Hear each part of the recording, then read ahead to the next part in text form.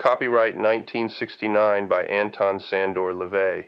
All rights reserved, which includes the right to reproduce this material or portions thereof in any form whatsoever, except as provided by the U.S. copyright law. Called The Black Pope by many of his followers, Anton LaVey began the road to high priesthood of the Church of Satan when he was only 16 years old and an organ player in a carnival. On Saturday night, I would see men lusting after half-naked girls dancing at the carnival, and on Sunday morning, when I was playing the organ for tent show evangelists at the other end of the carnival lot, I would see these same men sitting in the pews with their wives and children, asking God to forgive them and purge them of carnal desires. And the next Saturday night, they'd be back at the carnival or some other place of indulgence. I knew then that the Christian church thrives on hypocrisy, and that man's carnal nature will out. From that time early in his life, his path was clear. Finally, on the last night of April 1966, Walpurgisnacht, the most important festival of the believers in witchcraft, LaVey shaved his head in the tradition of ancient executioners and announced the formation of the Church of Satan. He had seen the need for a church that would recapture man's body and his carnal desires as objects of celebration. Since worship of fleshly things produces pleasure, I said, there would then be a temple of glorious indulgence. The Satanic Bible, Anton Szandor LaVey. For Diane. Preface. This book was written because, with very few exceptions, every tract and paper, every secret grimoire, all the great works on the subject of magic are nothing more than sanctimonious fraud, guilt-ridden ramblings, and esoteric gibberish by chroniclers of magical lore unable or unwilling to present an objective view of the subject. Writer after writer, in efforts to state the principles of white and black magic, has succeeded instead in clouding the entire issue so badly that the would-be student of sorcery winds up stupidly pushing a planchette over a Ouija board, standing inside a pentagram, waiting for a demon to present itself, limply tossing I Ching yarrow stalks like so many stale pretzels, shuffling pasteboards to foretell a future which has lost any meaning, attending seminars guaranteed to flatten his ego, while doing the same to his wallet, and in general making a blithering fool of himself in the eyes of those who know. The true magus knows that occult bookshelves abound with the brittle relics of frightened minds and sterile bodies, metaphysical journals of self-deceit, and constipated rule books of Eastern mysticism. Far too long has the subject of satanic magic and philosophy been written down by wild-eyed journalists of the right-hand path. The old literature is the byproduct of brains festering with fear and defeat, written unknowingly for the assistance of those who really rule the earth, and who, from their hellish thrones, laugh with noisome mirth. The flames of hell burn brighter for the kindling supplied by these volumes of hoary misinformation and false prophecy. Herein you will find truth and fantasy. Each is necessary for the other to exist, but each must be recognized for what it is. What you see may not always please you, but you will see. Here is satanic thought from a truly satanic point of view. Anton Szandor LaVey, The Church of Satan, San Francisco, Walpurgisnacht, 1968. Prologue. The gods of the right-hand path have bickered and quarreled for an entire age of earth.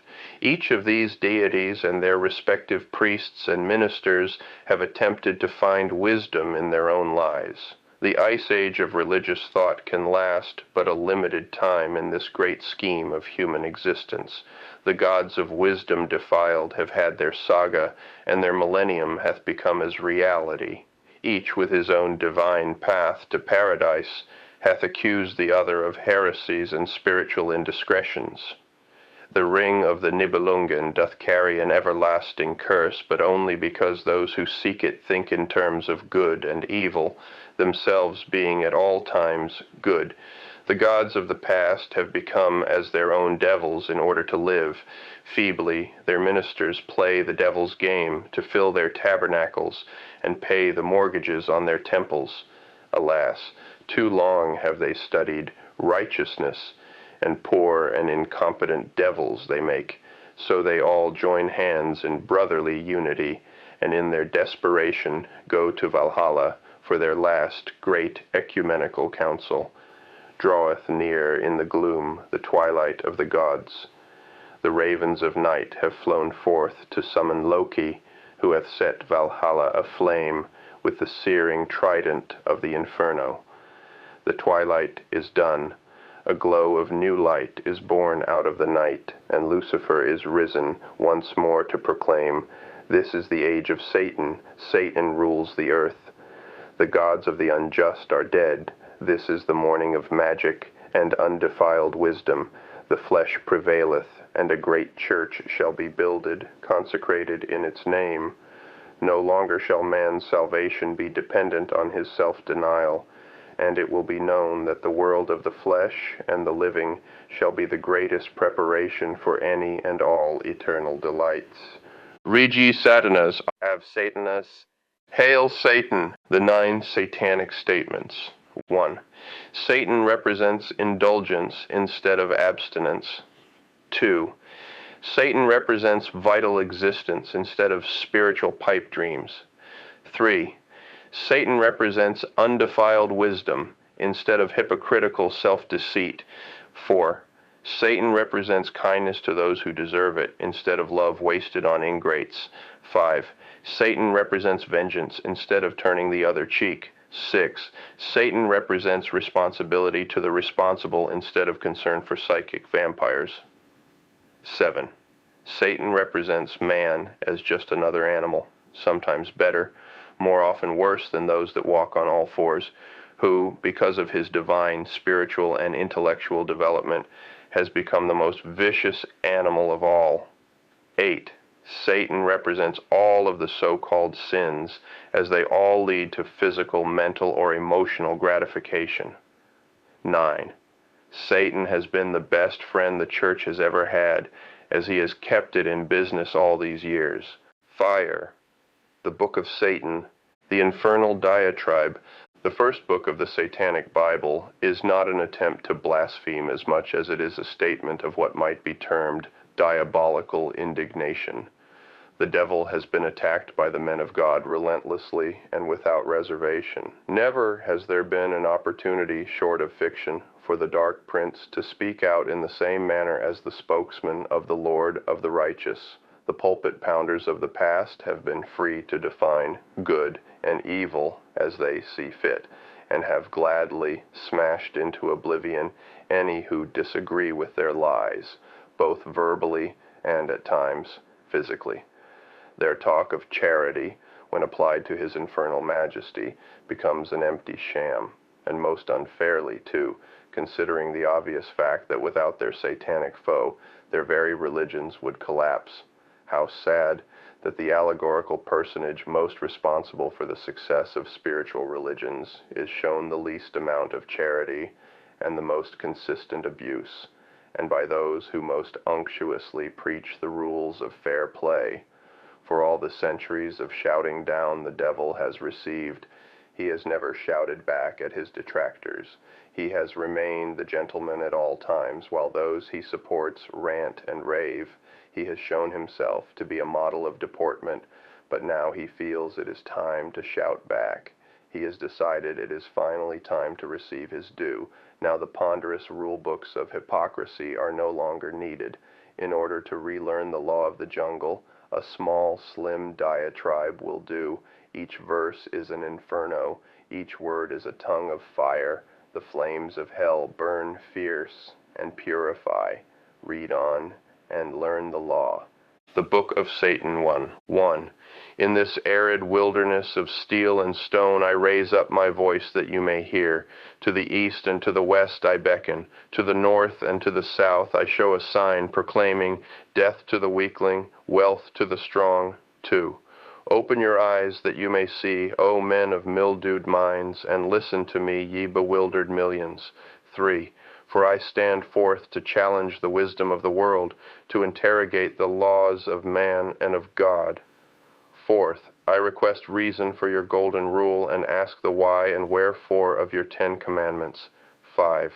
Before none of your printed idols do I bend in acquiescence, and he who saith, Thou shalt, to me, is my mortal foe. 6. I dip my forefinger in the watery blood of your impotent mad Redeemer, and write over his thorn-torn brow, the true Prince of Evil, the King of slaves. 7. No hoary falsehood shall be a truth to me, no stifling dogma shall encramp my pen. 8. I break away from all conventions that do not lead to my earthly success and happiness. 9. I raise up in stern invasion the standard of the strong. I gaze into the glassy eye of your fearsome Jehovah, and pluck him by the beard. I uplift a broad axe, and split open his worm-eaten skull.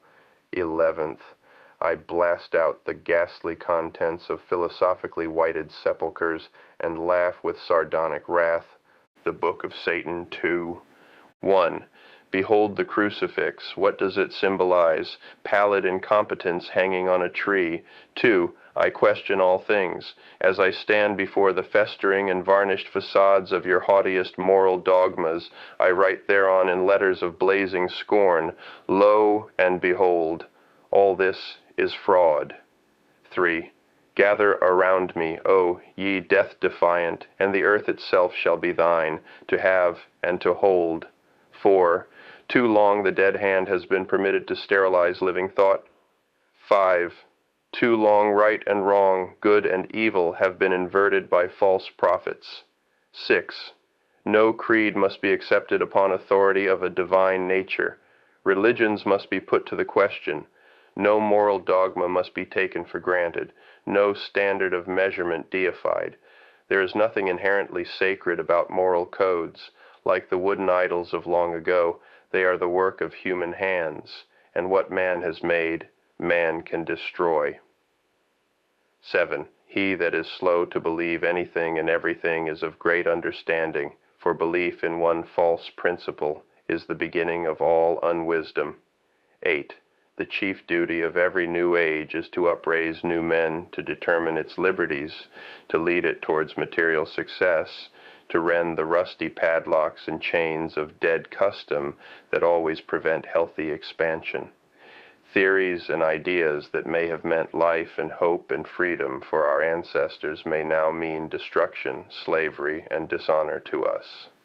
9th. As environments change, no human ideal standeth sure. 10.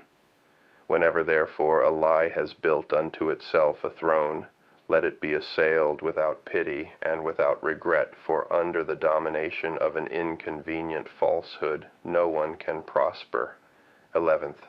Let established sophisms be dethroned, rooted out, burnt, and destroyed, for they are a standing menace to all true nobility of thought and action. 12. Whatever alleged truth is proven by results to be but an empty fiction, let it be unceremoniously flung into the outer darkness among the dead gods, dead empires, dead philosophies, and other useless lumber and wreckage. 13. The most dangerous of all enthroned lies is the holy, the sanctified, the privileged lie. The lie everyone believes to be a model truth. It is the fruitful mother of all other popular errors and delusions. It is a hydra-headed tree of unreason with 1,000 roots. It is a social cancer. 14. The lie that is known to be a lie is half eradicated, but the lie that even intelligent persons accept as fact, the lie that has been inculcated in a little child at its mother's knee, is more dangerous to contend against than a creeping pestilence. Popular lies have ever been the most potent enemies of personal liberty. There is only one way to deal with them: cut them out to the very core, just as cancers, exterminate them root and branch, annihilate them, or they will us. The Book of Satan 3:1. Love one another. It has been said is the supreme law, but what power made it so? Upon what rational authority does the gospel of love rest? Why should I not hate mine enemies? If I love them, does that not place me at their mercy? 2. Is it natural for enemies to do good unto each other? And what is good? 3. Can the torn and bloody victim love the blood-splashed jaws that rend him limb from limb? 4. Are we not all predatory animals by instinct? If humans ceased wholly from preying upon each other, could they continue to exist? 5.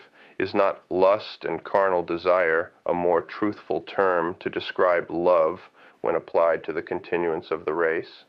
Is not the love of the fawning scriptures simply a euphemism for sexual activity, or was the great teacher a glorifier of eunuchs? 6. Love your enemies and do good to them that hate and use you. Is this not the despicable philosophy of the spaniel that rolls upon its back when kicked? 7. Hate your enemies with a whole heart, and if a man smite you on one cheek, smash him on the other. Smite him hip and thigh, for self-preservation is the highest law. 8. He who turns the other cheek is a cowardly dog. 9. Give blow for blow, scorn for scorn, doom for doom, with compound interest liberally added thereunto, eye for eye, tooth for tooth, eye fourfold, 100-fold. Make yourself a terror to your adversary, and when he goeth his way, he will possess much additional wisdom to ruminate over. Thus shall you make yourself respected in all the walks of life, and your spirit, your immortal spirit, shall live, not in an intangible paradise, but in the brains and sinews of those whose respect you have gained. The Book of Satan 4. 1. Life is the great indulgence, death the great abstinence. Therefore, make the most of life, here and now. 2. There is no heaven of glory bright, and no hell where sinners roast. Here and now is our day of torment. Here and now is our day of joy. Here and now is our opportunity. Choose ye this day, this hour, for no Redeemer liveth. 3. Say unto thine own heart, I am mine own Redeemer. 4. Stop the way of them that would persecute you. Let those who devise thine undoing be hurled back to confusion and infamy. Let them be as chaff before the cyclone, and after they have fallen, rejoice in thine own salvation. 5. Then all thy bones shall say pridefully, Who is like unto me? Have I not been too strong for mine adversaries? Have I not delivered myself by mine own brain and body? The Book of Satan 5. 1. Blessed are the strong, for they shall possess the earth. Cursed are the weak, for they shall inherit the yoke. 2. Blessed are the powerful, for they shall be reverenced among men. Cursed are the feeble, for they shall be blotted out. 3. Blessed are the bold, for they shall be masters of the world. Cursed are the righteously humble, for they shall be trodden under cloven hoofs. 4. Blessed are the victorious, for victory is the basis of right. Cursed are the vanquished, for they shall be vassals forever. 5. Blessed are the iron-handed, for the unfit shall flee before them. Cursed are the poor in spirit, for they shall be spat upon. 6. Blessed are the death-defiant, for their days shall be long in the land. Cursed are the gazers toward a richer life beyond the grave, for they shall perish amidst plenty. 7. Blessed are the destroyers of false hope, for they are the true messiahs. Cursed are the God-adorers, for they shall be shorn sheep. 8. Blessed are the valiant, for they shall obtain great treasure. Cursed are the believers in good and evil, for they are frightened by shadows. 9. Blessed are those that believe in what is best for them, for never shall their minds be terrorized. Cursed are the lambs of God, for they shall be bled whiter than snow. 10. Blessed is the man who has a sprinkling of enemies, for they shall make him a hero. Cursed is he who doeth good unto others who sneer upon him in return, for he shall be despised. 11. Blessed are the mighty-minded, for they shall ride the whirlwinds. Cursed are they who teach lies for truth and truth for lies, for they are an abomination. 12. Thrice cursed are the weak, whose insecurity makes them vile, for they shall serve and suffer. 13. The angel of self-deceit is camped in the souls of the righteous. The eternal flame of power through joy dwelleth within the flesh of the Satanist. Ere the book of Lucifer, the Enlightenment. The Roman god Lucifer was the bearer of light, the spirit of the air, the personification of enlightenment. In Christian mythology, he became synonymous with evil, which was only to have been expected from a religion whose very existence is perpetuated by clouded definitions and bogus values. It is time to set the record straight. False moralisms and occult inaccuracies must be corrected. Entertaining as they might be, most stories and plays about devil worship must be recognized as the obsolete absurdities they are. It has been said, "The truth will make men free." The truth alone has never set anyone free. It is only doubt which will bring mental emancipation. Without the wonderful element of doubt, the doorway through which truth passes would be tightly shut, impervious to the most strenuous poundings of 1,000 Lucifers. How understandable that Holy Scripture should refer to the infernal monarch as the father of lies, a magnificent example of character inversion. If one is to believe this theological accusation that the devil represents falsehood, then it surely must be concurred that it was he, not God, that established all spiritual religions and who wrote all of the holy Bibles. When one doubt is followed by another, the bubble, grown large from long accumulated fallacies, threatens to burst. For those who already doubt supposed truths, this book is revelation. Then Lucifer will have risen. Now is the time for doubt. The bubble of falsehood is bursting, and its sound is the roar of the world. Wanted, God dead or alive. It is a popular misconception that the Satanist does not believe in God. The concept of God, as interpreted by man, has been so varied throughout the ages that the Satanist simply accepts the definition which suits him best. Man has always created his gods, rather than his gods creating him. God is, to some, benign, to others terrifying. To the Satanist, God, by whatever name he is called, or by no name at all, is seen as the balancing factor in nature, and not as being concerned with suffering. This powerful force which permeates and balances the universe is far too impersonal to care about the happiness or misery of flesh and blood creatures on this ball of dirt upon which we live. Anyone who thinks of Satan as evil should consider all the men, women, children, and animals who have died because it was God's will. Certainly a person grieving the untimely loss of a loved one would much rather have their loved one with them than in God's hands. Instead, they are unctuously consoled by their clergyman who says, "It was God's will, my dear," or "He is in God's hands now, my son." Such phrases have been a convenient way for religionists to condone or excuse the mercilessness of God.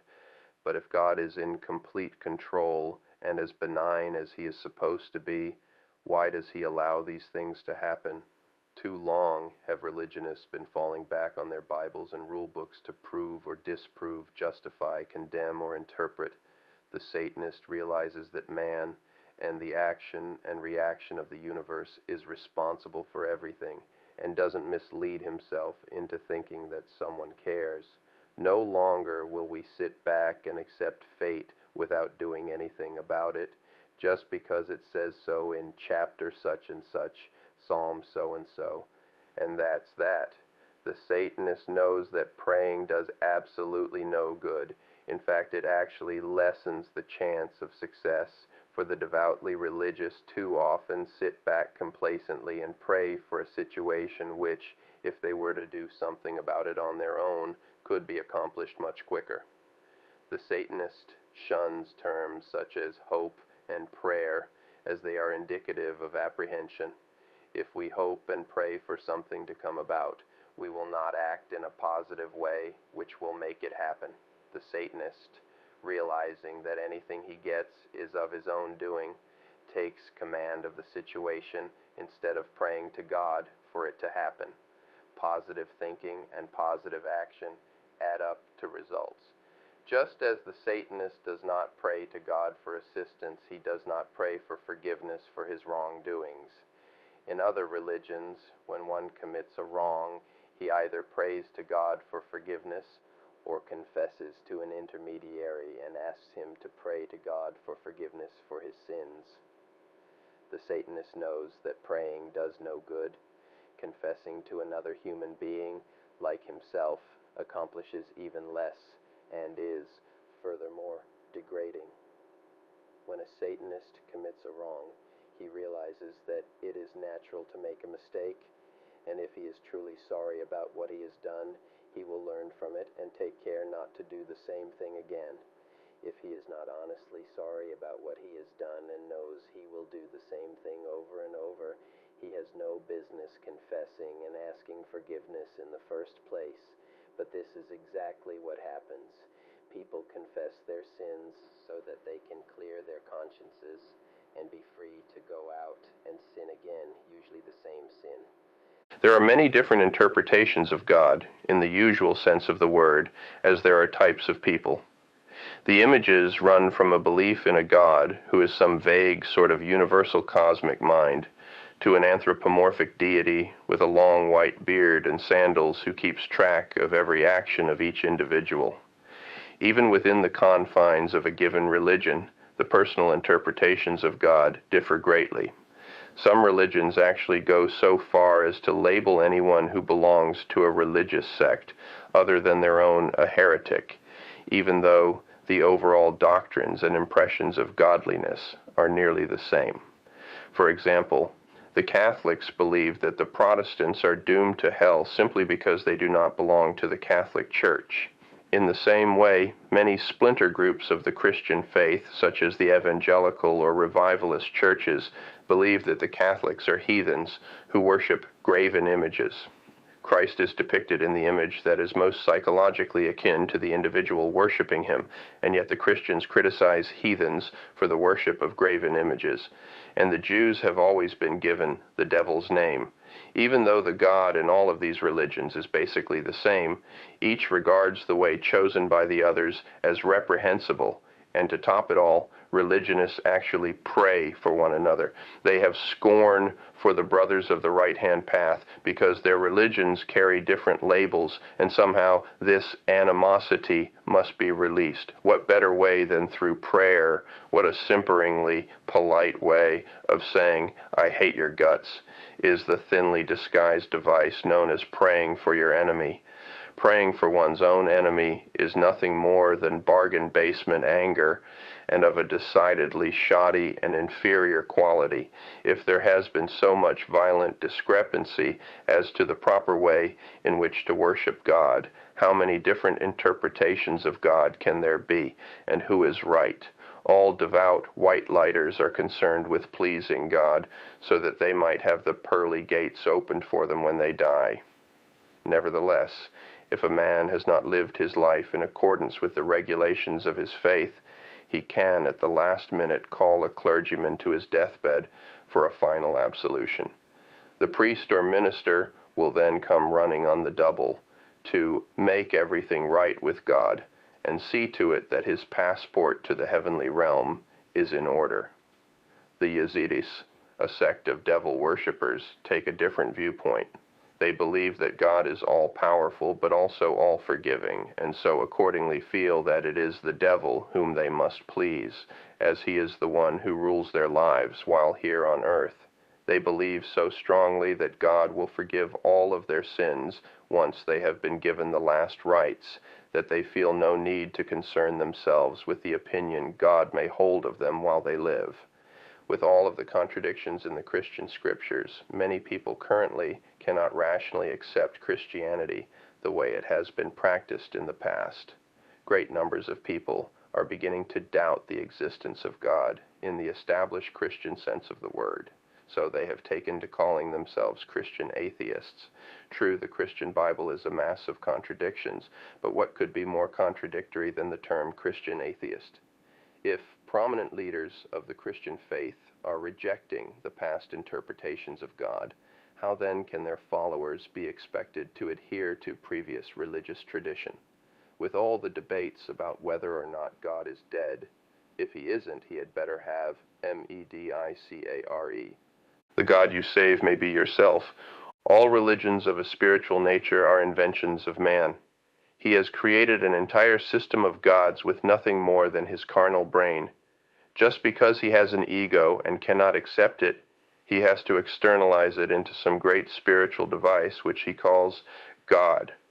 God can do all the things man is forbidden to do, such as kill people, perform miracles to gratify his will, control without any apparent responsibility, etc. If man needs such a God and recognizes that God, then he is worshiping an entity that a human being invented. Therefore, he is worshiping by proxy the man that invented God. Is it not more sensible to worship a God that he himself has created in accordance with his own emotional needs, one that best represents the very carnal and physical being that has the idea, power to invent a God in the first place? If man insists on externalizing his true self in the form of God, then why fear his true self in fearing God? Why praise his true self in praising God? Why remain externalized from God in order to engage in ritual and religious ceremony in his name? Man needs ritual and dogma, but no law states that an externalized God is necessary in order to engage in ritual and ceremony performed in a God's name. Could it be that when he closes the gap between himself and his God, he sees the demon of pride creeping forth, that very embodiment of Lucifer appearing in his midst? He no longer can view himself in two parts, the carnal and the spiritual, but sees them merge as one, and then to his abysmal horror discovers that they are only the carnal and always were. Then he either hates himself to death day by day, or rejoices that he is what he is. If he hates himself, he searches out new and more complex spiritual paths of enlightenment in hopes that he may split himself up again in his quest for stronger and more externalized gods to scourge his poor miserable shell. If he accepts himself, but recognizes that ritual and ceremony are the important devices that his invented religions have utilized to sustain his faith in a lie, then it is the same form of ritual that will sustain his faith in the truth, the primitive pageantry that will give his awareness of his own majestic being added substance. When all religious faith in lies has waned, it is because man has become closer to himself and farther from God, closer to the devil, if this is what the devil represents, and a man lives his life in the devil's vein, with the sinews of Satan moving in his flesh, then he either escapes from the cacklings and carpings of the righteous, or stands proudly in his secret places of the earth, and manipulates the folly-ridden masses through his own satanic might, until that day when he may come forth in splendor, proclaiming, "I am a Satanist, bow down, for I am the highest embodiment of human life." Some evidence of a new satanic age. The 7 deadly sins of the Christian church are greed, pride, envy, anger, gluttony, lust, and sloth. Satanism advocates indulging in each of these sins, as they all lead to physical, mental, or emotional gratification. A Satanist knows there is nothing wrong with being greedy, as it only means that he wants more than he already has. Envy means to look with favor upon the possessions of others, and to be desirous of obtaining similar things for oneself. Envy and greed are the motivating forces of ambition, and without ambition, very little of any importance would be accomplished. Gluttony is simply eating more than you need to keep yourself alive. When you have overeaten to the point of obesity, another sin, pride, will motivate you to regain an appearance that will renew your self-respect. Anyone who buys an article of clothing for a purpose other than covering his body and protecting it from the elements is guilty of pride. Satanists often encounter scoffers who maintain that labels are not necessary. It must be pointed out to these destroyers of labels that one or many articles they themselves are not necessary to keep them warm. There is not a person on this earth who is completely devoid of ornamentation. The Satanist points out that any ornamentation of the scoffer's body shows that he too is guilty of pride, regardless of how verbose the cynic may be in his intellectual description of how free he is still wearing the elements of pride. Being reluctant to get up in the morning is to be guilty of sloth, and if you lie in bed long enough, you may find yourself committing yet another sin, lust. To have the faintest stirring of sexual desire is to be guilty of lust. In order to ensure the propagation of humanity, nature made lust the second most powerful instinct, the first being self-preservation. Realizing this, the Christian Church made fornication the original sin. In this way, they made sure no one would escape sin. Your very state of being is as a result of sin, the original sin. The strongest instinct in every living thing is self-preservation, which brings us to the last of the 7 deadly sins, anger.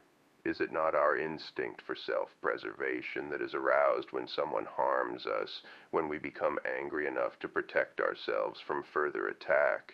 A Satanist practices the motto, if a man smite thee on one cheek, smash him on the other. Let no wrong go unredressed. Be as a lion in the path. Be dangerous even in defeat. Since man's natural instincts lead him to sin, all men are sinners, and all sinners go to hell. If everyone goes to hell, then you will meet all your friends there. Heaven must be populated with some rather strange creatures if all they lived for was to go to a place where they can strum harps for eternity. Times have changed. Religious leaders no longer preach that all our natural actions are sinful. We no longer think sex is dirty, or that taking pride in ourselves is shameful, or that wanting something someone else has is vicious. Of course not. Times have changed. If you want proof of this, just look at how liberal churches have become. Why, they're practicing all the things that you preach. Satanists hear these and similar statements all the time, and they agree wholeheartedly. But if the world has changed so much, why continue to grasp at the threads of a dying faith? If many religions are denying their own scriptures because they are out of date and are preaching the philosophies of Satanism, why not call it by its rightful name, Satanism?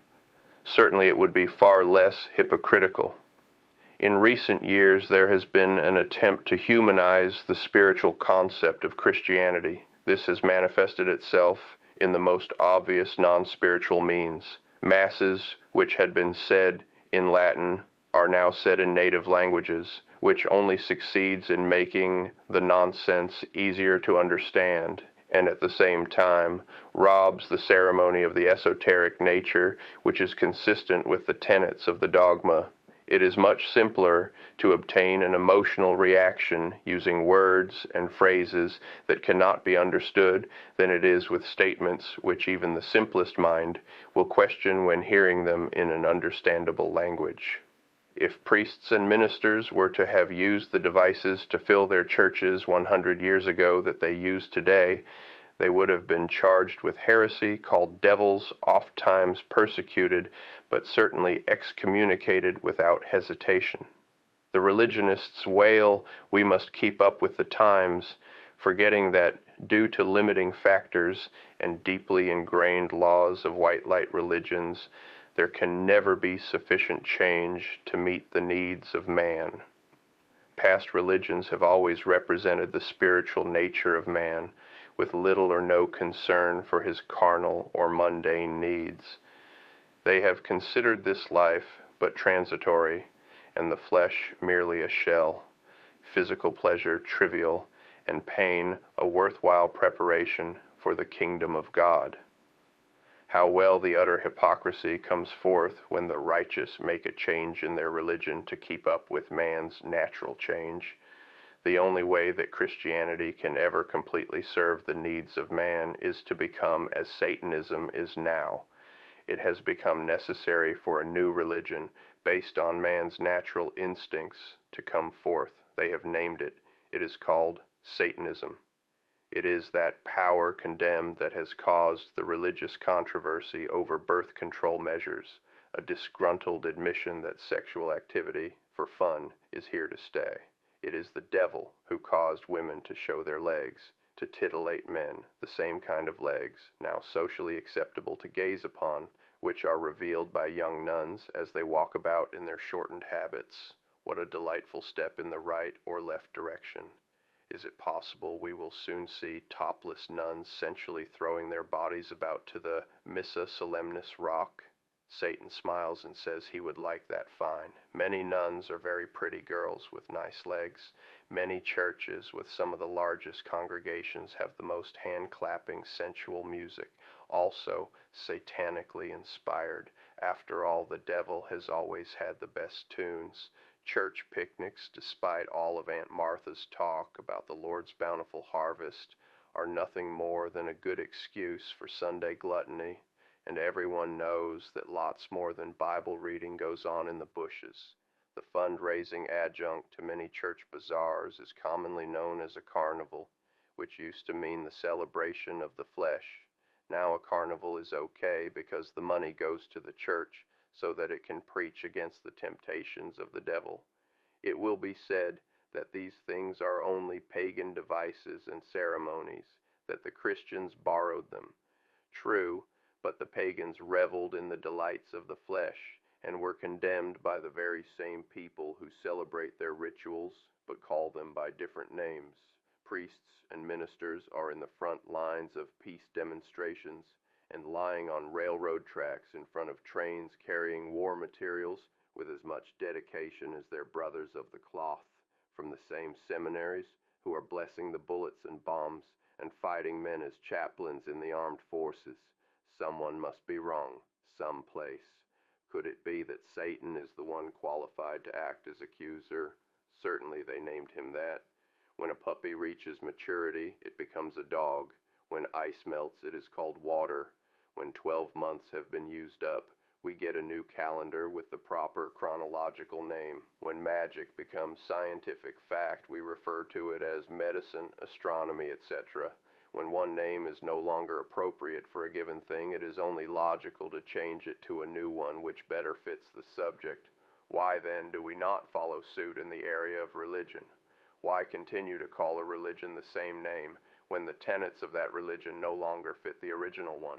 Or, if religion does preach the same things that it always has, but its followers practice nearly none of its teachings, why do they continue to call themselves by the name given to followers of that religion? If you do not believe in what your religion teaches, why continue to support a belief which is contradictory with your feelings? You would never vote for a person or issue you did not believe in, so why cast your ecclesiastical vote for a religion which is not consistent with your convictions? You have no right to complain about a political situation you have voted for or supported in any way, which includes sitting back and complacently agreeing with neighbors who approve the situation just because you are too lazy or cowardly to speak your mind. So it is with religious balloting.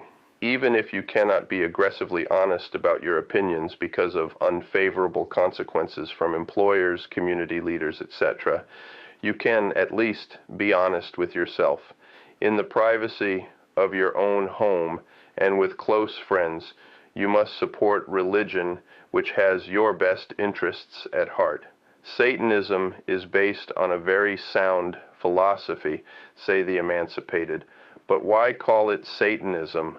Why not call it something like humanism or a name that would have the connotation of a witchcraft group, something a little more esoteric, something less blatant? There is more than one reason for this. Humanism is not a religion, it is simply a way of life with no ceremony or dogma. Satanism has both ceremony and dogma. Dogma, as will be explained, is necessary. Satanism differs greatly from all other so-called white light, white witchcraft, or magical groups in the world today. These self-righteous and supercilious religions protest that their members use the powers of magic only for altruistic purposes. Satanists look with disdain upon white witchcraft groups because they feel that altruism is sinning on the layaway plan. It is unnatural not to have desire to gain things for yourself. Satanism represents a form of controlled selfishness. This does not mean that you never do anything for anyone else. If you do something to make someone for whom you care happy, his happiness will give you a sense of gratification. Satanism advocates practicing a modified form of the Golden Rule. Our interpretation of this rule is, do unto others as they do unto you, because if you do unto others as you would have them do unto you, and they in turn treat you badly, it goes against human nature to continue to treat them with consideration. You should do unto others as you would have them do unto you, but if your courtesy is not returned, they should be treated with the wrath they deserve. White witchcraft groups say that if you curse a person, it will return to you threefold, come home to roost, or in some way boomerang back to the sender. This is yet another indication of the guilt-ridden philosophy which is held by these neo-pagan, pseudo-Christian groups. White witches want to delve into witchcraft, but cannot divorce themselves from the stigma attached to it. Therefore they call themselves white magicians, and base 75% of their philosophy on the trite and hackneyed tenets of Christianity. Anyone who pretends to be interested in magic or the occult for reasons other than gaining personal power is the worst kind of hypocrite. The Satanist respects Christianity for at least being consistent in its guilt-ridden philosophy, but can only feel contempt for the people who attempt to appear emancipated from guilt by joining a witchcraft group and then practice the same basic philosophy as Christianity. White magic is supposedly utilized only for good or unselfish purposes, and black magic, we are told, is used only for selfish or evil reasons. Satanism draws no such dividing line. Magic is magic, be it used to help or hinder. The Satanist, being the magician, should have the ability to decide what is just, and then apply the powers of magic to attain his goals. During white magical ceremonies, the practitioners stand within a pentagram to protect themselves from the evil forces which they call upon for help. To the Satanist, it seems a bit two-faced to call on these forces for help, while at the same time protecting yourself from the very powers you have asked for assistance. The Satanist realizes that only by putting himself in league with these forces can be fully and unhypocritically utilize the powers of darkness to his best advantage. In a satanic magical ceremony, the participants do not join hands and dance, ring around the rosy in a circle, burn candles of various colors for various wishes, call out the names of Father, Son, and Holy Ghost, while supposedly practicing black arts, pick a saint for their personal guide in obtaining help for their problems, dunk themselves in smelly oils and hope the money comes in, meditate so they can arrive at a great spiritual awakening, recite long incantations with the name of Jesus thrown in for good measure between every few words, etc., etc., etc., ad nauseum, because this is not the way to practice satanic magic. If you cannot divorce yourself from hypocritical self-deceit, you will never be successful as a magician, much less a Satanist. The satanic religion has not merely lifted the coin, it has flipped it completely over. Therefore, why should it support the very principles to which it is completely opposed by calling itself anything other than a name which is totally in keeping with the reversed doctrines which make up the satanic philosophy? Satanism is not a white light religion. It is a religion of the flesh, the mundane, the carnal, all of which are ruled by Satan, the personification of the left-hand path. Inevitably, the next question asked is, granted, you can't call it humanism, because humanism is not a religion. But why even have a religion in the first place if all you do is what comes naturally anyway? Why not just do it? Modern man has come a long way. He has become disenchanted with the nonsensical dogmas of past religions. We are living in an enlightened age. Psychiatry has made great strides in enlightening man, about his true personality. We are living in an era of intellectual awareness unlike any the world has ever seen. This is all very well and good, but there is one flaw in this new state of awareness. It is one thing to accept something intellectually, but to accept the same thing emotionally is an entirely different matter. The one need that psychiatry cannot fill is man's inherent need for emotionalizing through dogma. Man needs ceremony and ritual, fantasy and enchantment. Psychiatry, despite all the good it has done, has robbed man of wonder and fantasy which religion in the past has provided. Satanism, realizing the current needs of man, fills the large gray void between religion and psychiatry. The Satanic philosophy combines the fundamentals of psychology and good, honest emotionalizing, or dogma. It provides man with his much-needed fantasy. There is nothing wrong with dogma, providing it is not based on ideas and actions which go completely against human nature. The quickest way of traveling between 2 points is in a straight line. If all the guilts that have been built up can be turned into advantages, it eliminates the need for intellectual purging of the psyche in an attempt to cleanse it from these repressions. Satanism is the only religion known to man that accepts man as he is and promotes the rationale of turning a bad thing into a good thing rather than bending over backwards to eliminate the bad thing. Therefore, after intellectually evaluating your problems through common sense and drawing on what psychiatry has taught us, if you still cannot emotionally release yourself from unwarranted guilt and put your theories into action, then you should learn to make your guilt work for you. You should act upon your natural instincts, and then, if you cannot perform without feeling guilty, revel in your guilt. This may sound like a contradiction in terms, but if you will think about it, guilt can often add a fillip to the senses. Adults would do well to take a lesson from children. Children often take great delight in doing something they know they are not supposed to. Yes, times have changed, but man hasn't. The basics of Satanism have always existed. The only thing that is new is the formal organization of a religion based on the universal traits of man. For centuries, magnificent structures of stone, concrete, mortar, and steel have been devoted to man's abstinence. It is high time that human beings stopped fighting themselves and devoted their time to building temples designed for man's indulgences. Even though times have changed and always will, man remains basically the same. For 2,000 years, man has done penance for something he never should have had to feel guilty about in the first place. We are tired of denying ourselves the pleasures of life, which we deserve.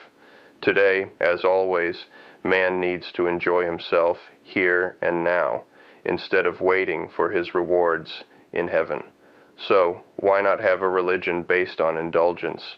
Certainly, it is consistent with the nature of the beast. We are no longer supplicating weaklings, trembling before an unmerciful God who cares not whether we live or die.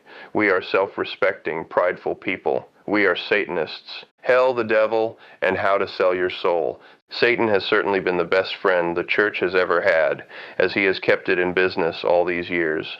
The false doctrine of hell and the devil has allowed the Protestant and Catholic churches to flourish far too long. Without a devil to point their fingers at, religionists of the right-hand path would have nothing with which to threaten their followers. Satan leads you to temptation. Satan is the prince of evil. Satan is vicious, cruel, brutal, they warn. If you give in to the temptations of the devil, you will surely suffer eternal damnation and roast in hell. The semantic meaning of Satan is the adversary or opposition or the accuser. The very word devil comes from the Indian Devi, which means God. Satan represents opposition to all religions which serve to frustrate and condemn man for his natural instincts. He has been given an evil role simply because he represents the carnal, earthly, and mundane aspects of life. Satan, the chief devil of the Western world, was originally an angel whose duty was to report human delinquencies to God. It was not until the 14th century that he began to be depicted as an evil deity who was part man and part animal, with goat-like horns and hooves. Before Christianity gave him the names of Satan, Lucifer, etc., the carnal side of man's nature was governed by the god which was then called Dionysus, or Pan, depicted as a satyr or faun by the Greeks. Pan was originally the good guy and symbolized fertility and fecundity. Whenever a nation comes under a new form of government, the heroes of the past become villains of the present. So it is with religion. The earliest Christians believed that the pagan deities were devils, and to employ them was to use black magic. Miraculous heavenly events they termed white magic. This was the sole distinction between the two. The old gods did not die. They fell into hell and became devils. The bogey, goblin, or bugaboo used to frighten children is derived from the Slavonic bog, which means God, as does Baga in Hindu. Many pleasures revered before the advent of Christianity were condemned by the new religion. It required little changeover to transform the horns and cloven hooves of Pan into a most convincing devil. Pan's attributes could be neatly changed into charged with punishment sins, and so the metamorphosis was complete. The association of the goat with the devil is found in the Christian Bible, where the holiest day of the year, the Day of Atonement, was celebrated by casting lots for 2 goats without blemish, one to be offered to the Lord and one to Azazel. The goat, carrying the sins of the people, was driven into the desert and became a scapegoat. This is the origin of the goat, which is still used in lodge ceremonies today, as it was also used in Egypt, where once a year it was sacrificed to a god. The devils of mankind are many and their origins diversified. The performance of satanic ritual does not embrace the calling forth of demons. This practice is followed only by those who are in fear of the very forces they conjure. Supposedly, demons are malevolent spirits with attributes conducive to the deterioration of the people or events that they touch upon. The Greek word demon meant a guardian spirit or source of inspiration, and to be sure, later theologians invented legion upon legion of these harbingers of inspiration, all wicked. An indication of the cowardice of magicians of the right-hand path is the practice of calling upon a particular demon who would supposedly be a minion of the devil to do his bidding. The assumption is that the demon, being only a flunky of the devil, is easier to control. Occult lore states that only the most formidably protected or insanely foolhardy sorcerer would try to call forth the devil himself. The Satanist does not furtively call upon these lesser devils, but brazenly invokes those who people that infernal army of long-standing outrage, the devils themselves. Theologians have cataloged some of the names of devils in their lists of demons, as might be expected, but the roster which follows contains the names and origins of the gods and goddesses called upon, which make up a large part of the occupancy of the royal palace of hell. The 4 crown princes of hell: Satan, Hebrew, adversary, opposite, accuser, lord of fire, the inferno, the south; Lucifer, Roman, bringer of light, enlightenment, the air, the morning star, the east; Belial, Hebrew, without a master, baseness of the earth, independence, the north; Leviathan, Hebrew, the serpent out of the deeps, the sea, the west; the infernal names Abaddon, Hebrew, the destroyer, Adramelech; Sumerian devil Ahpuch; Mayan devil Ahriman; Mazdean devil Amun; Egyptian ram-headed god of life and reproduction; Apollyon, Greek synonym for Satan, the archfiend Asmodeus, Hebrew devil of sensuality and luxury, originally creature of judgment, Astaroth, Phoenician goddess of lasciviousness, equivalent of Babylonian Ishtar Azazel,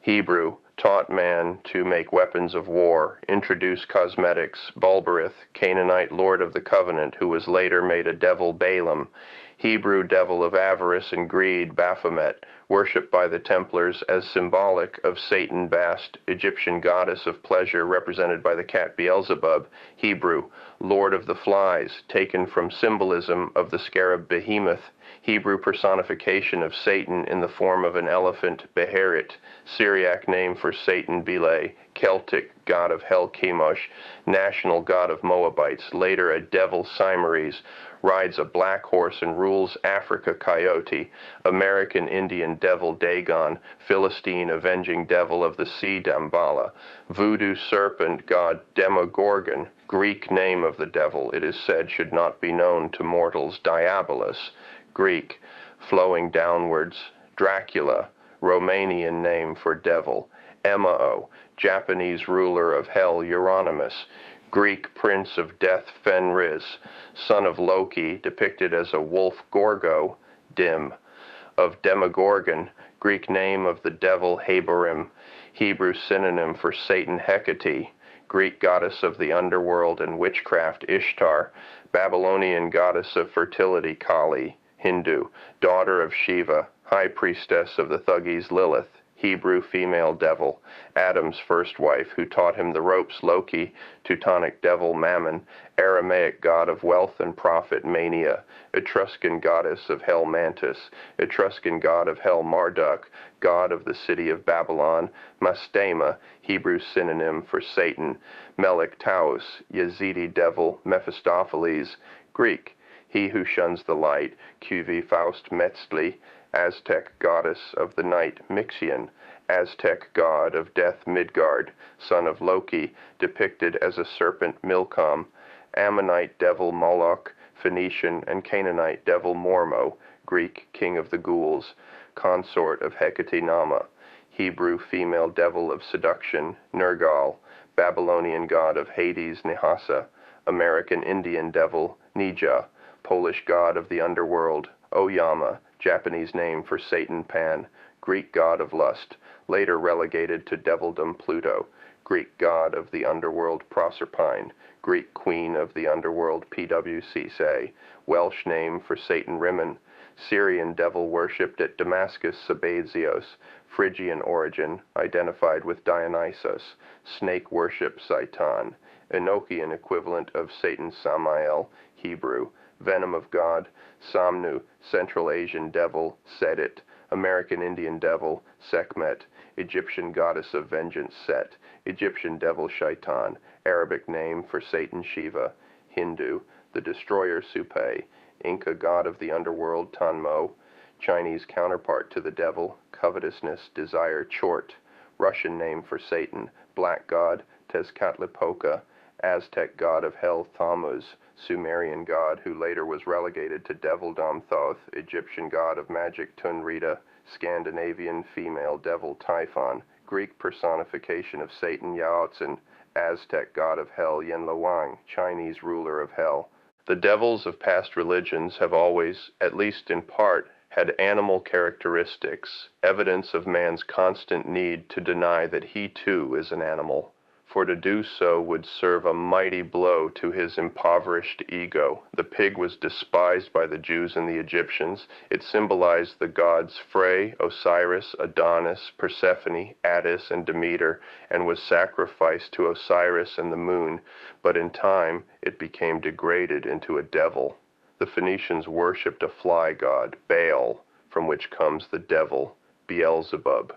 Both Baal and Beelzebub are identical to the dung beetle, or scarabaeus, of the Egyptians, which appeared to resurrect itself, much as the mythical bird, the phoenix, rose from its own ashes. The ancient Jews believed, through their contact with the Persians, that the two great forces in the world were Ahura Mazda, the god of fire, light, life, and goodness, and Ahriman, the serpent, the god of darkness, destruction, death, and evil. These and countless other examples not only depict man's devils as animals, but also show his need to sacrifice the original animal gods and demote them to his devils. At the time of the Reformation in the 16th century, the alchemist, Dr. Johann Faustus, discovered a method of summoning a demon, Mephistopheles, from hell and making a pact with him. He signed a contract in blood to turn his soul over to Mephistopheles in return for the feeling of youth, and at once became young. When the time came for Faustus to die, he retired to his room and was blown to bits, as though his laboratory had exploded. This story is a protest of the times, the 16th century, against science, chemistry, and magic. To the Satanist, it is unnecessary to sell your soul to the devil or make a pact with Satan. This threat was devised by Christianity to terrorize people so they would not stray from the fold. With scolding fingers and trembling voices, they taught their followers that if they gave in to the temptations of Satan and lived their lives according to their natural predilections, they would have to pay for their sinful pleasures by giving their souls to Satan and suffering in hell for all eternity. People were led to believe that a pure soul was a passport to everlasting life. Pious prophets have taught man to fear Satan, but what of terms like God-fearing? If God is so merciful, why do people have to fear him? Are we to believe there is nowhere we can turn to escape fear? If you have to fear God, why not be Satan-fearing and at least have the fun that being God-fearing denies you?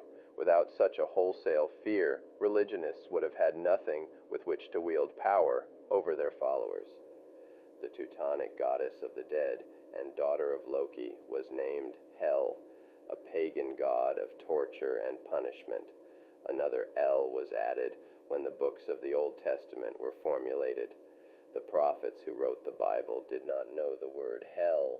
They used the Hebrew Sheol and the Greek Hades, which meant the grave, also the Greek Tartaros, which was the abode of fallen angels, the underworld inside the earth, and Gehenna, which was a valley near Jerusalem where Moloch reigned and garbage was dumped and burned. It is from this that the Christian Church has evolved the idea of fire and brimstone in hell. The Protestant hell and the Catholic hell are places of eternal punishment. However, the Catholics also believe there is a purgatory where all souls go for a time, and a limbo where unbaptized souls go. The Buddhist hell is divided into 8 sections, the first 7 of which can be expiated. The ecclesiastical description of hell is that of a horrible place of fire and torment.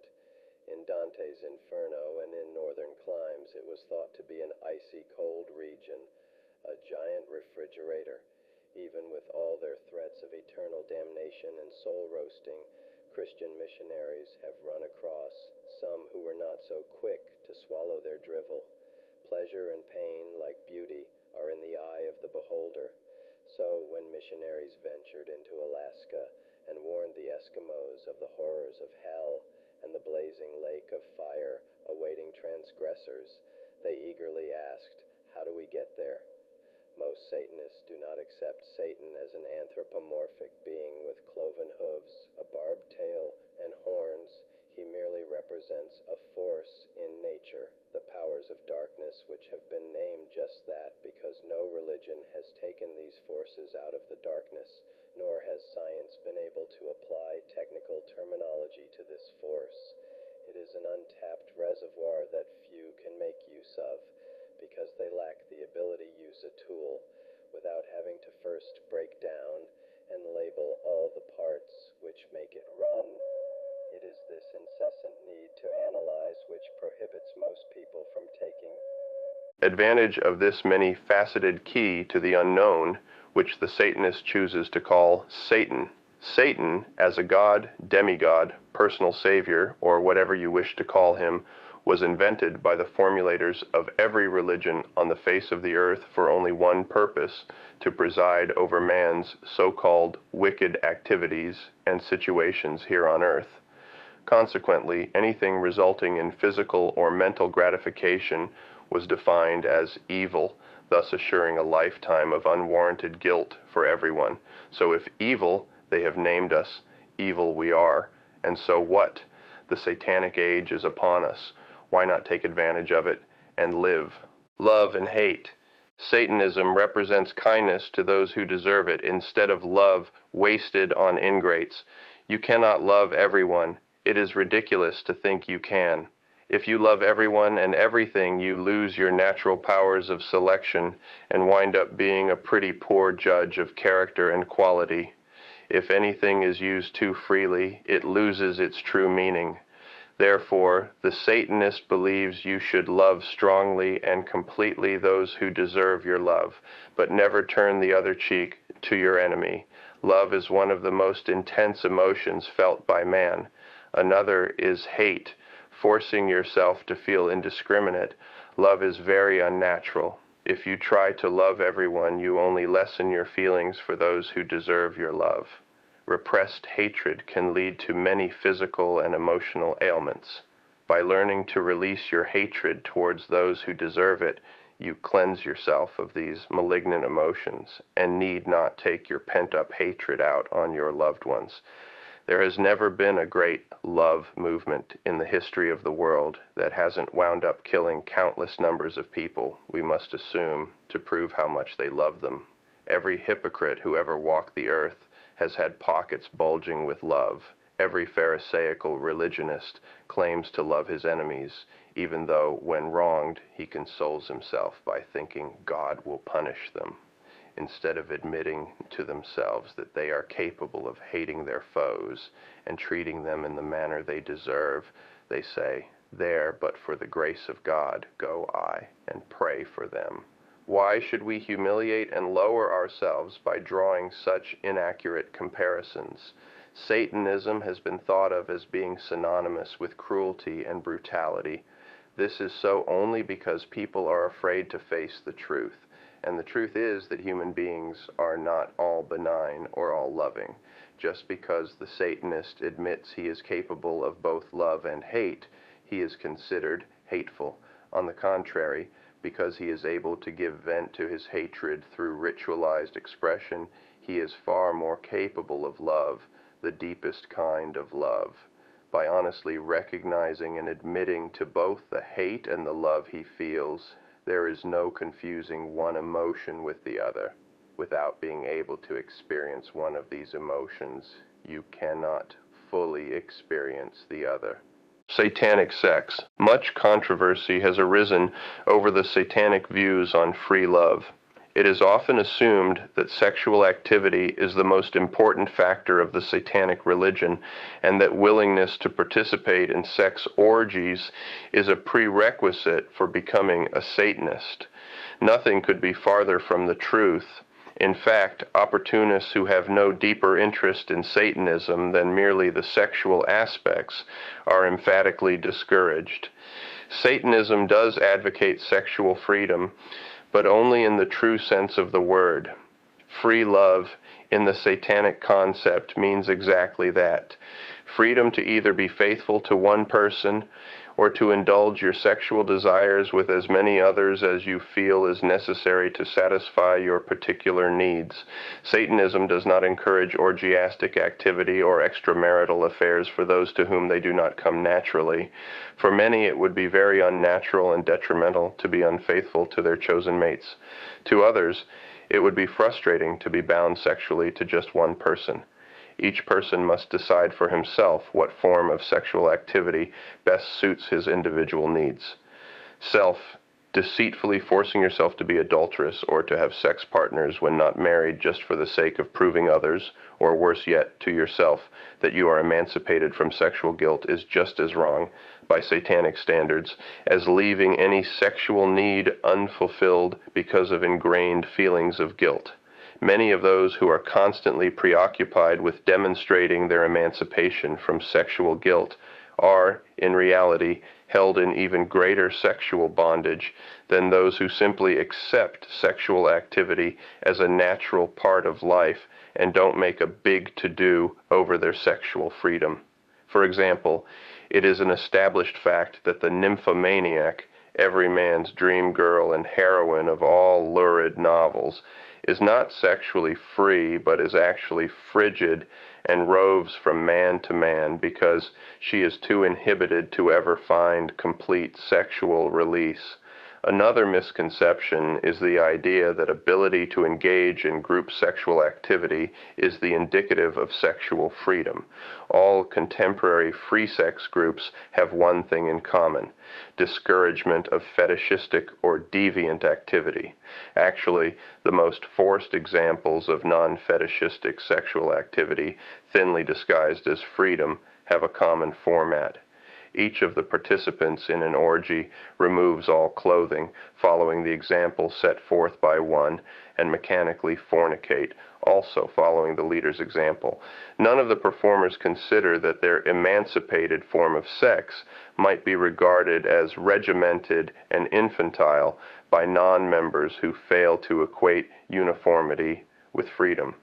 The Satanist realizes that if he is to be a sexual connoisseur and truly free from all sexual guilt, he cannot be stifled by the so-called sexual revolutionists any more than he can by the prudery of his guilt-ridden society.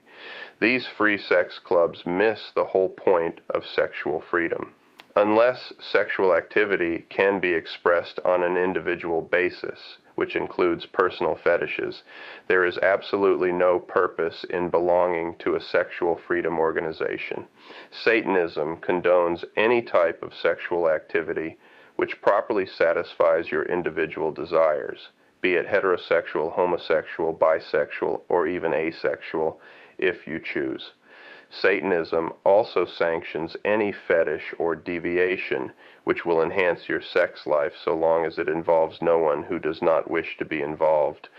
The prevalence of deviant and/or fetishistic behavior in our society would stagger the imagination of the sexually naive.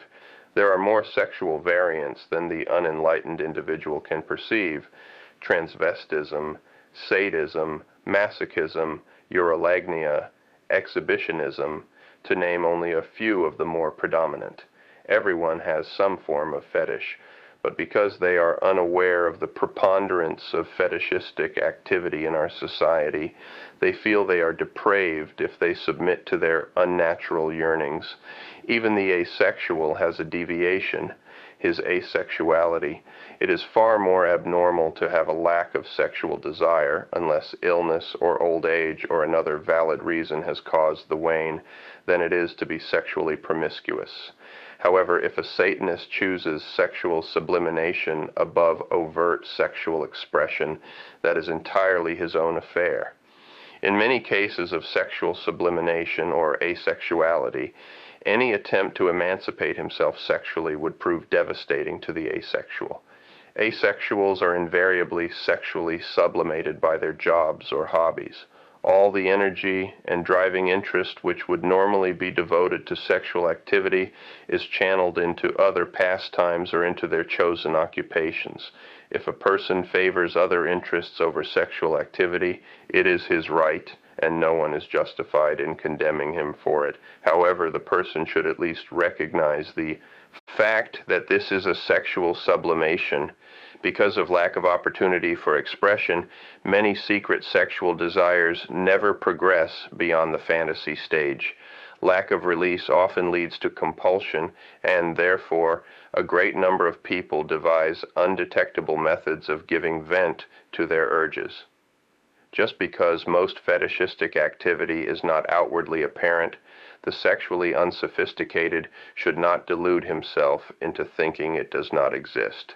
To cite examples of the ingenious techniques used, the male transvestite will indulge in his fetish by wearing feminine undergarments while going about his daily activities, or the masochistic woman might wear a rubber girdle several sizes too small, so she may derive sexual pleasure from her fetishistic discomfort throughout the day, with no one the wiser.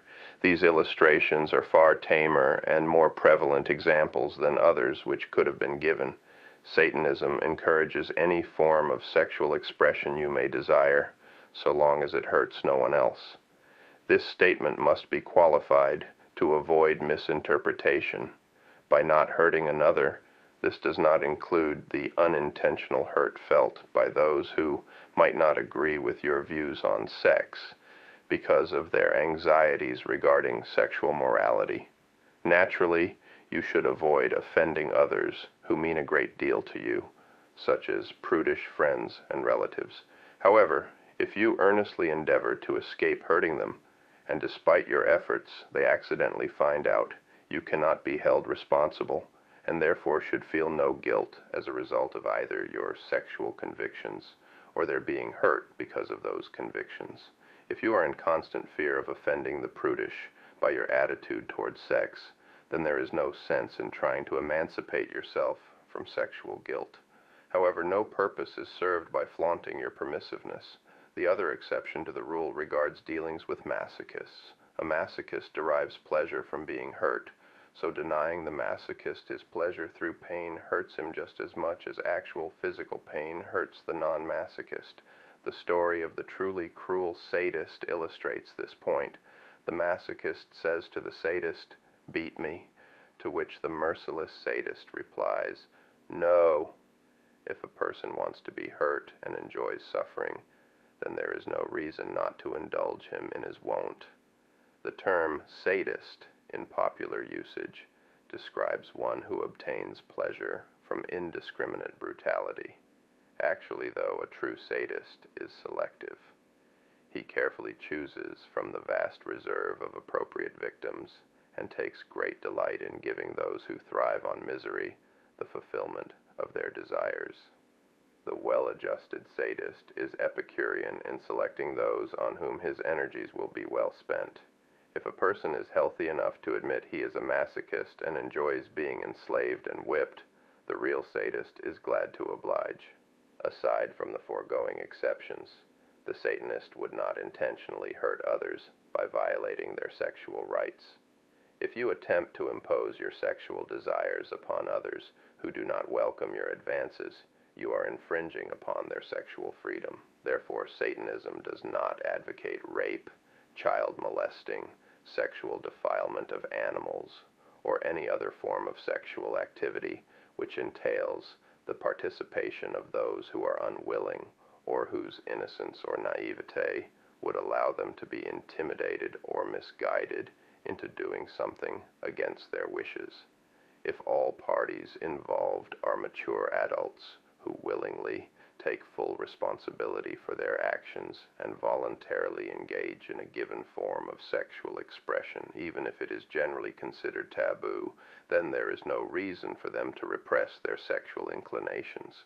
If you are aware of all the implications, advantages, and disadvantages, and are certain your actions will hurt no one who does not wish or deserve to be hurt, you have no cause to suppress your sexual preferences, just as no two people are exactly the same in their choice of diet or have the same capacity for the consumption of food. Sexual tastes and appetites vary from person to person. No person or society has the right to set limitations on the sexual standards or the frequency of sexual activity of another. Proper sexual conduct can only be judged within the context of each individual situation. Therefore, what one person considers sexually correct and moral may be frustrating to another. The reverse is also true. One person may have great sexual prowess, but it is unjust for him to belittle another whose sexual capacity may not equal his own, and inconsiderate for him to impose himself upon the other person, i.e., the man who has a voracious sexual appetite, but whose wife's sexual needs do not match his own. It is unfair for him to expect her to enthusiastically respond to his overtures, but she must display the same degree of thoughtfulness. In the instances when she does not feel great passion, she should either passively but pleasantly accept him sexually, or raise no complaint if he chooses to find his needed release elsewhere, including autoerotic practices. The ideal relationship is one in which the people are deeply in love with one another and are sexually compatible. However, perfect relationships are relatively uncommon. It is important to point out here that spiritual love and sexual love can, but do not necessarily go hand in hand. If there is a certain amount of sexual compatibility, often it is limited, and some, but not all, of the sexual desires will be fulfilled. There is no greater sexual pleasure than that derived from association with someone you deeply love if you are sexually well suited. If you are not suited to one another sexually, though, it must be stressed that lack of sexual compatibility does not indicate lack of spiritual love. One can, and often does, exist without the other. As a matter of fact, often one member of a couple will resort to outside sexual activity because he deeply loves his mate and wishes to avoid hurting or imposing upon his loved one. Deep spiritual love is enriched by sexual love, and it is certainly a necessary ingredient for any satisfactory relationship. But because of differing sexual predilections, outside sexual activity or masturbation sometimes provides a needed supplement. Masturbation, considered a sexual taboo by many people, creates a guilt problem not easily dealt with. Much emphasis must be placed on this subject, as it constitutes an extremely important ingredient of many a successful magical working. Ever since the Judeo-Christian Bible described the sin of Onan, Genesis 38:7-10, man has considered the seriousness and consequences of the solitary vice. Even though modern sexologists have explained the sin of Onan as simply coitus interruptus, the damage has been done through centuries of theological misinterpretation. Aside from actual sex crimes, masturbation is one of the most frowned upon sexual acts. During the last century, innumerable texts were written describing the horrific consequences of masturbation. Practically all physical or mental illnesses were attributed to the evils of masturbation. Pallor of the complexion, shortness of breath, furtive expression, sunken chest, nervousness, pimples, and loss of appetite are only a few of the many characteristics supposedly resulting from masturbation. Total physical and mental collapse was assured if one did not heed the warnings in those handbooks for young men.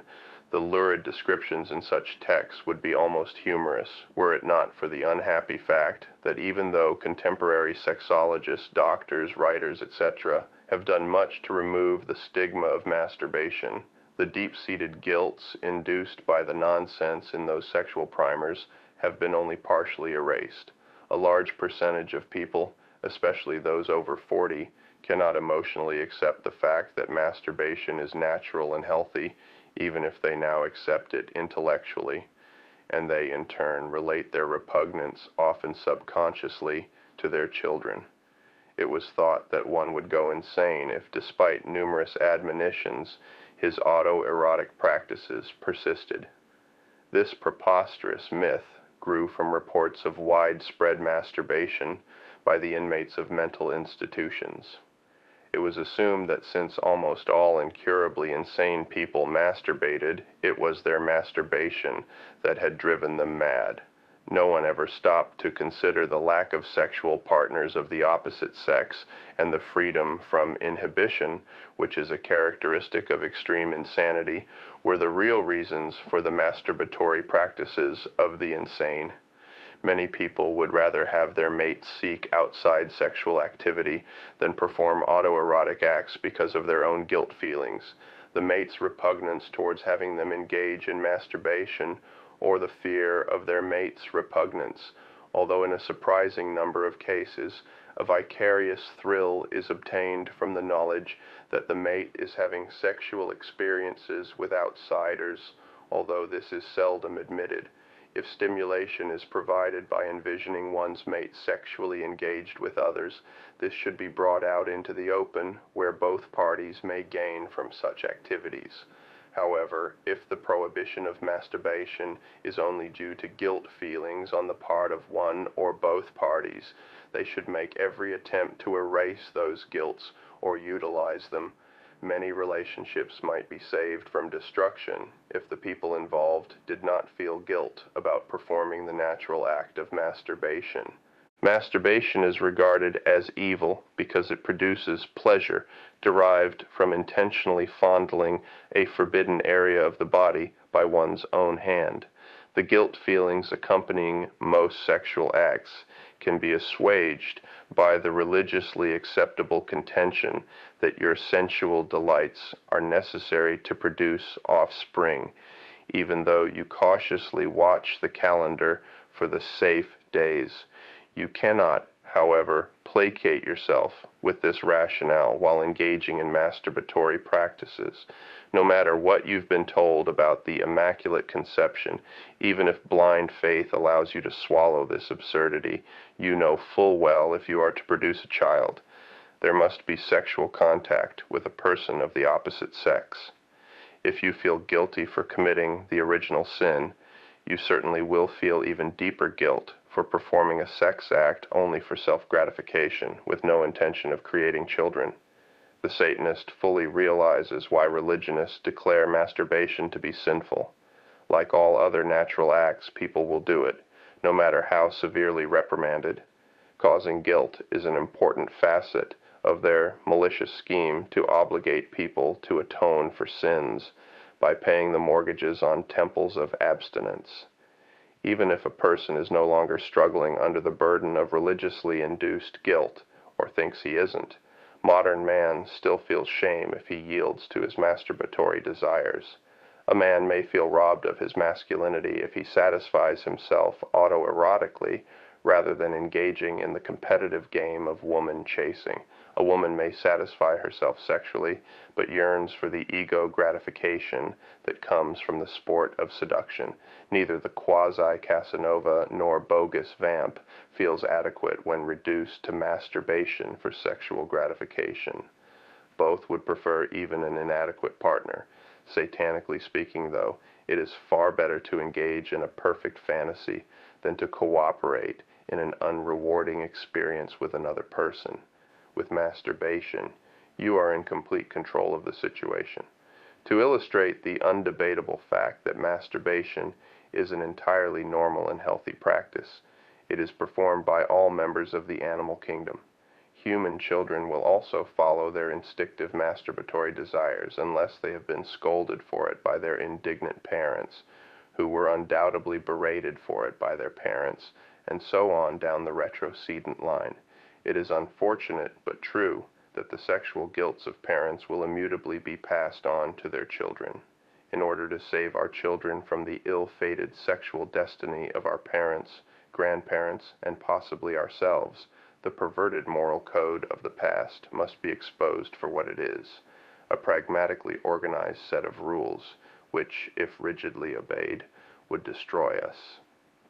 Unless we emancipate ourselves from the ridiculous sexual standards of our present society, including the so-called sexual revolution, the neuroses caused by those stifling regulations will persist.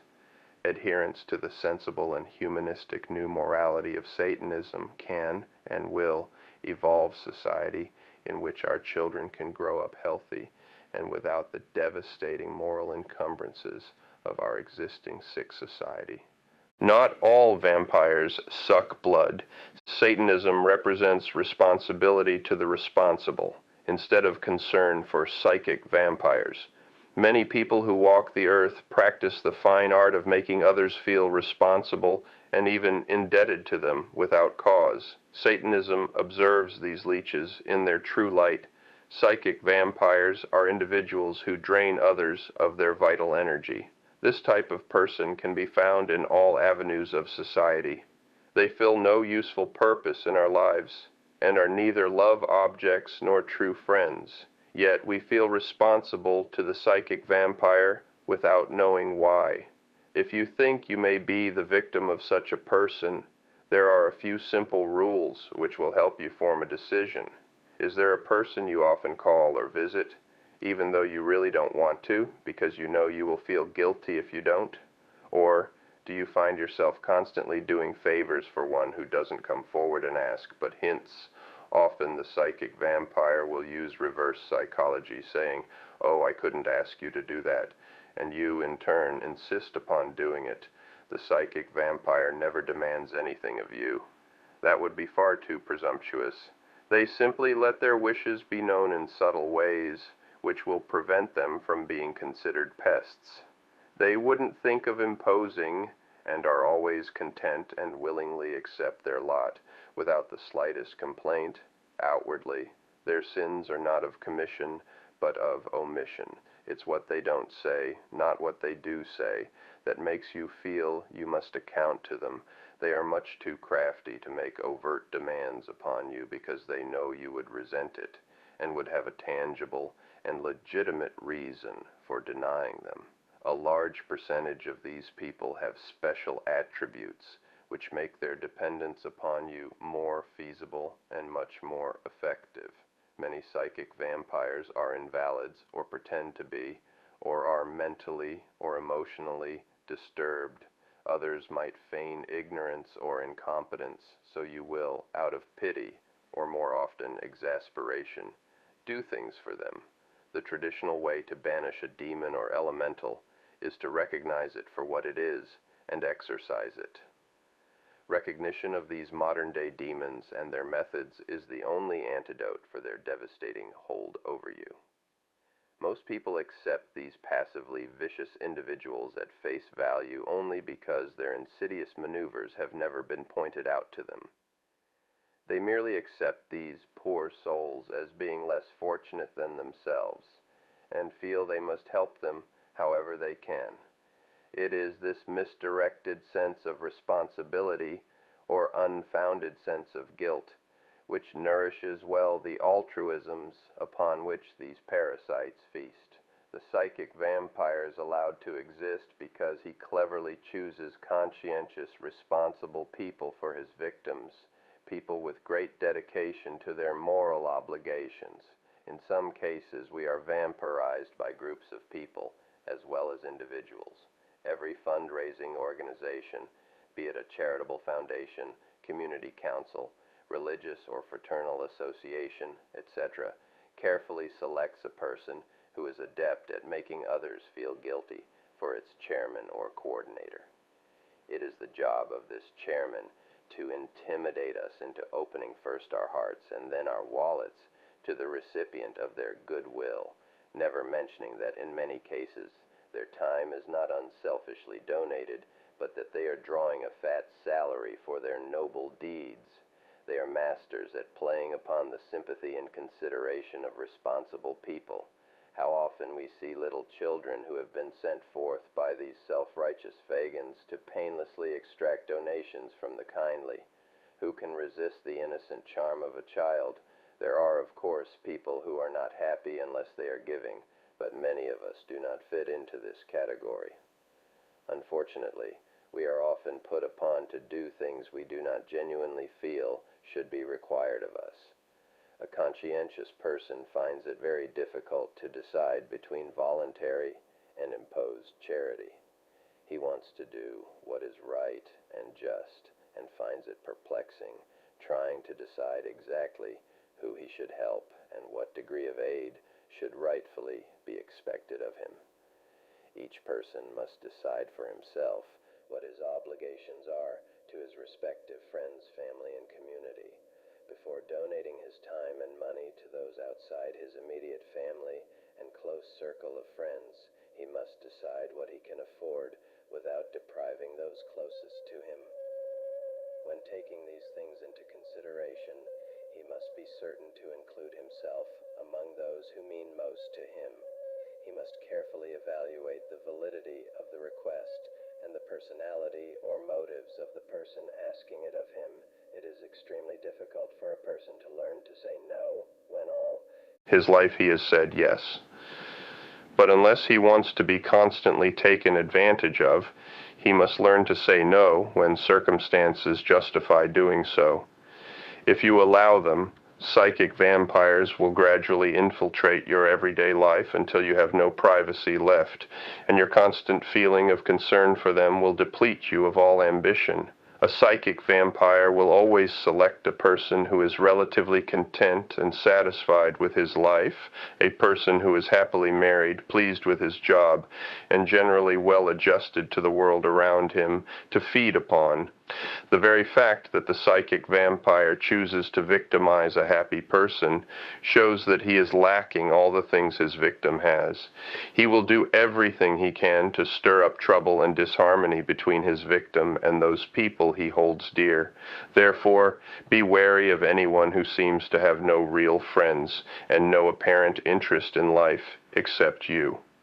He will usually tell you he is very selective in his choice of friends, or doesn't make friends easily because of the high standards he sets for his companions. To acquire and keep friends, one must be willing to give of himself, something of which the psychic vampire is incapable. But he will hasten to add that you fulfill every requirement and are truly an outstanding exception among men. You are one of the very few worthy of his friendship. Lest you confuse desperate love, which is a very selfish thing, with psychic vampirism, the vast difference between the two must be clarified. The only way to determine if you are being vampirized is to weigh what you give the person compared to what they give you in return. You may at times become annoyed with the obligations put upon you by a loved one, a close friend, or even an employer, but before you label them psychic vampires, you must ask yourself, what am I getting in return? If your spouse or lover insists that you call them frequently, but you also require them to account to you for their time spent away from you, you must realize this is a give-and-take situation. Or, if a friend is in the habit of calling upon you for help at inopportune moments, but you similarly depend upon them to give your immediate needs priority, you must regard it as a fair exchange. If your employer asks you to do a little more than is normally expected of you in your particular position, but will overlook occasional tardiness or will give you time off when you need it, you certainly have no cause for complaint and need not feel he is taking advantage of you. You are, however, being vampirized if you are incessantly called upon or expected to do favors for someone who, when you need a favor, always happens to have other pressing obligations. Many psychic vampires will give you material things for the express purpose of making you feel you owe them something in return, thereby binding you to them. The difference between your giving and theirs is that your return payment must come in a non-material form. They want you to feel obligated to them, and would be very disappointed and even resentful if you attempted to repay them with material objects. In essence, you have sold your soul to them, and they'll constantly remind you of your duty to them by not reminding you. Being purely satanic, the only way to deal with a psychic vampire is to play dumb and act as though they are genuinely altruistic and really expect nothing in return. Teach them a lesson by graciously taking what they give you, thanking them loudly enough for all to hear, and walking away. In this way you come out the victor. What can they say? And when you are inevitably expected to repay their generosity, this is the hard part, you say no, but again graciously. When they feel you falling from their clutches, two things will happen. First, they will act crushed, hoping your old feeling of duty and sympathy will return, and when and if it doesn't, they will show their true colors and will become angry and vindictive. Once you have moved them to this point, you can play the role of the injured party. After all, you've done nothing wrong. You just happen to have had pressing obligations when they needed you, and since nothing was expected in return for their gifts, there should be no hard feelings. Generally, the psychic vampire will realize his methods have been discovered and will not press the issue. He will not continue to waste his time with you, but will move on to his next unsuspecting victim. There are times, however, when the psychic vampire will not release his hold so easily, and will do everything possible to torment you. They have plenty of time for this because, when once rejected, they will neglect all else. What little else they have, that is, to devote their every waking moment to planning the revenge to which they feel they are entitled. For this reason, it is best to avoid a relationship with this kind of person in the first place. Their adulation and dependence upon you may, at first, be very flattering, and their material gifts very attractive, but you will eventually find yourself paying for them many times over. Don't waste your time with people who will ultimately destroy you, but concentrate instead on those who will appreciate your responsibility to them and likewise feel responsible to you. And if you are a psychic vampire, take heed, beware of the Satanist. He is ready and willing to gleefully drive the proverbial stake through your heart. Indulgence, not compulsion. The highest plateau of human development is the awareness of the flesh. Satanism encourages its followers to indulge in their natural desires. Only by doing so can you be a completely satisfied person with no frustrations, which can be harmful to yourself and others around you. Therefore, the most simplified description of the satanic belief is indulgence instead of abstinence. People often mistake compulsion for indulgence, but there is a world of difference between the two. A compulsion is never created by indulging, but by not being able to indulge. By making something taboo, it only serves to intensify the desire. Everyone likes to do the things they have been told not to. Forbidden fruits are sweetest. Webster's Encyclopedic Dictionary defines indulgence thusly: to give oneself up to, not to restrain or oppose, to give free course to gratify by compliance, to yield to.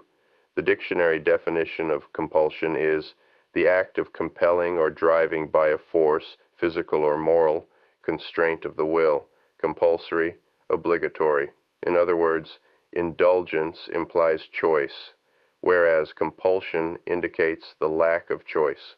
When a person has no proper release for his desires, they rapidly build up and become compulsions.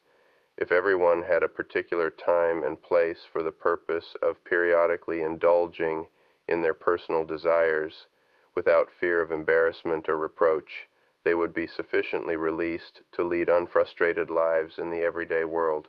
They would be free to plunge headlong into whatever undertaking they might choose, instead of going about their duties half-heartedly, their creative urges frustrated by denying their natural desires.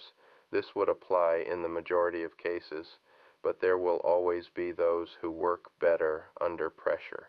Generally, those who need to endure a certain amount of hardship to produce to their full capabilities are in basically artistic vocations. More will be said later about fulfillment through self-denial. This does not mean to imply that all artists fit into this category. On the contrary, many artists are unable to produce unless their basic animal needs have been satisfied. For the most part, it is not the artist or individualist, but the average middle-class working man or woman who is lacking the proper release for their desires. It is ironic that the responsible, respectable person, the one who pays society's bills, should be the one given the least in return. It is he who must be ever conscious of his moral obligations and who is condemned for normally indulging in his natural desires. The satanic religion considers this a gross injustice. He who upholds his responsibilities should be most entitled to the pleasures of his choice without censure from the society he serves. Finally, a religion, Satanism, has been formed which commends and rewards those who support the society in which they live, instead of denouncing them for their human needs. From every set of principles, be it religious, political, or philosophical, some good can be extracted. Amidst the madness of the Hitlerian concept, one point stands out as a shining example of this: strength through joy.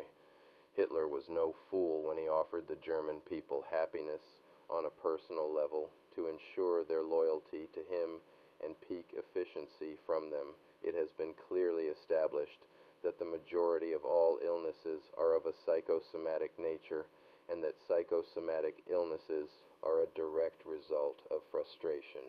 It has been said that the good die young. The good, by Christian standards, do die young. It is the frustration of our natural instincts which leads to the deterioration of our minds and bodies. It has become very fashionable to concentrate on the betterment of the mind and spirit, and to consider giving pleasure to one's body, the very shell without which the mind and spirit could not exist, to be coarse, crude, unrefined.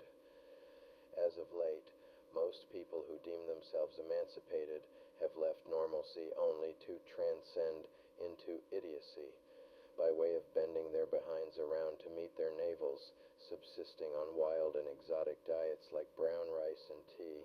They feel they will arrive at a great state of spiritual development. Hogwash, says the Satanist.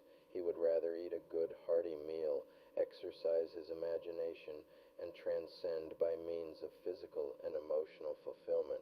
It seems to the Satanist that after being harnessed with unreasonable religious demands for so many centuries, one would welcome the chance to be human for once.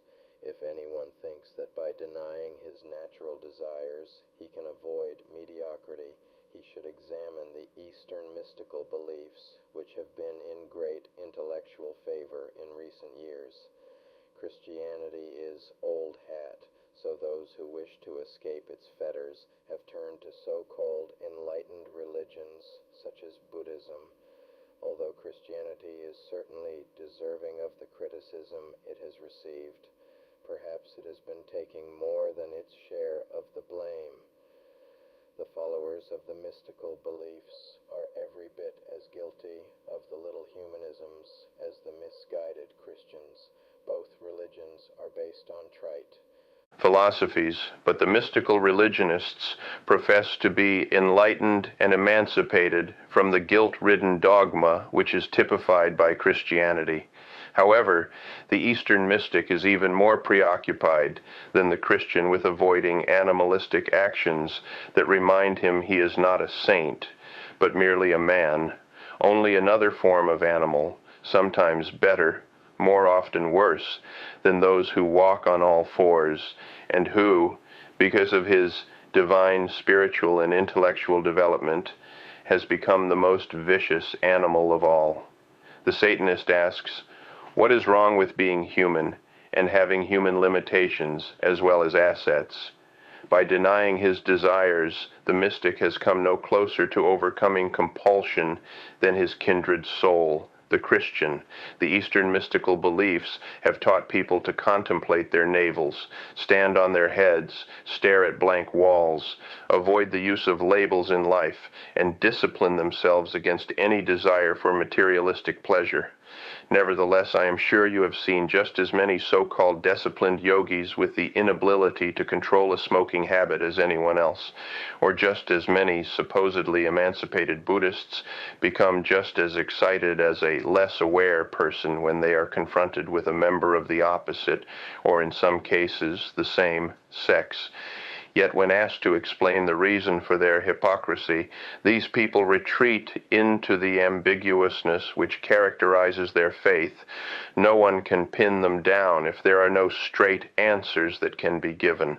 The simple fact of the matter is that the very thing which has led this type of person to a faith which preaches abstinence is indulgence. Their compulsive masochism is the reason for choosing a religion which not only advocates self-denial, but praises them for it and gives them a sacrosanct avenue of expression for their masochistic needs. The more abuse they can stand, the holier they become. Masochism, to most people, represents a rejection of indulgence. Satanism points out many meanings behind the meanings, and considers masochism to be an indulgence if any attempt to sway or change the person from his masochistic traits is met with resentment and or failure. The Satanist does not condemn these people for giving vent to their masochistic desires, but he does feel the utmost contempt towards those who cannot be honest enough, at least with themselves, to face and accept their masochism as a natural part of their personality makeup. Having to use religion as an excuse for their masochism is bad enough, but these people actually have the effrontery to feel superior to those who are not bound up in self-deceitful expression of their fetishes. These people would be the first to condemn a man who found his weekly release with a person who would beat him soundly, thereby releasing himself from the very thing which could, if unreleased, make him, as they are, a compulsive churchgoer or religious fanatic. By finding adequate release for his masochistic desires, he no longer needs to debase and deny himself in his every waking moment, as do these compulsive masochists. Satanists are encouraged to indulge in the 7 deadly sins, as they need hurt no one. They were only invented by the Christian Church to ensure guilt on the part of its followers. The Christian Church knows that it is impossible for anyone to avoid committing these sins, as they are all things which we, being human, most naturally do. After inevitably committing these sins, financial offerings to the church in order to pay off God are employed as a SOP to the parishioner's conscience. Satan has never needed a book of rules because vital natural forces have kept man sinful and intent on preserving himself and his feelings. Nevertheless, demoralizing attempts have been made on his body and being for his soul's sake, which only illustrate how misconceived and misused the labels of indulgence versus compulsion have become. Sexual activity certainly is condoned and encouraged by Satanism, but obviously the fact that it is the only religion which honestly takes this stand is the reason it has been traditionally given so much literary space. Naturally, if most people belong to the religions which repress them sexually, anything written on this provocative subject is going to make for titillating reading. If all attempts to sell something, be it a product or an idea, have failed, sex will always sell it. The reason for this is that even though people now consciously accept sex as a normal and necessary function, their subconscious is still bound by the taboo which religion has placed upon it. So, again, what is denied is more intensely desired. It is this bugaboo regarding sex which causes the literature devoted to the satanic views on the subject to overshadow all else written about Satanism. The true Satanist is not mastered by sex any more than he is mastered by any of his other desires. As with all other pleasurable things, the Satanist is master of, rather than mastered by sex. He is not the perverted fiend who is just waiting for the opportunity to deflower every young virgin, nor is he the skulking degenerate who furtively hangs around in the dirty bookstores, slavering over the nasty pictures. If pornography fills his needs for the moment, he unashamedly buys some choice items and guiltlessly peruses them at his leisure.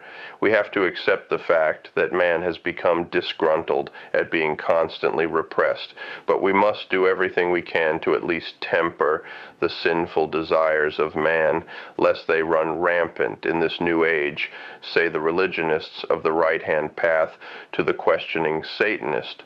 Why continue to think of these desires as shameful and something to be repressed, if you now admit they are natural? Returns the Satanist. Could it be that the white light religionists are a bit sour grapes about the fact that they didn't think of a religion before the Satanists which would be enjoyable to follow? And if the truth were known, would they too not like to have a bit more pleasure out of life, but for fear of losing face, cannot admit it? Could it also be that they are afraid people will, after hearing about Satanism, tell themselves, "This is for me.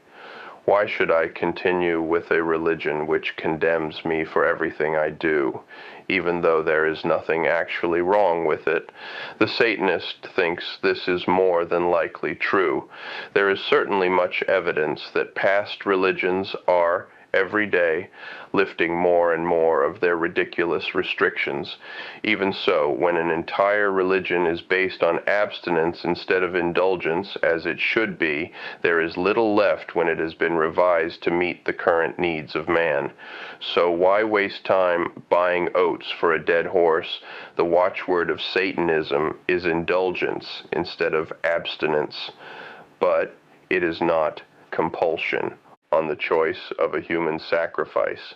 The supposed purpose in performing the ritual of sacrifice is to throw the energy provided by the blood of the freshly slaughtered victim into the atmosphere of the magical working, thereby intensifying the magician's chances of success.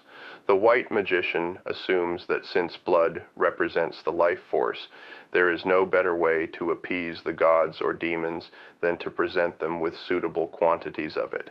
Combine this rationale with the fact that a dying creature is expending an overabundance of adrenal and other biochemical energies, and you have what appears to be an unbeatable combination. The white magician, wary of the consequences involved in the killing of a human being, naturally utilizes birds or other lower creatures in his ceremonies. It seems these sanctimonious wretches feel no guilt in the taking of a non-human life, as opposed to a human's. The fact of the matter is that if the magician is worthy of his name, he will be uninhibited enough to release the necessary force from his own body, instead of from an unwilling and undeserving victim. Contrary to all established magical theory, the release of this force is not effected in the actual spilling of blood, but in the death throes of the living creature. This discharge of bioelectrical energy is the very same phenomenon which occurs during any profound heightening of the emotions, such as sexual orgasm, blind anger, mortal terror, consuming grief, etc. Of these emotions, the easiest entered into of one's own violation are sexual orgasm and anger, with grief running a close third. Remembering that the two most readily available of these three, sexual orgasm and anger, have been burned into man's unconscious as sinful by religionists, it is small wonder they are shunned by the white magician, who plods along carrying the greatest of all millstones of guilt. The inhibitive and asinine absurdity in the need to kill an innocent living creature at the high point of a ritual, as practiced by erstwhile wizards, is obviously their lesser of the evils when a discharge of energy is called for. These poor conscience-stricken fools who have been calling themselves witches and warlocks would sooner chop the head off a goat or chicken in an attempt to harness its death agony than have the blasphemous bravery to masturbate in full view of the Jehovah whom they claim to deny. The only way these mystical cowards can ritualistically release themselves is through the agony of another's death, actually their own, by proxy, rather than the indulgent force which produces life. The treaders of the path of white light are truly the cold and the dead. No wonder these tittering pustules of mystical wisdom must stand within protective circles to bind the evil forces in order to keep themselves safe from attack. One good orgasm would probably kill them. The use of a human sacrifice in a satanic ritual does not imply that the sacrifice is slaughtered to appease the gods. Symbolically, the victim is destroyed through the working of a hex or curse, which in turn leads to the physical, mental, or emotional destruction of the sacrifice in ways and means not attributable to the magician. The only time a Satanist would perform a human sacrifice would be if it were to serve a twofold purpose, that being to release the magician's wrath in the throwing of a curse, and more important, to dispose of a totally obnoxious and deserving individual. Under no circumstances would a Satanist sacrifice any animal or baby. For centuries, propagandists of the right-hand path have been prattling over the supposed sacrifices of small children and voluptuous maidens at the hands of diabolists. It would be thought that anyone reading or hearing of these heinous accounts would immediately question their authenticity, taking into consideration the biased sources of the stories. On the contrary, as with all holy lies which are accepted without reservation, this assumed modus operandi of the Satanists persists to this day. There are sound and logical reasons why the Satanists could not perform such sacrifices. Man, the animal, is the Godhead to the Satanist. The purest form of carnal existence reposes in the bodies of animals and human children who have not grown old enough to deny themselves their natural desires. They can perceive things that the average adult human can never hope to. Therefore, the Satanist holds these beings in a sacred regard, knowing he can learn much from these natural magicians of the world. The Satanist is aware of the universal custom of the treader of the path of Agartha, the killing of the god. Inasmuch as gods are always created in man's own image, and the average man hates what he sees in himself, the inevitable must occur, the sacrifice of the god who represents himself. The Satanist does not hate himself nor the gods he might choose, and has no desire to destroy himself or anything for which he stands. It is for this reason he could never willfully harm an animal or child. The question arises, who then would be considered a fit and proper human sacrifice, and how is one qualified to pass judgment on such a person? The answer is brutally simple. Anyone who has unjustly wronged you, one who has gone out of his way to hurt you, to deliberately cause trouble and hardship for you or those dear to you. In short, a person asking to be cursed by their very actions. When a person, by his reprehensible behavior, practically cries out to be destroyed, it is truly your moral obligation to indulge them their wish. The person who takes every opportunity to pick on others is often mistakenly called sadistic. In reality, this person is a misdirected masochist who is working towards his own destruction.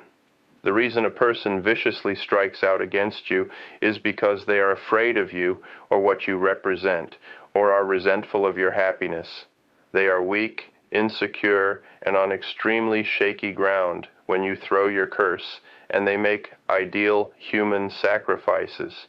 It is sometimes easy to overlook the actual wrongdoing of the victim of your curse when one considers how unhappy a person he really is. It is not so easy, though, to retrace the damaging footsteps of your antagonist and make right those practical situations he or she has made wrong. The ideal sacrifice may be emotionally insecure, but nonetheless can, in the machinations of his insecurity, cause severe damage to your tranquility or sound reputation, mental illness, nervous breakdown, maladjustment, anxiety neuroses, broken homes, sibling rivalry, etc., etc., ad infinitum, have too long been convenient excuses for vicious and irresponsible actions. Anyone who says we must try to understand those who make life miserable for those undeserving of misery is aiding and abetting a social cancer. The apologists for these rabid humans deserve any clobberings they get at the hands of their charges. Mad dogs are destroyed, and they need help far more than the human who conveniently made froths at the mouth when irrational behavior is in order. It is easy to say, so what? These people are insecure, so they can't hurt me. But the fact remains, given the opportunity, they would destroy you. Therefore, you have every right to symbolically destroy them. And if your curse provokes their actual annihilation, rejoice that you have been instrumental in ridding the world of a pest. If your success or happiness disturbs a person, you owe him nothing. He is made to be trampled underfoot.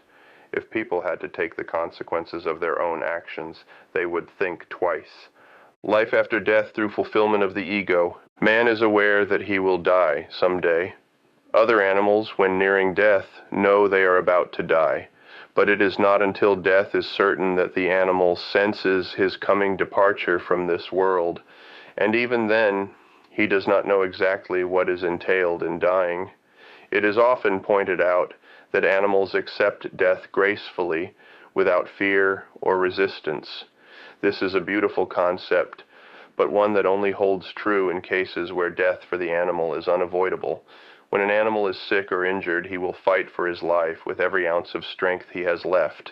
It is this unshakable will to live that, if man were not so highly evolved, would also give him the fighting spirit he needs to stay alive.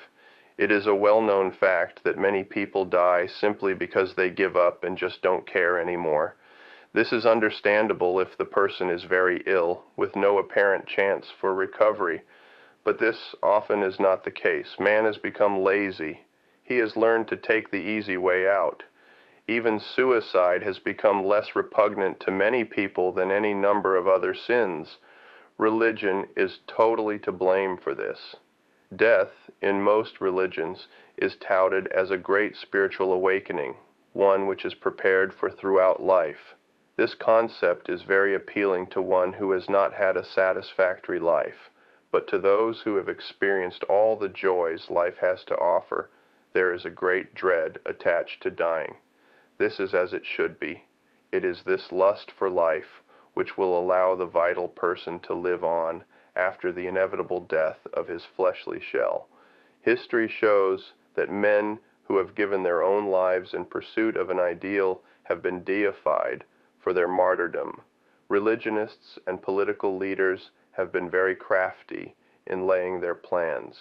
By holding the martyr up as a shining example to his fellow men, they eliminate the common sense reaction that willful self-destruction goes against all animal logic. To the Satanist, martyrdom and non-personalized heroism is to be associated not with integrity, but with stupidity. This, of course, does not apply to the situations which involve the safety of a loved one, but to give one's own life for something as impersonal as a political or religious issue is the ultimate in masochism. Life is the one great indulgence. Death, the one great abstinence. To a person who is satisfied with his earthly existence, life is like a party, and no one likes to leave a good party. By the same token, if a person is enjoying himself here on earth, he will not so readily give up this life for the promise of an afterlife about which he knows nothing. The Eastern mystical beliefs teach humans to discipline themselves against any conscious will for success, so they might dissolve themselves into universal cosmic awareness, anything to avoid good, healthy self-satisfaction or honest pride in earthly accomplishments. It is interesting to note that the areas in which this type of belief flourishes are those where material gains are not easily obtainable. For this reason, the predominant religious belief must be one which commends its followers for their rejection of material things and their avoidance of the use of labels which attaches a certain amount of importance to material gains. In this way, the people can be pacified into accepting their lot, no matter how small it may be.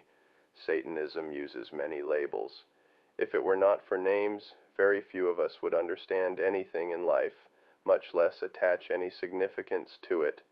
And significance compels recognition, which is something everyone wants, especially the Eastern mystic who tries to prove to everyone he can meditate longer or stand more deprivation and pain than the next fellow.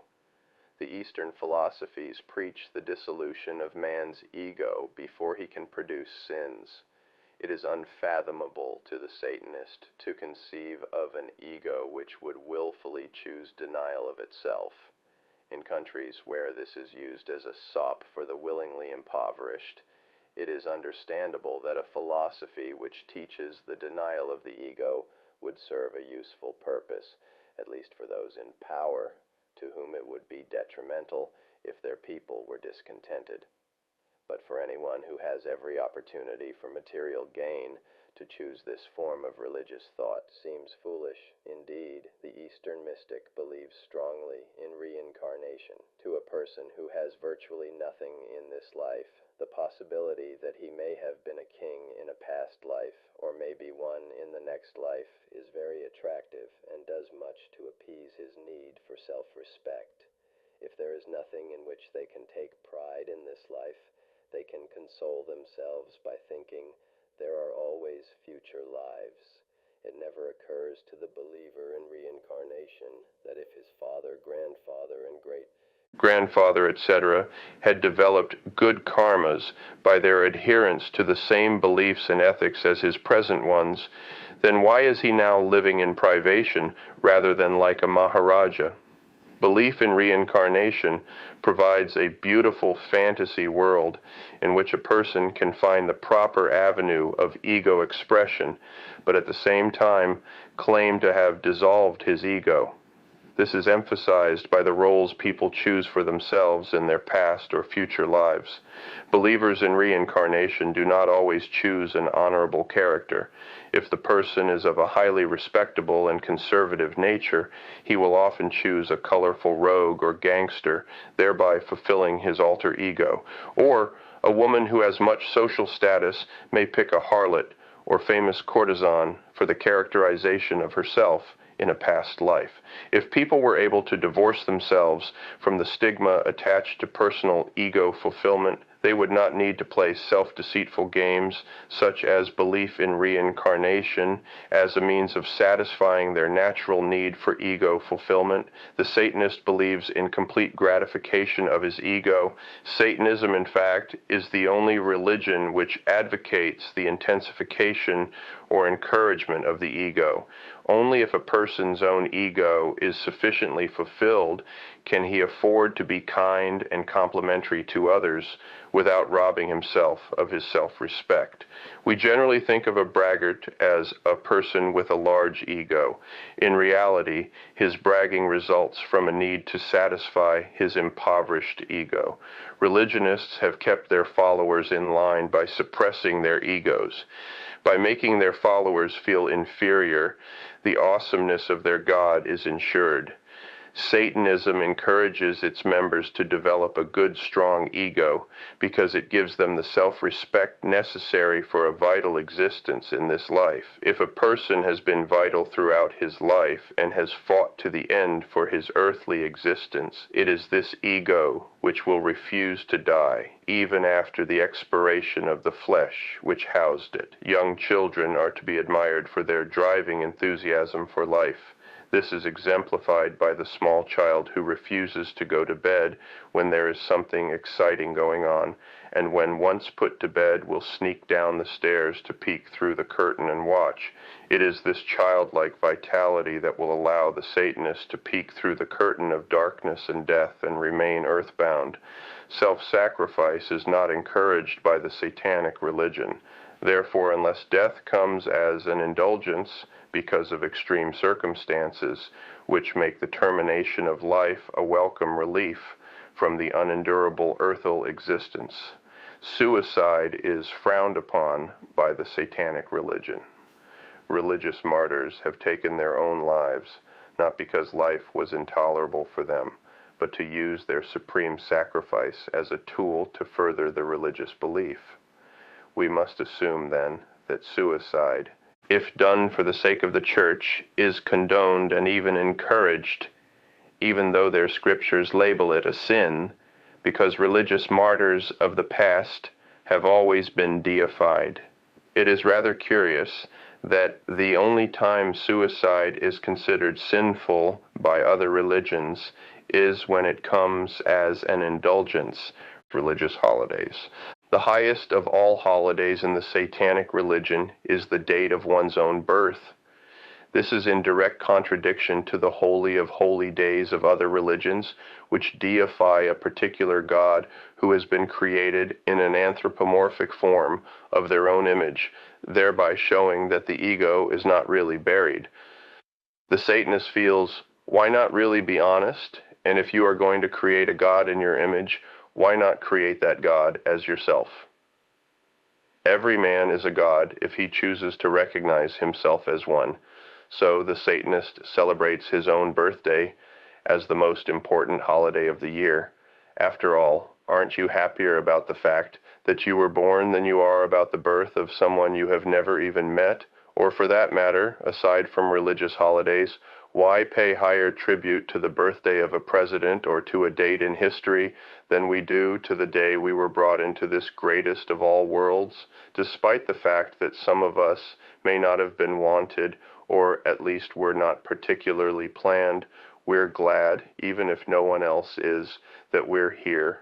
You should give yourself a pat on the back, buy yourself whatever you want, treat yourself like the king or God that you are, and generally celebrate your birthday with as much pomp and ceremony as possible. After one's own birthday, the two major Satanic holidays are Walpurgisnacht and Halloween, or All Hallows Eve. Saint Walpurgis, or Walpurga, or Walburga, depending upon the time and area in which one is referring to her, was born in Sussex about the end of the 7th or the beginning of the 8th century, and was educated at Winburn, Dorset, where after taking the veil, she remained for 25 years. She then, at the instance of her uncle, Saint Boniface, and her brother, Saint Willibald, set out along with some other nuns to found religious houses in Germany. Her first settlement was at Bischofsheim in the Diocese of Mainz, and 2 years later, 754 A.D., she became abbess of the Benedictine nunnery at Heidenheim within her brother Willibald's diocese of Eichstätt in Bavaria, where another brother, Weinbald, had at the same time also been made head of a monastery. On the death of Weinbald in 760, she succeeded him in his charge, retaining the superintendence of both houses until her death on February 25th, 779. Her relics were translated to Eichstätt, where she was laid in a hollow rock, from which exuded a kind of bituminous oil, afterwards known as Walpurgis oil, regarded as having miraculous efficacy against disease. The cave became a place of pilgrimage, and a great church was built over the spot. She is commemorated at various times, but principally on May 1st, her day taking the place of an earlier pagan festival. Amazingly enough, all of this rigmarole was found necessary simply to condone the continuance of the most important pagan festival of the year, the grand climax of the spring equinox. The eve of May has been memorialized as the night that all of the demons, specters, afrits, and banshees would come forth and hold their wild revels, symbolizing the fruition of the spring equinox. Halloween, All Hallows Eve, or All Saints' Day, falls on October 31st or November 1st. Originally, All Hallows Eve was one of the great fire festivals of Britain at the time of the Druids. In Scotland, it was associated with the time when the spirits of the dead, the demons, witches, and sorcerers, were unusually active and propitious. Paradoxically, All Hallows Eve was also the night when young people performed magical rituals to determine their future marriage partners. The youth of the villages carried on with much merrymaking and sensual revelry, but the older people took great care to safeguard their homes from the evil spirits, witches, and demons who had exceptional power that night. The solstices and equinoxes are also celebrated as holidays, as they herald the first day of the seasons. The difference between a solstice and an equinox is a semantic one, defining the relationship between the sun, moon, and the fixed stars. The solstice applies to summer and winter. The equinox refers to autumn and spring. The summer solstice is in June, and the winter solstice is in December. The autumn equinox is in September, and the spring equinox is in March. Both the equinoxes and the solstices vary a day or two from year to year, depending on the lunar cycle at the time, but usually fall on the 21st or 22nd of the month. 5 to 6 weeks after these days, the legendary Satanic revels are celebrated. The Black Mass. No other single device has been associated with Satanism as much as the Black Mass. To say that the most blasphemous of all religious ceremonies is nothing more than a literary invention is certainly a statement which needs qualifying, but nothing could be truer. The popular concept of the Black Mass is thus: a defrocked priest stands before an altar consisting of a nude woman, her legs spread-eagled and vagina thrust open, each of her outstretched fists grasping a black candle made from the fat of unbaptized babies, and a chalice containing the urine of a prostitute, or blood, reposing on her belly. An inverted cross hangs above the altar, and triangular hosts of ergot-laden bread or black-stained turnip are methodically blessed as the priest dutifully slips them in and out of the altar lady's labia.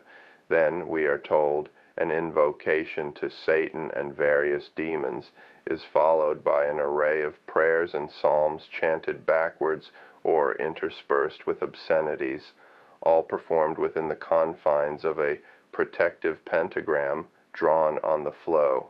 If the devil appears, he is invariably in the form of a rather eager man wearing the head of a black goat upon his shoulders.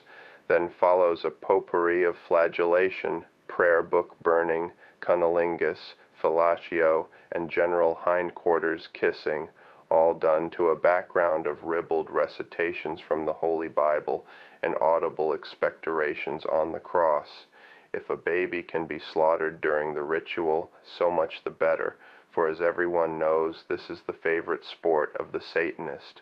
If this sounds repugnant, then the success of the reports of the Black Mass in keeping the devout in church is easy to understand. No decent person could fail to side with the inquisitors when told of these blasphemies. The propagandists of the church did their job well, informing the public at one time or another of the heresies and heinous acts of the pagans, Cathars, Bogomils, Templars, and others who, because of their dualistic philosophies and sometimes satanic logic, had to be eradicated.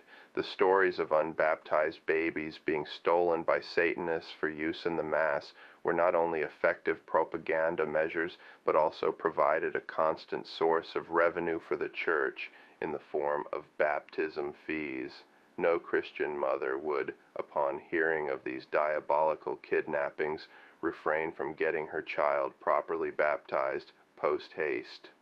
Another facet of man's nature was apparent in the fact that the writer or artist with lewd thoughts could exercise his most obscene predilections in the portrayal of the activities of heretics. The censor who views all pornography so that he will know what to warn others of is the modern equivalent of the medieval chronicler of the obscene deeds of the Satanists, and, of course, their modern journalistic counterparts. It is believed that the most complete library of pornography in the world is owned by the Vatican. The kissing of the devils behind during the traditional Black Mass is easily recognized as the forerunner of the modern term used to describe one who will, through appealing to another's ego, gain materially from him. As all satanic ceremonies were performed toward very real or material goals, the oscularum infame, or kiss of shame, was considered a symbolic requisite towards earthly rather than spiritual success. The usual assumption is that the satanic ceremony or service is always called a Black Mass. A Black Mass is not the magical ceremony practiced by Satanists. The Satanist would only employ the use of a Black Mass as a form of psychodrama. Furthermore, a Black Mass does not necessarily imply that the performers of such are Satanists. A Black Mass is essentially a parody of the religious service of the Roman Catholic Church, but can be loosely applied to a satire on any religious ceremony. To the Satanist, the Black Mass, in its blaspheming of orthodox rites, is nothing more than a redundancy. The services of all established religions are actually parodies of old rituals performed by the worshippers of the earth and the flesh.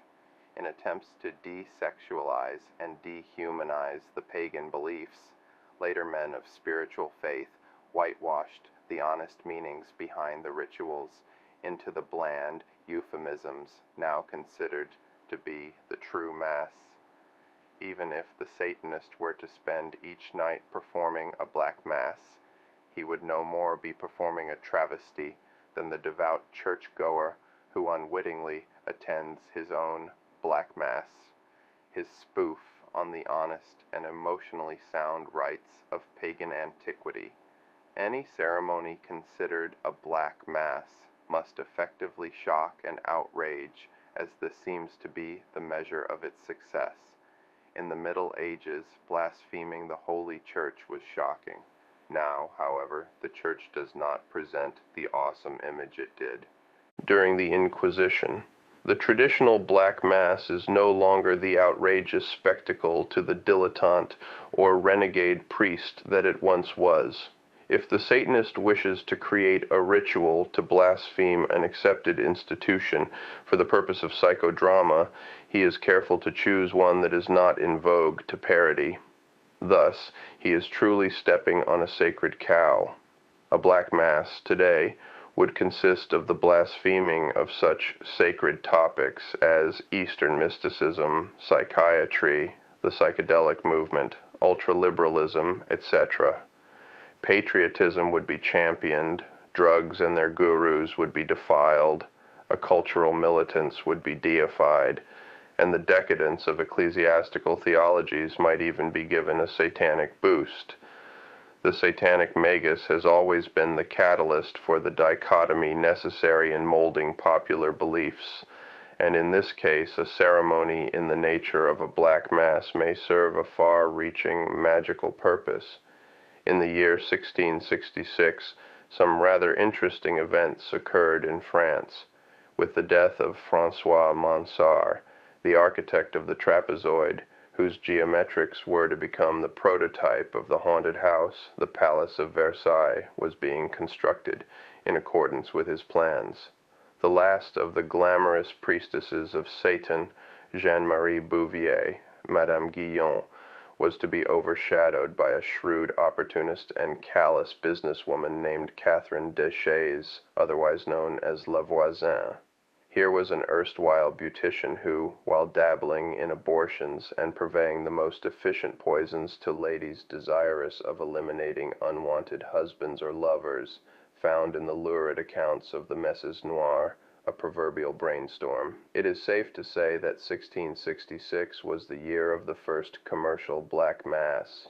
In the region south of Saint-Denis, which is now called La Garenne, a great walled house was purchased by La Voisin and fitted with dispensaries, cells, laboratories, and a chapel. Soon it became de rigueur for royalty and lesser dilettantes to attend and participate in the very type of service mentioned earlier in this chapter. The organized fraud perpetrated in these ceremonies has become indelibly marked in history as the true Black Mass.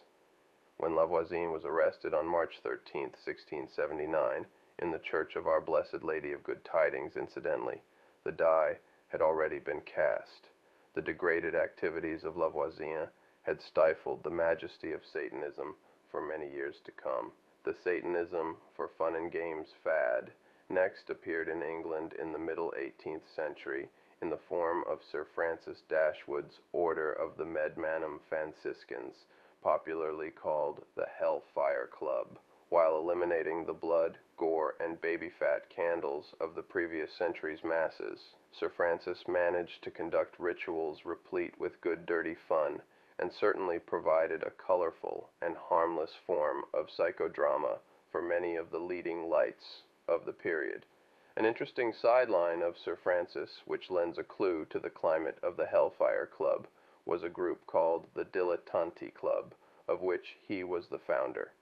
It was the 19th century that brought a whitewashing to Satanism in the feeble attempts of white magicians trying to perform black magic. This was a very paradoxical period for Satanism, with writers such as Baudelaire and Huysmans who, despite their apparent obsession with evil, seemed nice enough fellows. The devil developed his Luciferian personality for the public to see, and gradually evolved into a sort of drawing-room gentleman. This was the era of experts on the black arts, such as Eliphas Levi and countless trance mediums who, with their carefully bound spirits and demons, have also succeeded in binding the minds of many who call themselves parapsychologists to this day. As far as Satanism is concerned, the closest outward signs of this were the neo-pagan rites conducted by MacGregor Mather's Hermetic Order of the Golden Dawn and Aleister Crowley's later Order of the Silver Star, A, appoint, Argentinum Astrum, an order of Oriental Templars, OTO, which paranoiacally denied any association with Satanism, despite Crowley's self-imposed image of the beast of Revelation. Aside from some rather charming poetry and a smattering of magical bric-a-brac, when not climbing mountains, Crowley spent most of his time as a poseur par excellence and worked overtime to be wicked. Like his contemporary Reverend Mantig Summers, Crowley obviously spent a large part of his life with his tongue jammed firmly into his cheek, but his followers today are somehow able to read esoteric meaning into his every word. Perennially concurrent with these societies were the sex clubs using Satanism as a rationale that persists today, for which tabloid newspaper writers may give thanks. If it appears that the Black Mass developed from a literary invention of the Church to a depraved commercial actuality, to a psychodrama for dilettantes and iconoclasts, to an ace in the hole for popular media, then where does it fit into the true nature of Satanism, and who was practicing satanic magic in those years beyond 1666? The answer to this riddle lies in another. Is the person generally considered to be a Satanist really practicing Satanism in its true sense, or rather from the point of view taken by the opinion makers of heavenly persuasion? It has often been said, and rightly so, that all of the books about the devil have been written by the agents of God. It is, therefore, quite easy to understand how a certain breed of devil worshippers was created through the inventions of theologians.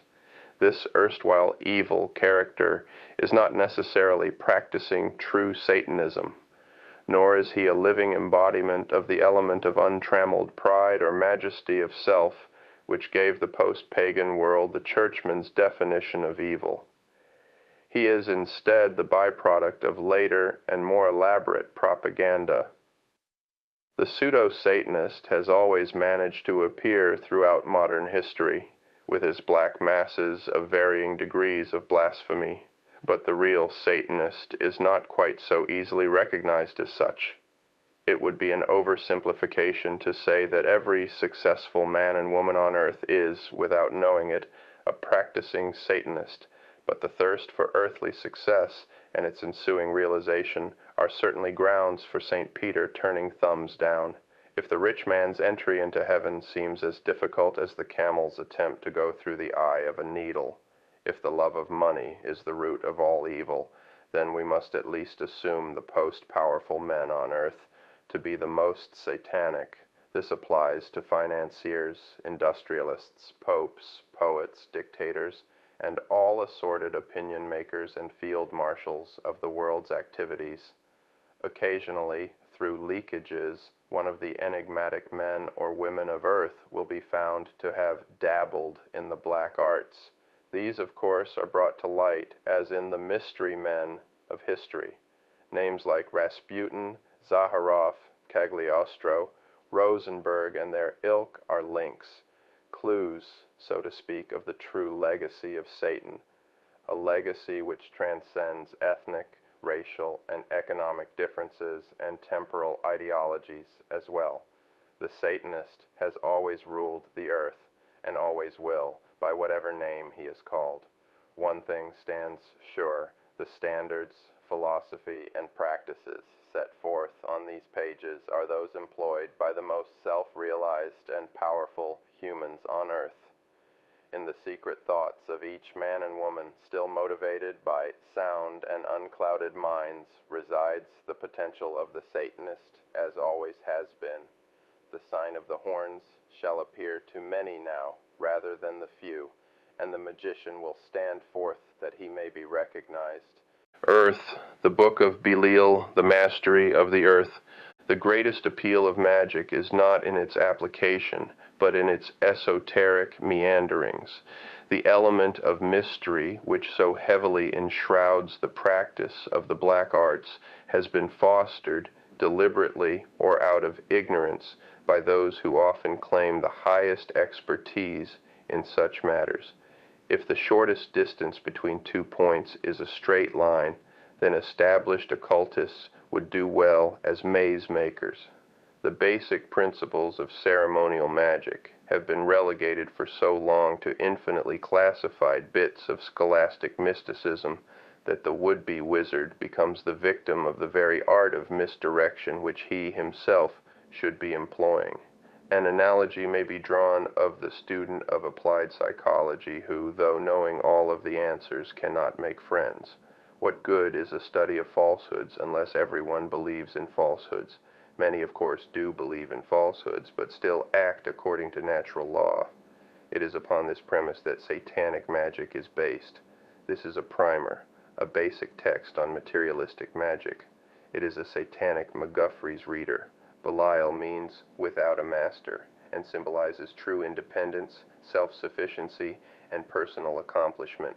Belial represents the earth element, and herein will be found magic with both feet on the ground, real, hardcore magical procedure, not mystical platitudes devoid of objective reason.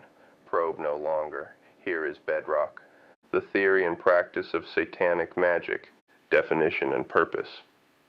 The definition of magic as used in this book is the change in situations or events in accordance with one's will, which would, using normally accepted methods, be unchangeable.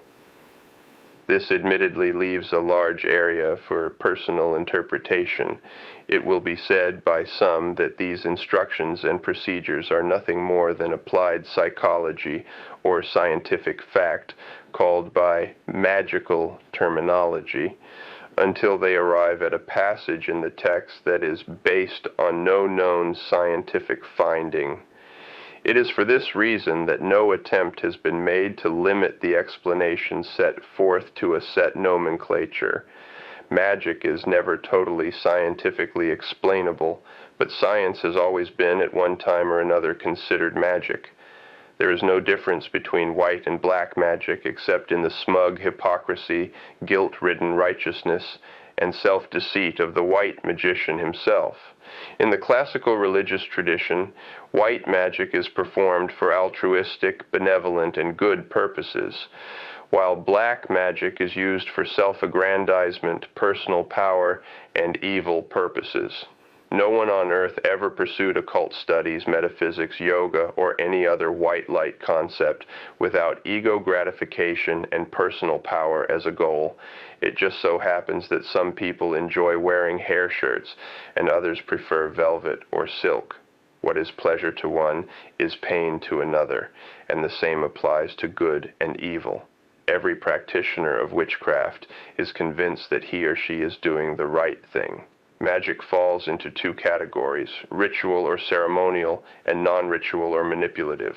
Ritual magic consists of the performance of a formal ceremony, taking place, at least in part, within the confines of an area set aside for such purposes and at a specific time. Its main function is to isolate the otherwise dissipated adrenal and other emotionally induced energy and convert it into a dynamically transmittable force. It is purely an emotional rather than intellectual act. Any and all intellectual activity must take place before the ceremony, not during it.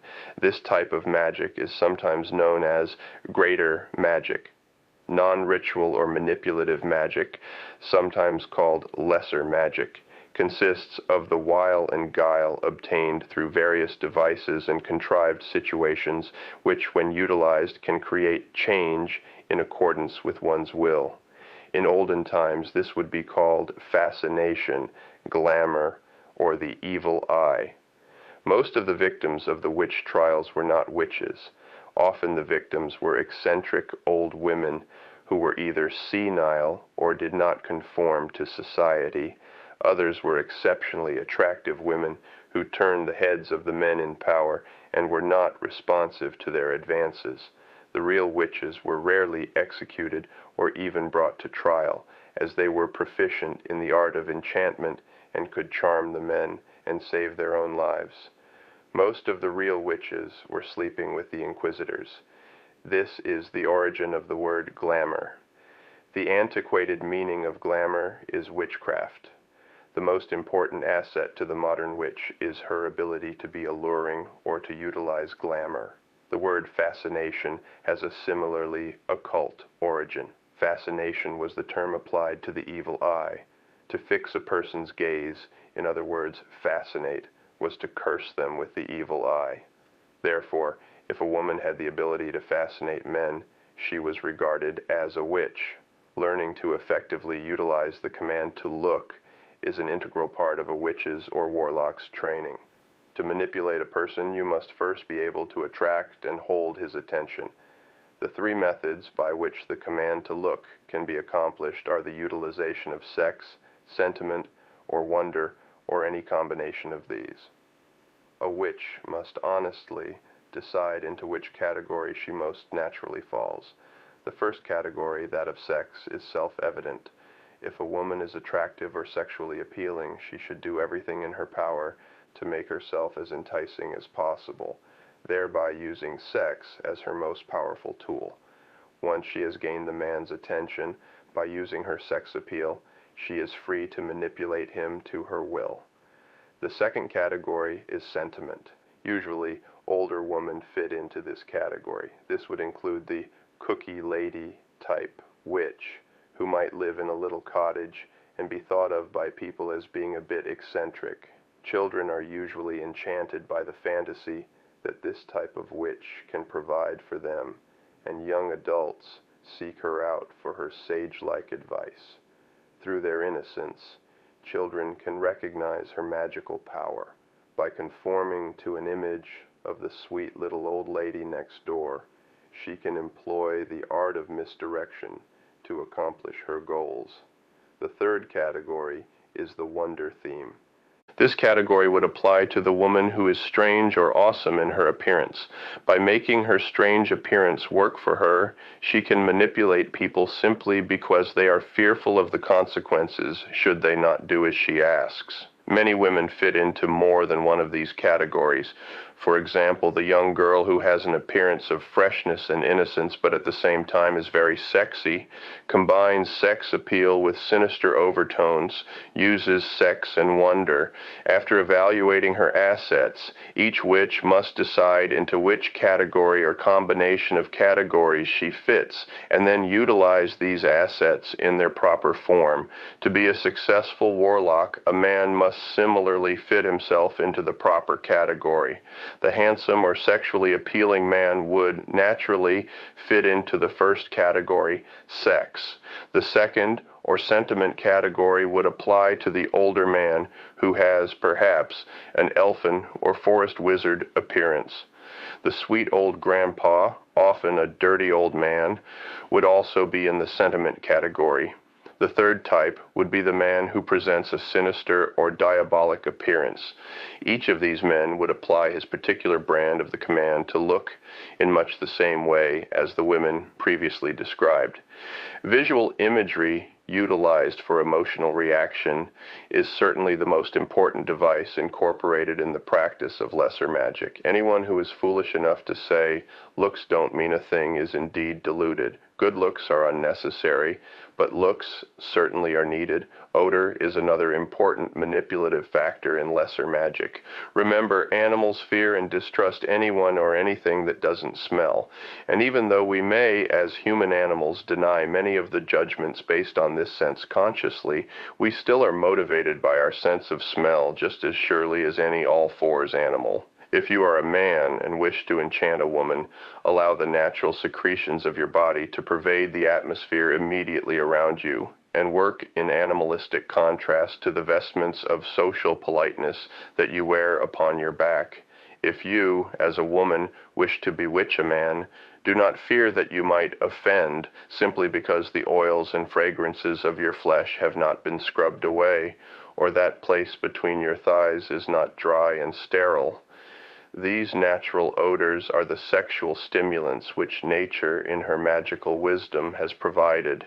The sentiment stimulants are those odors that will appeal to pleasant memories and nostalgia. The enchanting of a man through his stomach is first established by the smell of cooking. A sentiment type of witch will find this one of the most useful of all charms.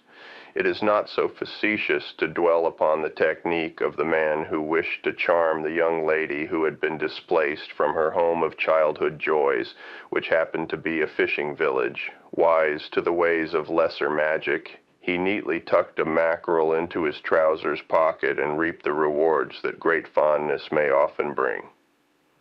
The three types of satanic ritual.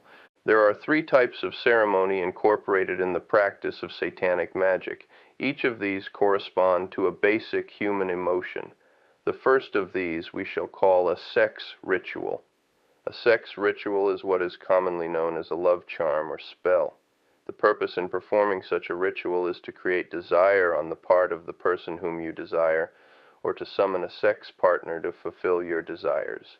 If you have no specific person or type of person in mind strong enough to cause direct sexual feeling culminating in orgasm, you will not succeed in performing as successful working. The reason for this is that even if the ritual was successful by accident, what good would it serve if you could not take advantage of your eventual opportunity because of lack of stimulation or desire? It is easy to confuse enchantment for your ulterior motives with spell casting to satisfy your sexual desires. Enchantment for self-aggrandizement, when accompanied by ceremonial magic, falls into the category of either the compassion or the destruction ritual, or possibly both. If you want or need something so badly you are sad or feel much anguish without it, without causing hurt on another's part, then this would incorporate a compassion ritual to increase your power. If you wish to enchant or entrap a deserving victim for your own purposes, you would employ a destruction ritual. These formulas are to be adhered to, as applying the wrong type of ritual towards a desired result can lead to trouble of a complicated nature. A good example of this is the girl who finds herself plagued by a relentless suitor. If she has done little to encourage him, then she should recognize him for the psychic vampire he is, and let him play his masochistic role. If, however, she has enchanted him frivolously, giving him every encouragement, and then finds herself a steady object of sexual desire, much to her dismay, she has no one to blame but herself. Such exercises are only ego boosts, born of an indoctrination of ego denial which makes these little bewitchments necessary. The Satanist has enough ego strength to use enchantments for her own sexual gratification, or to gain power or success of a specific nature. The second type of ritual is of a compassionate nature. The compassion or sentiment ritual is performed for the purpose of helping others or helping oneself. Health, domestic happiness, business activities, material success, and scholastic prowess are but a few of the situations covered in a compassion ritual. It might be said that this form of ceremony could fall into the realm of genuine charity, bearing in mind that charity begins at home. The third motivating force is that of destruction.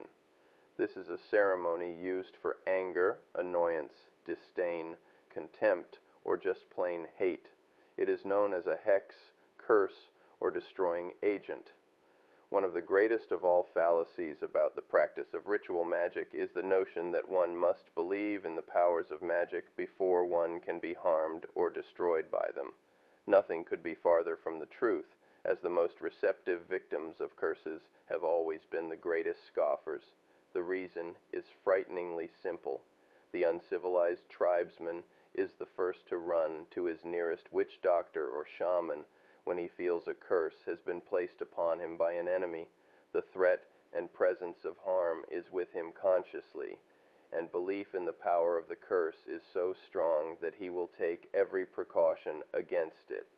Thus, through the application of sympathetic magic, he will counteract any harm that might come his way.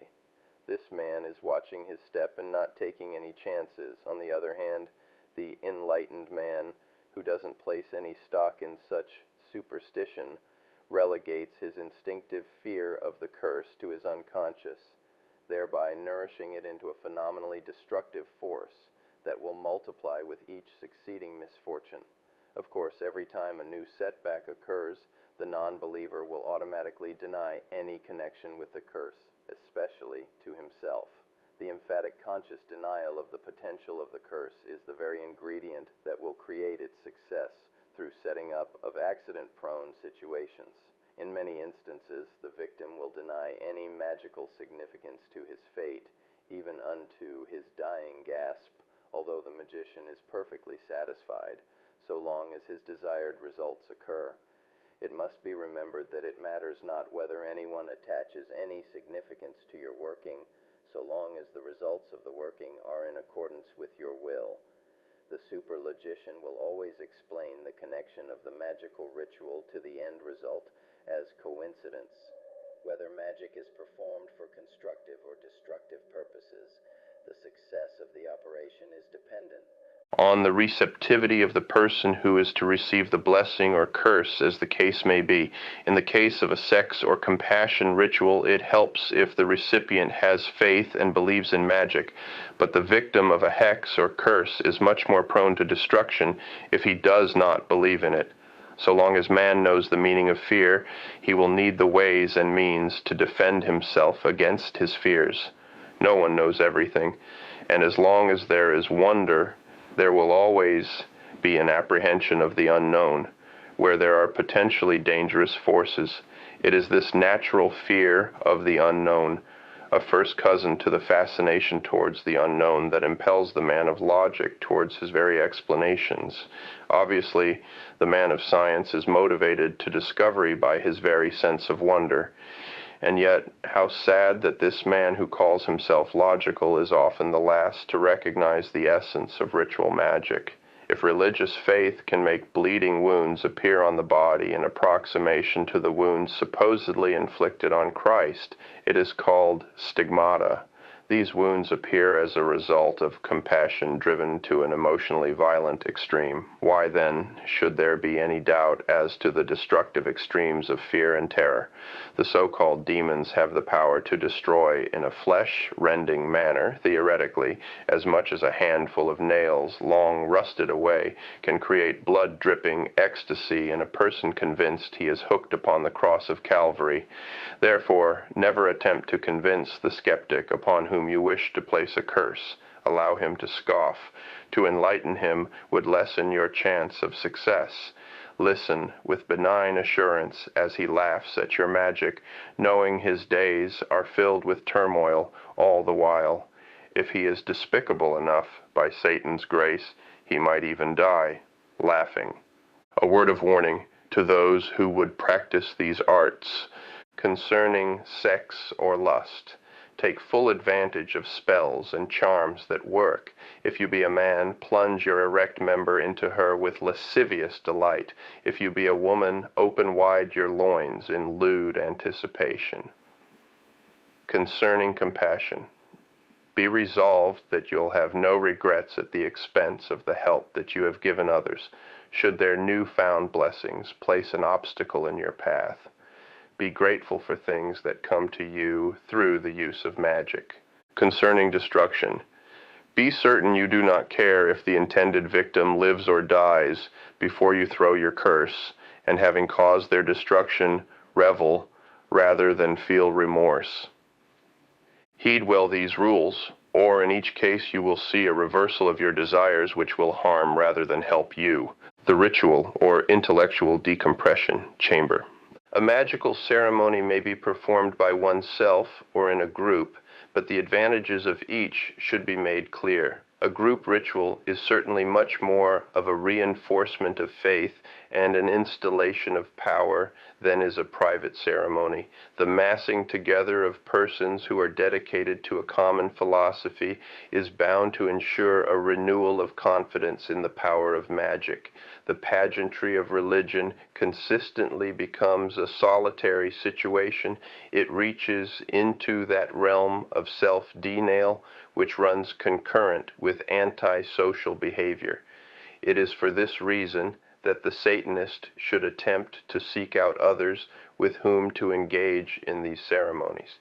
In the case of a curse or destruction ritual, it sometimes helps the magician if his desires are intensified by other members of the group. There is nothing in this type of ceremony which would lead to embarrassment on the part of those conducting a ritual of this sort, since anger and the symbolic destruction of the intended victim are the essential ingredients. On the other hand, a compassion ritual, with its unashamed shedding of tears, or a sex ritual with its masturbatory and orgasmic overtones would most likely succeed best if privately performed.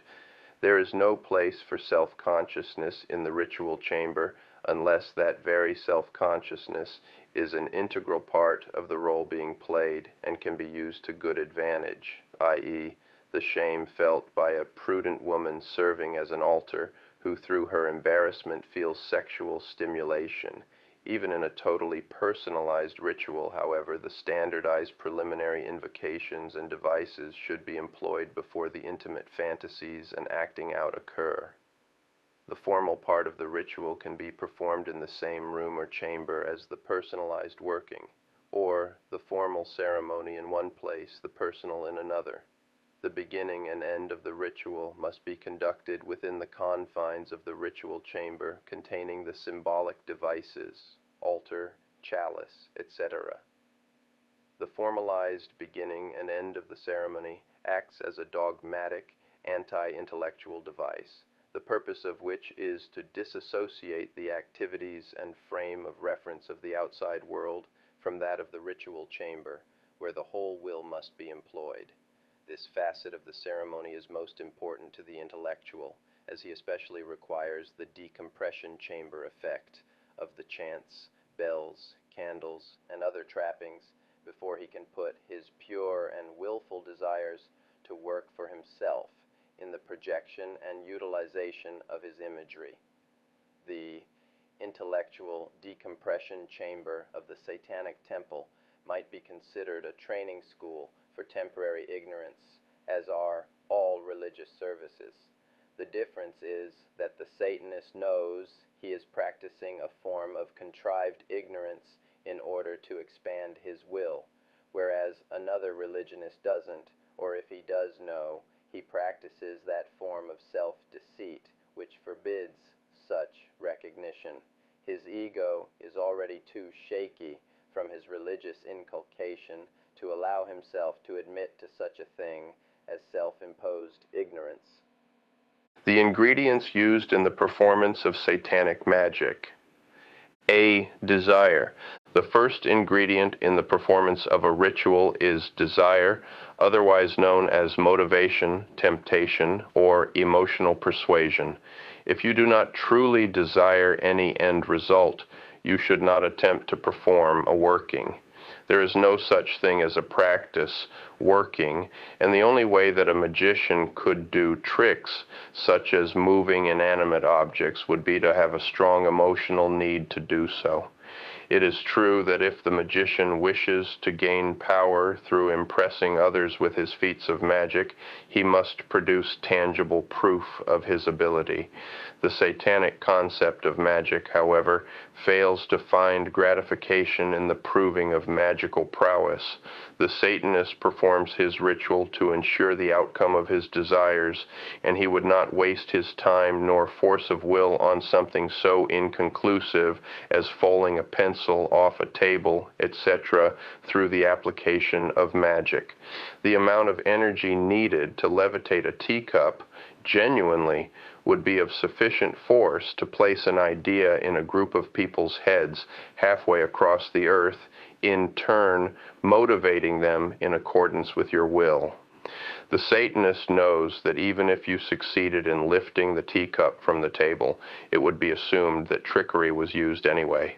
Therefore, if the Satanist wants to float objects in midair, he uses wires, mirrors, or other devices, and saves his force for self-aggrandizement.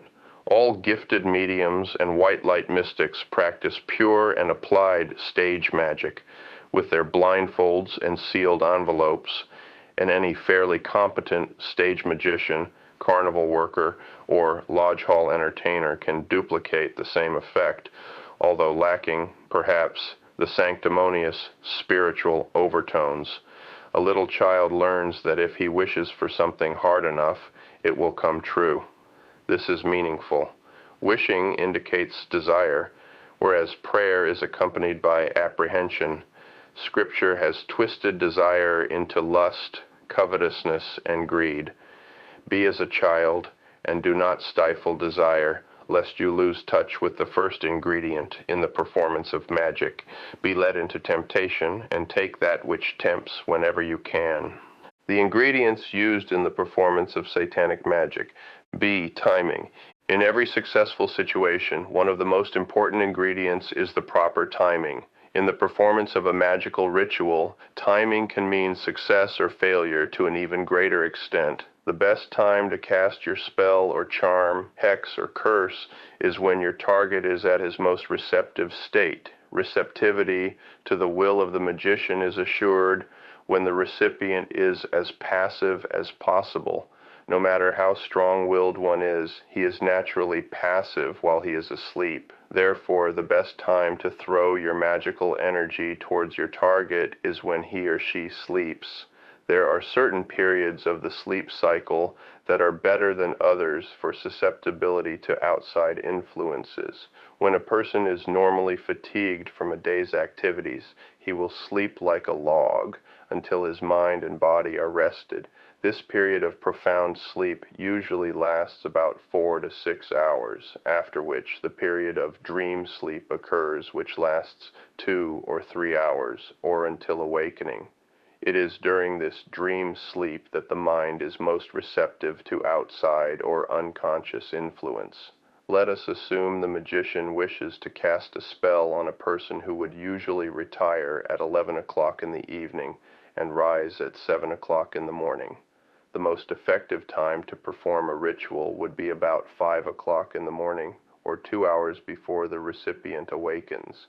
It is to be emphasized that the magician must be at his peak of efficiency, as he represents the sending factor when he performs his ritual.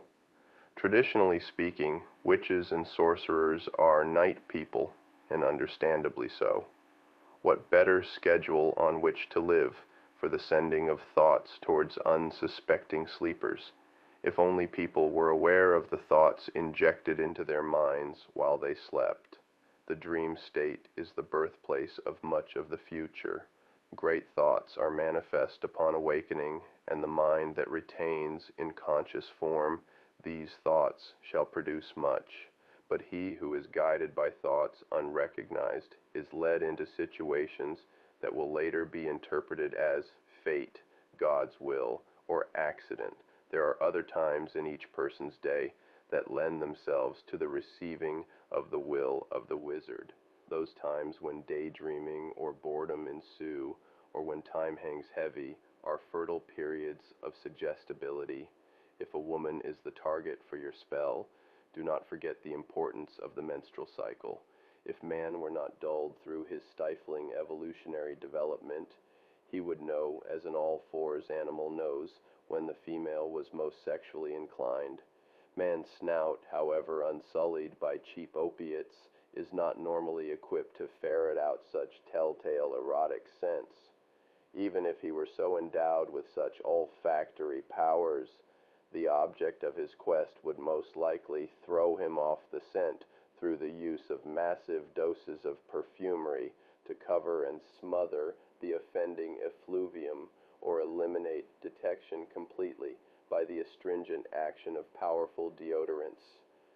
Despite these discouraging factors, man is still motivated to desire or be repelled, as the case may be, by his unconscious recognition of the change in woman's body chemistry. This is accomplished in the form of a sensory cue, which is olfactory in its nature. To go backwards in what would amount to a return to the all-fours animal would seem to be the best exercise for the conscious application of these powers, but to the squeamish might smack of lycanthropy. There is, however, an easier way, and that is to simply ascertain the dates and frequency of the menstrual cycle of the woman who is your target. It is immediately before and after the period itself that the average woman is most sexually approachable.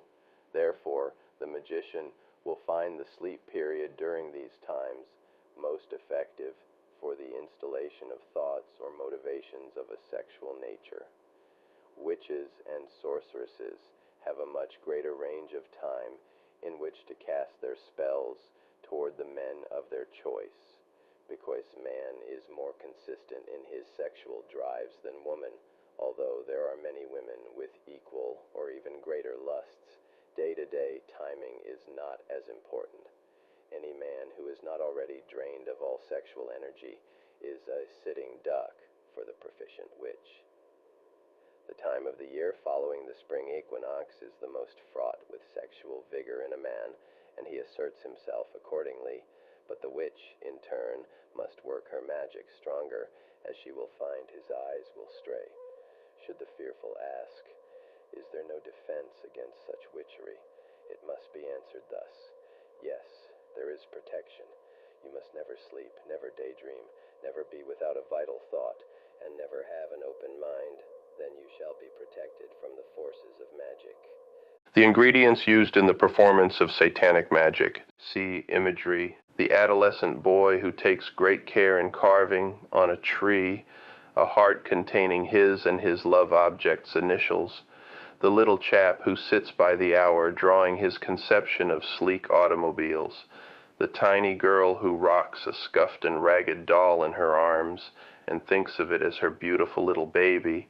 These capable witches and warlocks, these natural magicians, are employing the magical ingredient known as imagery, and the success of any ritual depends on it. Children, not knowing or caring if they possess artistic skill or other creative talents, pursue their goals through the use of imagery of their own manufacture, whereas civilized adults are much more critical of their own creative efforts. This is why a primitive magician can utilize a mud doll or crude drawing to successful advantage in his magical ceremonies. To him, the image is as accurate as needs be. Anything which serves to intensify the emotions during a ritual will contribute to its success. Any drawing, painting, sculpture, writing, photograph, article of clothing, scent, sound, music, tableau, or contrived situation that can be incorporated into the ceremony will serve the sorcerer well. Imagery is a constant reminder, an intellect-saving device, a working substitute for the real thing. Imagery can be manipulated, set up, modified, and created, all according to the will of the magician. And the very blueprint that is created by imagery becomes the formula which leads to reality. If you wish to enjoy sexual pleasures with the one of your choice, you must create the situation you desire on paper, canvas, by the written word, etc., in as overstated a way as possible, as an integral part of the ceremony. If you have material desires, you must gaze upon images of them, surround yourself with the smells and sounds conducive to them, create a lodestone which will attract the situation or thing that you wish. To ensure the destruction of an enemy, you must destroy them by proxy. They must be shot, stabbed, sickened, burned, smashed, drowned, or rent in the most vividly convincing manner. It is easy to see why the religions of the right-hand path frown upon the creation of graven images. The imagery used by the sorcerer is a working mechanism for material reality, which is totally opposed to esoteric spirituality.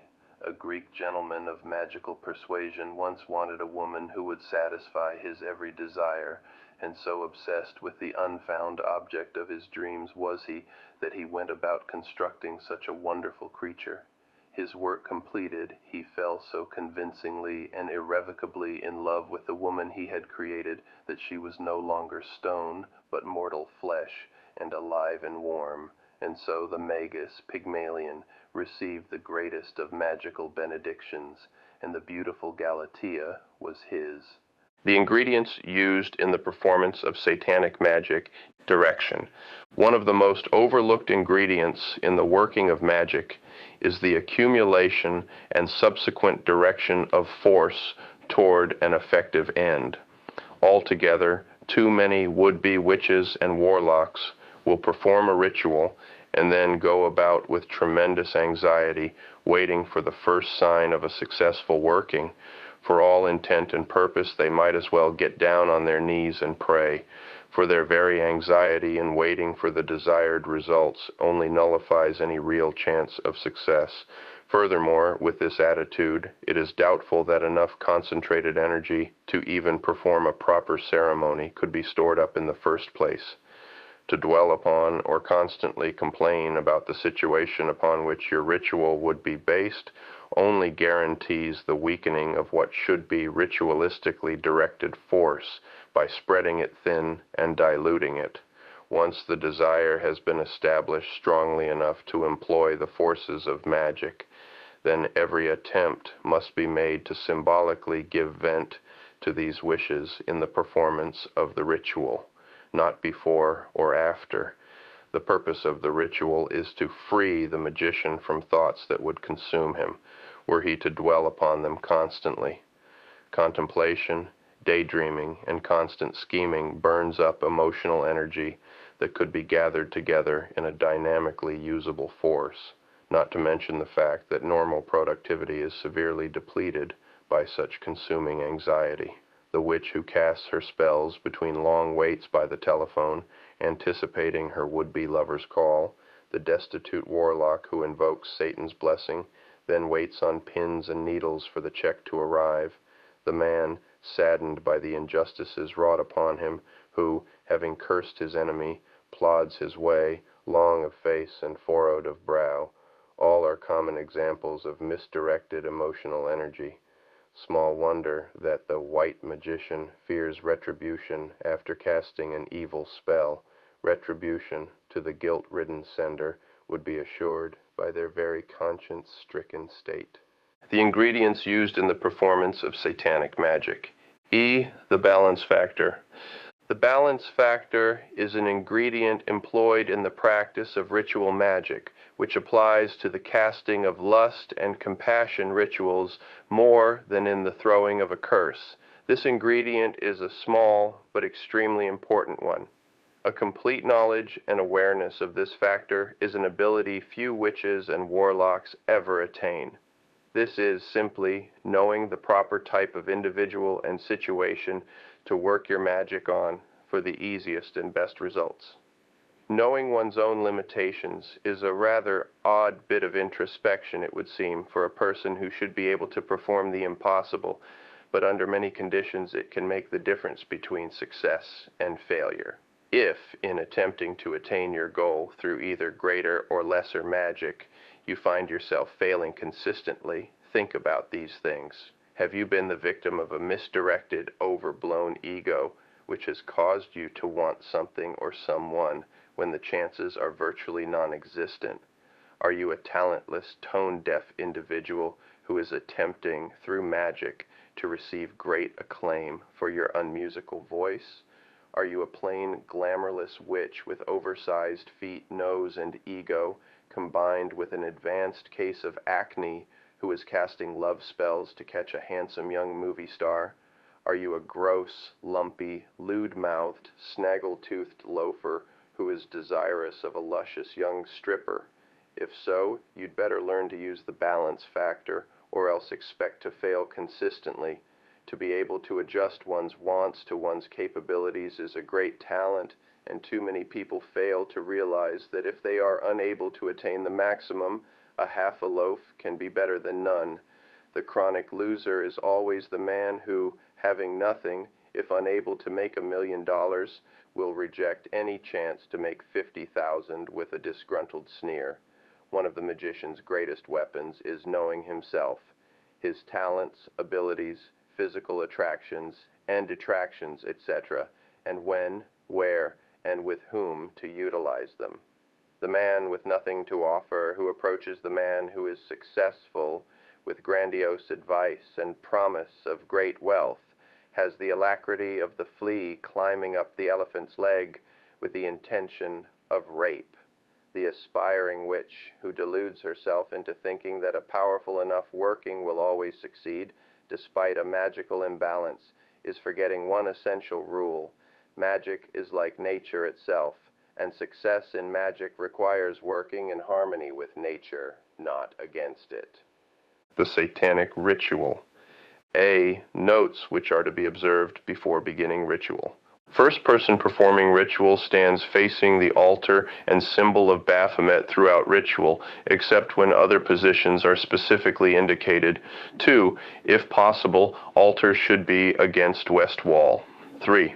In rituals performed by one person, the role of priest is not required. When more than one person is involved in the ceremony, one of them must act as priest. In a private ritual, the sole performer follows the instructions for the priest. 4. Whenever the words Shem HaMephorash and Hail Satan are spoken by the person acting as priest, the other participants will repeat the words after him. The gong is struck following the other participants' response to Hail Satan. 5. Conversing, except within the context of the ceremony, and smoking are prohibited after the bell is rung at the beginning, until after it is again rung at the end of the ritual. 6. The Book of Belial contains the principles of satanic magic and ritual. Before attempting the rituals in the Book of Leviathan, it is imperative that you read and understand the complete Book of Belial. Until you have done so, no degree of success can be expected from the 13 steps which follow. B. The 13 steps. See devices used in a satanic ritual for detailed instructions. 1. Dress for ritual. 2. Assemble devices for ritual. Light candles and shut out all outside light sources. Place parchments to right and left of the altar as indicated. 3. If a woman is used as the altar, she now takes her position, head pointing south, feet pointing north. 4th, purification of the air by ringing of the bell. 5. Invocation to Satan and infernal names, which follow, see Book of Leviathan, are now read aloud by priest. Participants will repeat each infernal name after it has been said by priest. 6. Drink from chalice. 7. Turning counterclockwise, the priest points with the sword to each cardinal point of the compass and calls forth the respective princes of hell, Satan from the south, Lucifer from the east, Belial from the north, and Leviathan from the west. 8. Perform benediction with the phallus, if one is used. 9. Priest reads aloud appropriate invocation for respective ceremony. Lust, compassion, or destruction. See Book of Leviathan. 10. In the case of a personalized ritual, this step is extremely important. Solitude is compatible with the expressing of the most secret desires, and no attempt to hold back should be made in the acting out, verbalizing, or casting of images pertaining to your desires. It is at this step that your blueprint is drawn, wrapped, and sent off to the recipient of your working. A. To summon one for lustful purpose, or establish a sexually gratifying situation. Leave the area of the altar and remove yourself to that place, either in the same room or without, that will be most conducive to the working of the respective ritual. Then, fashion whatever imagery you possibly can that will parallel in as exact a way possible the situation towards which you strive. Remember, you have 5 senses to utilize, so do not feel you must limit your imagery to one. Here are devices that may be employed, either alone or in any combination. A. Graphic imagery such as drawings, paintings, etc. B. Written imagery such as stories, plays, descriptions of desires and eventual outcome of same. C. Acting out the desire in tableau or play it, either as yourself or portraying the role of the object of your desire, transference, using any devices necessary to intensify imagery. D. Any odors relative to the desired person or situation. E. Any sounds or background noises conducive to a strong image. Intense sexual feeling should accompany this step of the ritual, and after sufficient imagery is obtained, as strong an orgasm as is possible should serve as climax to this step. This climax should be attained using any masturbatory or autoerotic means necessary. After orgasm is obtained, return to the location of the altar and proceed with step number 11. B. to ensure help or success for one who has your sympathy or compassion, including yourself. Remain in close proximity of the altar and with as vivid a mental image as possible of the person you wish to help, or intense self-pity. State your desire in your own terms. Should your emotions be genuine enough, they will be accompanied the shedding of tears, which should be allowed to flow without restraint. After this exercise in sentiment is completed, proceed to step number 11. C. To cause the destruction of an enemy. Remain in the area of the altar unless imagery is more easily obtained in another spot, such as in the vicinity of the victim. Producing the image of the victim, proceed to inflict the destruction upon the effigy in the manner of your choice. This can be done in the following ways. A. The sticking of pins or nails into a doll representing your victim. The doll may be cloth, wax, wood, vegetable matter, etc. B. The creation of graphic imagery depicting the method of your victim's destruction, drawings, paintings, etc. C. The creation of a vivid literary description of your victim's ultimate end. D. A detailed soliloquy directed at the intended victim, describing his torments and annihilation. E. Mutilation, injury, infliction of pain or illness by proxy, using any other means or devices desired. Intense, calculated hatred and disdain should accompany this step of the ceremony, and no attempt should be made to stop this step until the expended energy results in a state of relative exhaustion on the part of the magician. When the exhaustion ensues, proceed to step number 11. 11. If requests are written, they are now read aloud by the priest and then burned in the flames of the appropriate candle. Shemamforash and Hail Satan is said after each request. 12. If requests are given verbally, participants, one at a time, now tell them to the priest. He then repeats in his own words, those which are most emotionally stimulating to him, the request. Shemamforash and Hail Satan is said after each request. 13th, appropriate Enochian key is now read by the priest as evidence of the participants' allegiance to the powers of darkness. 14, ringing of the bell as pollutionary, and then the words, "So it is done," are spoken by the priest. End of ritual. The satanic ritual. See devices used in a satanic ritual. Clothing. Black robes are worn by the male participants. The robes may be cowled or hooded, and if desired may cover the face. The purpose in covering the face is to allow the participant freedom to express emotion in the face without concern. It also lessens distraction on the part of one participant towards another. Female participants wear garments which are sexually suggestive, or all black clothing for older women. Amulets bearing the sigil of Baphomet or the traditional pentagram of Satan are worn by all participants. Robes are donned by men before entering the ritual chamber and are worn throughout the ritual. Men may substitute all black clothing for black robes. Black is chosen for the attire in the ritual chamber because it is symbolic of the powers of darkness.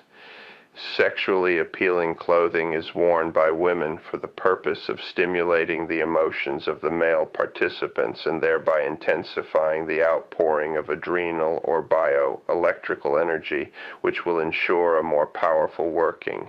Altar man's earliest altars were living flesh and blood, and man's natural instincts and predilections were the foundation on which his religions were based.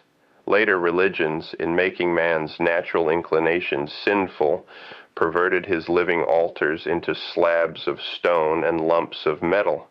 Satanism is a religion of the flesh rather than of the spirit. Therefore, an altar of flesh is used in satanic ceremonies. The purpose of an altar is to serve as a focal point towards which all attention is focused during a ceremony. A nude woman is used as the altar in satanic rituals because woman is the natural passive receptor and represents the Earth Mother. In some rituals, nudity for the woman serving as altar may be impractical, so she may be clothed or partially covered.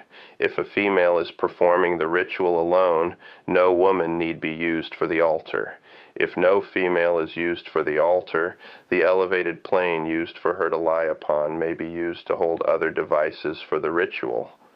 For large group rituals, a trapezoidal altar about 3 to 4 feet high and 5.5 to 6 feet long can be specially constructed for the woman to lie upon. If this is impractical or in private ceremonies, any elevated plane may be used. If a woman is used for the altar, the other devices may be placed upon a table within easy reach of the priest. Symbol of Baphomet. The symbol of Baphomet was used by the Knights Templar to represent Satan. Through the ages, this symbol has been called by many different names. Among these are the Goat of Mendez, the Goat of 1,000 Young, the Black Goat, the Judas Goat, and perhaps the most appropriately, the Scapegoat. Baphomet represents the powers of darkness combined with the generative fertility of the goat. In its pure form, the pentagram is shown encompassing the figure of a man in the 5 points of the star, 3 points up, 2 pointing down, symbolizing man's spiritual nature. In Satanism, the pentagram is also used, but since Satanism represents the carnal instincts of man, or the opposite of spiritual nature, the pentagram is inverted to perfectly accommodate the head of the goat, its horns representing duality thrust upwards in defiance. The other 3 points inverted, or the Trinity, denied. The Hebraic figures around the outer circle of the symbol, which stem from the magical teachings of the Kabbalah, spell out Leviathan, the serpent of the watery abyss, and identified with Satan. These figures correspond to the 5 points of the inverted star. The symbol of Baphomet is placed on the wall above the altar. Candles. The candles used in satanic ritual represent the light of Lucifer, the bearer of light, enlightenment, the living flame, burning desire, and the flames of the pit. Only black and white candles are to be used in satanic ritual. Never use more than 1 white candle, but as many black candles as are required to illuminate the ritual chamber may be used. At least 1 black candle is placed to the left of the altar, representing the powers of darkness and the left-hand path. Other black candles are placed where needed for illumination. 1 white candle is placed to the right of the altar, representing the hypocrisy of white light magicians and the followers of the right-hand path. No other light source is to be used. Black candles are used for power and success for the participants of the ritual, and are used to consume the parchments on which blessings requested by the ritual participants are written. The white candle is used for destruction of enemies. Parchments upon which curses are written are burned in the flame of the white candle. Bell. The shattering effect of the bell is used to mark both the beginning and the end of the ritual. The priest rings the bell 9 times, turning counterclockwise and directing the tolling towards the 4 cardinal points of the compass. This is done once at the beginning of the ritual to clear and purify the air of all external sounds, and once again at the end of the ritual to intensify the working and act as a pollutionary, indicating finality. The tonal quality of the bell used should be loud and penetrating, rather than soft and tinkling. Chalice. In satanic ritual, the chalice or goblet used represents the chalice of ecstasy. Ideally, the chalice should be made of silver, but if a silver chalice cannot be obtained, one made from another metal, glass, or crockery may be used, anything but gold. Gold has always been associated with white light religions and the heavenly realm.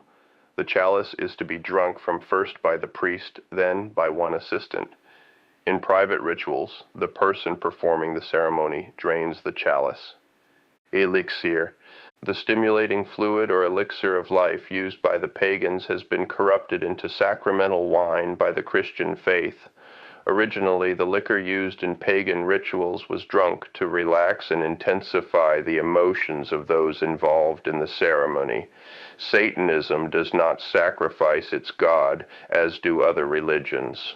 The Satanist practices no such form of symbolic cannibalism and returns the sacramental wine used by the Christians to its original purpose, that of stimulating the emotions necessary to satanic ritual.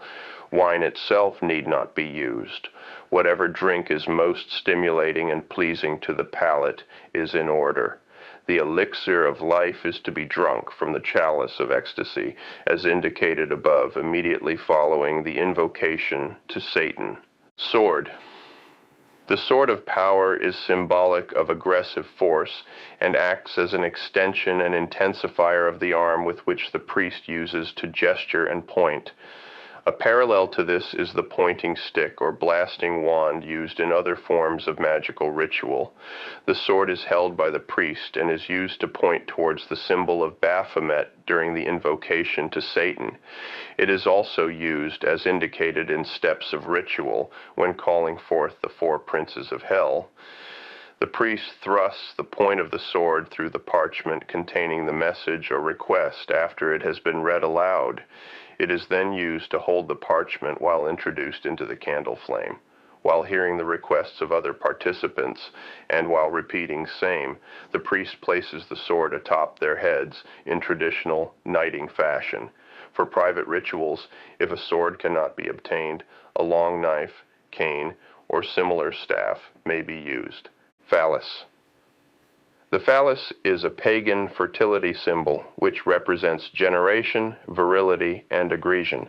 This is yet another device which has been blasphemously converted to fit the guild-ridden ceremonies of Christianity. The phallus is a non-hypocritical version of the aspergillum, or holy water sprinkler, used in Catholicism, quite a metamorphosis of the common penis. The phallus is held in both hands of one of the priest's assistants and methodically shaken twice towards each cardinal point of the compass. For the benediction of the house, any phallic symbol may be used. If none is obtainable, one may be made from plaster, wood, clay, wax, etc. The phallus is necessary only in organized group rituals. Gong. The gong is used to call upon the forces of darkness. It is to be struck once after the participants have repeated the priest's words, "Hail Satan." A gong is necessary only in organized group rituals. For the best tonal quality, a concert gong is preferred, but if one cannot be obtained, any gong with a full, rich tone may be used. Parchment. Parchment is used because its organic properties are compatible with the elements of nature. In keeping with the satanic views on sacrifice, the parchment used would be made from the skin of a sheep, which was, by necessity, killed for food. An animal is never slaughtered for the purpose of using all or a part of that animal in a satanic ritual. If commercial parchment, which has been made from already slaughtered sheep, cannot be obtained, plain paper may be substituted. The parchment is the means by which the written message or request can be consumed by the candle flame and sent out into the ether. The request is written on parchment or paper, read aloud by the priest, and then burned in the flame of either the black or white candle, whichever is appropriate for the particular request. Before the ritual begins, curses are placed to the right of the priest, and charms or blessings are placed to the left of him. Water. The Book of Leviathan, the raging sea. Despite all non-verbalist protests to the contrary, soaring heights of emotional ecstasy or raging pangs of anguish can be attained through verbal communication. If the magical ceremony is to employ all sensory awarenesses, then the proper sounds must be invoked. It is certainly true that actions speak louder than words, but words become as monuments to thoughts. Perhaps the most noticeable shortcoming in the printed magical conjurations of the past is the lack of emotion developed upon the reciting of them. An old wizard known to the author, who was once employing a self-composed invocation of great personal meaning in the light of his magical desires, ran out of words just as his ritual was moments short of its successful culmination. Aware of the necessity of keeping his emotional response generating, he quickly ad-libbed the first emotion-provoking words that came to mind, a few stanzas of a poem by Rudyard Kipling. Thus, with this final burst of glory-charged adrenaline, was he able to finalize an effective working. The invocations which follow are designed to serve as proclamations of certainty, not whining apprehension. For this reason they are devoid of shallow offerings up and hollow charities. Leviathan, the great dragon from the watery abyss, roars forth as the surging sea, and these invocations are his tribunals. Invocation to Satan, in nomine Dei nostri Satanas Luciferi excelsi, in the name of Satan, the ruler of the earth, the king of the world, I command the forces of darkness to bestow their infernal power upon me. Open wide the gates of hell, and come forth from the abyss to greet me as your brother, sister, and friend. Grant me the indulgences of which I speak. I have taken thy name as a part of myself. I live as the beasts of the field, rejoicing in the fleshly life. I favor the just, and curse the rotten. By all the gods of the pit, I command that these things of which I speak shall come to pass. Come forth and answer to your names by manifesting my desires. Oh, hear the names, the infernal names. The infernal names are listed here in alphabetical order purely to simplify referral to them. When calling the names, all of them may be recited, or a given number of those most significant to the respective working may be chosen. Whether all or only some of the names are called, they must be taken out of the rigidly organized form in which they are listed here and arranged in a phonetically effective roster. Abaddon, Euronymous, Oyama, Adramelech, Fenris, Pan, Apuch, Gorgo, Pluto, Ahriman, Haborim, Proserpine, Ammon, Hecate, Pwck, Apollon, Ishtar, Rimmon, Asmodeus, Kali, Sabazios, Astaroth, Lilith, Samael, Azazel, Loki, Samnu, Baalberith, Mammon, Serit Balaam, Mania, Sekhmet, Baphomet, Mantus, Setbast, Marduk, Shaitan, Beelzebub, Mastema, Shamad, Behemoth, Melech, Taus, Shiva, Beherit, Mephistopheles, Supaibili, Metzli, Tanmo, Chemosh, Mictian, Chort, Zimris, Midgard, Tezcatlipoca, Coyote, Milcom, Thammuz, Dagon, Moloch, Thoth, Dambala, Mormo, Tonrida, Demogorgon, Nama, Typhon, Diabolus, Nergal, Yautzin, Dracula, Nihasa, Yenloang, Emma, O, Nija.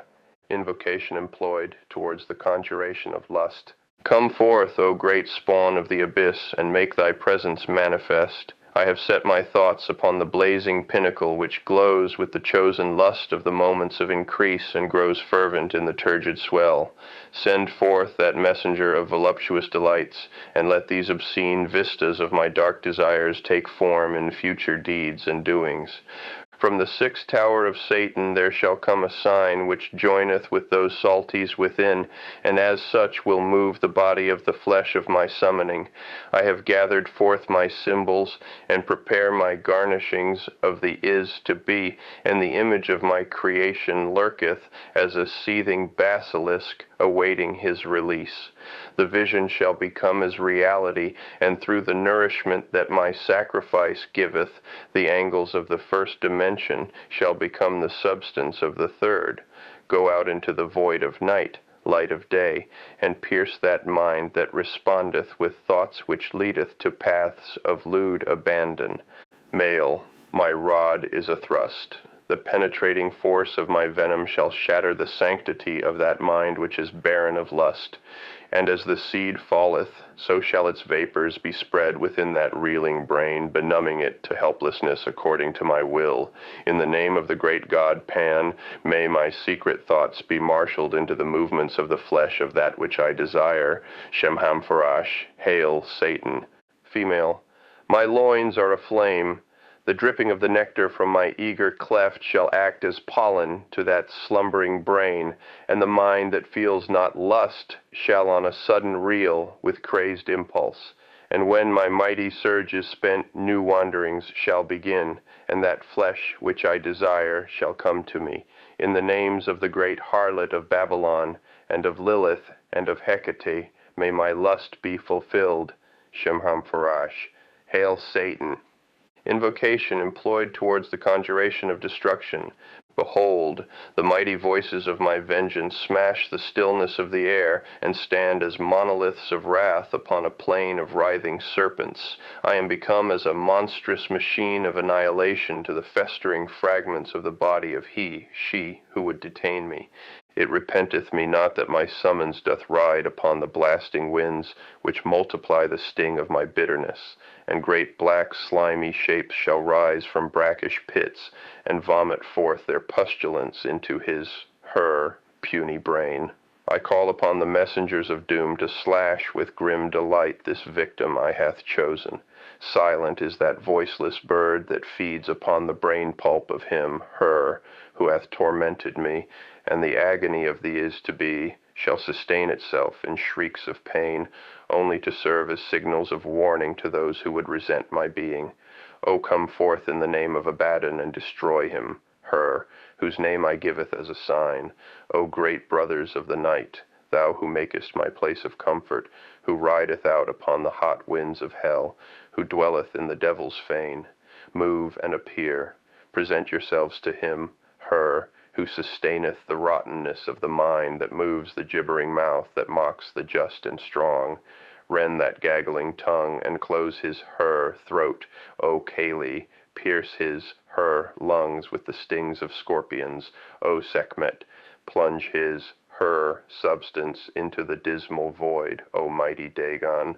I thrust aloft the bifid barb of hell, and on its tines resplendently impaled my sacrifice through vengeance rests. Shemham-Forash, hail Satan. Invocation employed towards the conjuration of compassion. With the anger of anguish and the wrath of the stifled, I pour forth my voices, wrapped in rolling thunder, that you may hear. O great lurkers in the darkness, O guardians of the way, O minions of the might of Thoth, move and appear. Present yourselves to us in your benign power, in behalf of one who believes and is stricken with torment. Isolate him, her, in the bulwark of your protection, for she is undeserving of anguish and desires it not. Let that which bears against him, her, be rendered powerless and devoid of substance. Succor him, her, through fire and water, earth and air, to regain what she has lost. Strengthen with fire the marrow of our friend and companion, our comrade of the left-hand path. Through the power of Satan, let the earth and its pleasures re-enter her being. Allow her vital salties to flow unhampered, that she may savor the carnal nectars of her future desires. Strike dumb her adversary, formed or formless, that she may emerge joyful and strong from that which afflicts him, her. Allow no misfortune to allay her path, for she is of us, and therefore to be cherished.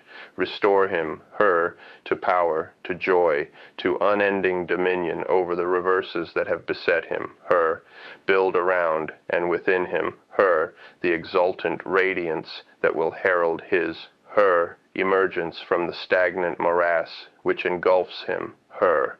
This we command in the name of Satan, whose mercies flourish and whose sustenance will prevail. As Satan reigns, so shall her own, whose name is as this sound, name is the vessel whose flesh is as the earth, life everlasting, world without end.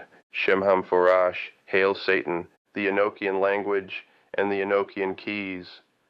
The magical language used in satanic ritual is Enochian, a language thought to be older than Sanskrit, with a sound grammatical and syntactical basis. It resembles Arabic in some sounds and Hebrew and Latin in others. It first appeared in print in 1659 in a biography of John Dee, the famous 16th century seer and court astrologer. This work by Merritt Casaubon describes the occultist Dee's activities with his associate Edward Kelly in the art of scrying or crystal gazing. Instead of the usual crystal ball, Kelly, who was the gazer, used a many-faceted trapezohedron. The angels, referred to in Kelly's first revelation of the Enochian keys, obtained through the windows of the crystal, are only angels because occultists to this day have lain ill with metaphysical constipation. Now the crystal clears, and the angels are seen as angles, and the windows to the fourth dimension are thrown open, and to the frightened, the gates of hell. I have presented my translation of the following calls with an archaic but satanically correct unvarnishing of the translation employed by the Order of the Golden Dawn in the late 19th century. In Enochian, the meaning of the words, combined with the quality of the words, unite to create a pattern of sound which can cause tremendous reaction in the atmosphere. The barbaric tonal qualities of this language give it a truly magical effect which cannot be described. For many years, the Enochian keys, or calls, have been shrouded in secrecy. The few printings that have existed completely eliminate the correct wording, as the proper translation has been disguised through the use of euphemisms, and only designed to throw the inept magician and or would-be inquisitor off the track, apocryphal as they have become, and who can tell what grim reality provokes the fantasy. The Enochian calls are the satanic paeans of faith, dispensing with such once pragmatic whitewashing in terms such as holy and angelic, and arbitrarily chosen groups of numbers, the purpose of which were only to act as substitutes for blasphemous words. Here, then, are the true Enochian calls, as received from an unknown hand. The first key. The first Enochian key represents an initial proclamation from Satan, stating the inception of the laws of temporal theologies and of the lasting power which resides in those bold enough to recognize earthly beginnings and absolutes. Enochian, olsonuf bauresaji, gohu ia di balata, elanusaha kailazod, sobrazod olrorai itanazod apesad, od come mahe tanobelo hazodian, soba tahilginonupe perje aladi, das vaurebes obolehe giresam, kasare mohore lakabapire, das zodonurenusagi kab, eremiadanahe, pilahe farezodem zodenurezoda adanagonoyada piel das hometohe. Soba ipamelu ipamis, das sobolovepe zodomeda poamal, od bogira a aita piape piamoel od vaoan, zodakare, eka, od zodameranu, od ochikale kwa, zodoreje, lape zodiredo nokomada, huatahe saitan. English. I reign over thee, saith the Lord of the earth, in power exalted above and below, in whose hands the sun is a glittering sword, and the moon a through-thrusting fire, who measureth your garments in the midst of my vestures, and trusseth you up as the palms of my hands, and brighten your vestments with infernal light. I made ye a law to govern the holy ones, and delivered a rod with wisdom supreme. You lifted your voices, and swore your allegiance to him that liveth triumphant, whose beginning is not, nor end cannot be, which shineth as a flame in the midst of your palaces, and reigneth amongst you as the balance of life. Move, therefore, and appear. Open the mysteries of your creation. Be friendly unto me, for I am the same, the true worshipper of the highest and ineffable King of hell. The second key. In order to pay homage to the very lusts which sustain the continuance of life itself, the second Enochian key extends this recognition of our earthly heritage unto a talisman of power. Enochian, adagita vaupa ahe zodo nugonu fa'a ipe salada, vi ivau el, sobame ial pereji, izoda zoda zod piada pehe kasarema aberamejita talabo para kaleda kota lores el koturebesa ugebala tohe, Jui kahisa lusada oreri od mikalapape kahisa biao zodonugonu, lape noanu tarofe koresa tage o kuomaninu iaidon, tore zodu, gohel zodakare eka kanoquoda, zodameranu mikala zodo, odozada zodame vaurelar, lape zodir yoyad. English. Can the wings of the winds hear your voices of wonder, O you, the great spawn of the worms of the earth, whom the hell fire frames in the depth of my jaws, whom I have prepared as cups for a wedding, or as flowers regaling the chambers of lust? Stronger are your feet than the barren stone. Mightier are your voices than the manifold winds. For you are become as a building such as is not, save in the mind of the all-powerful manifestation of Satan. Arise, saith the first. Move therefore unto his servants. Show yourselves in power, and make me a strong seer of things. For I am of him that liveth forever. The third key, the third Enochian. Key establishes the leadership of the earth upon the hands of those great satanic magicians who throughout the successive ages have held dominion over the peoples of the world.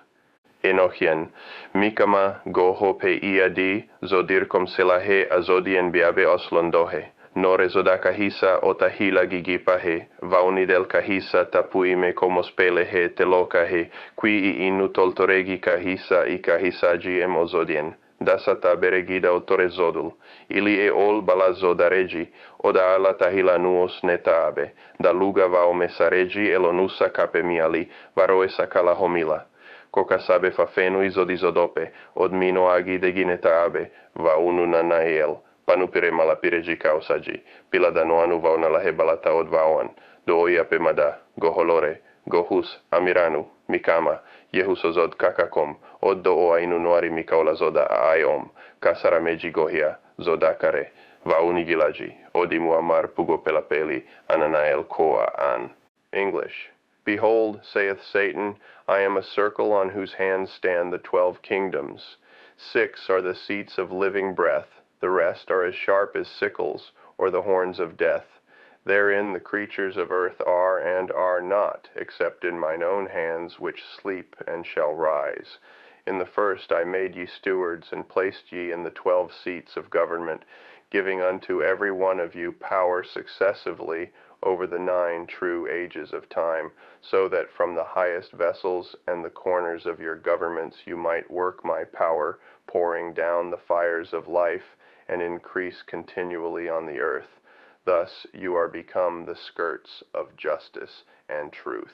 In Satan's name, rise up, show yourselves. Behold, his mercies flourish, and his name is become mighty among us, in whom we say, move, ascend, and apply yourselves unto us, as the partakers of his secret wisdom in your creation. The fourth key. The fourth Enochian key refers to the cycling of the ages of time. Enochian.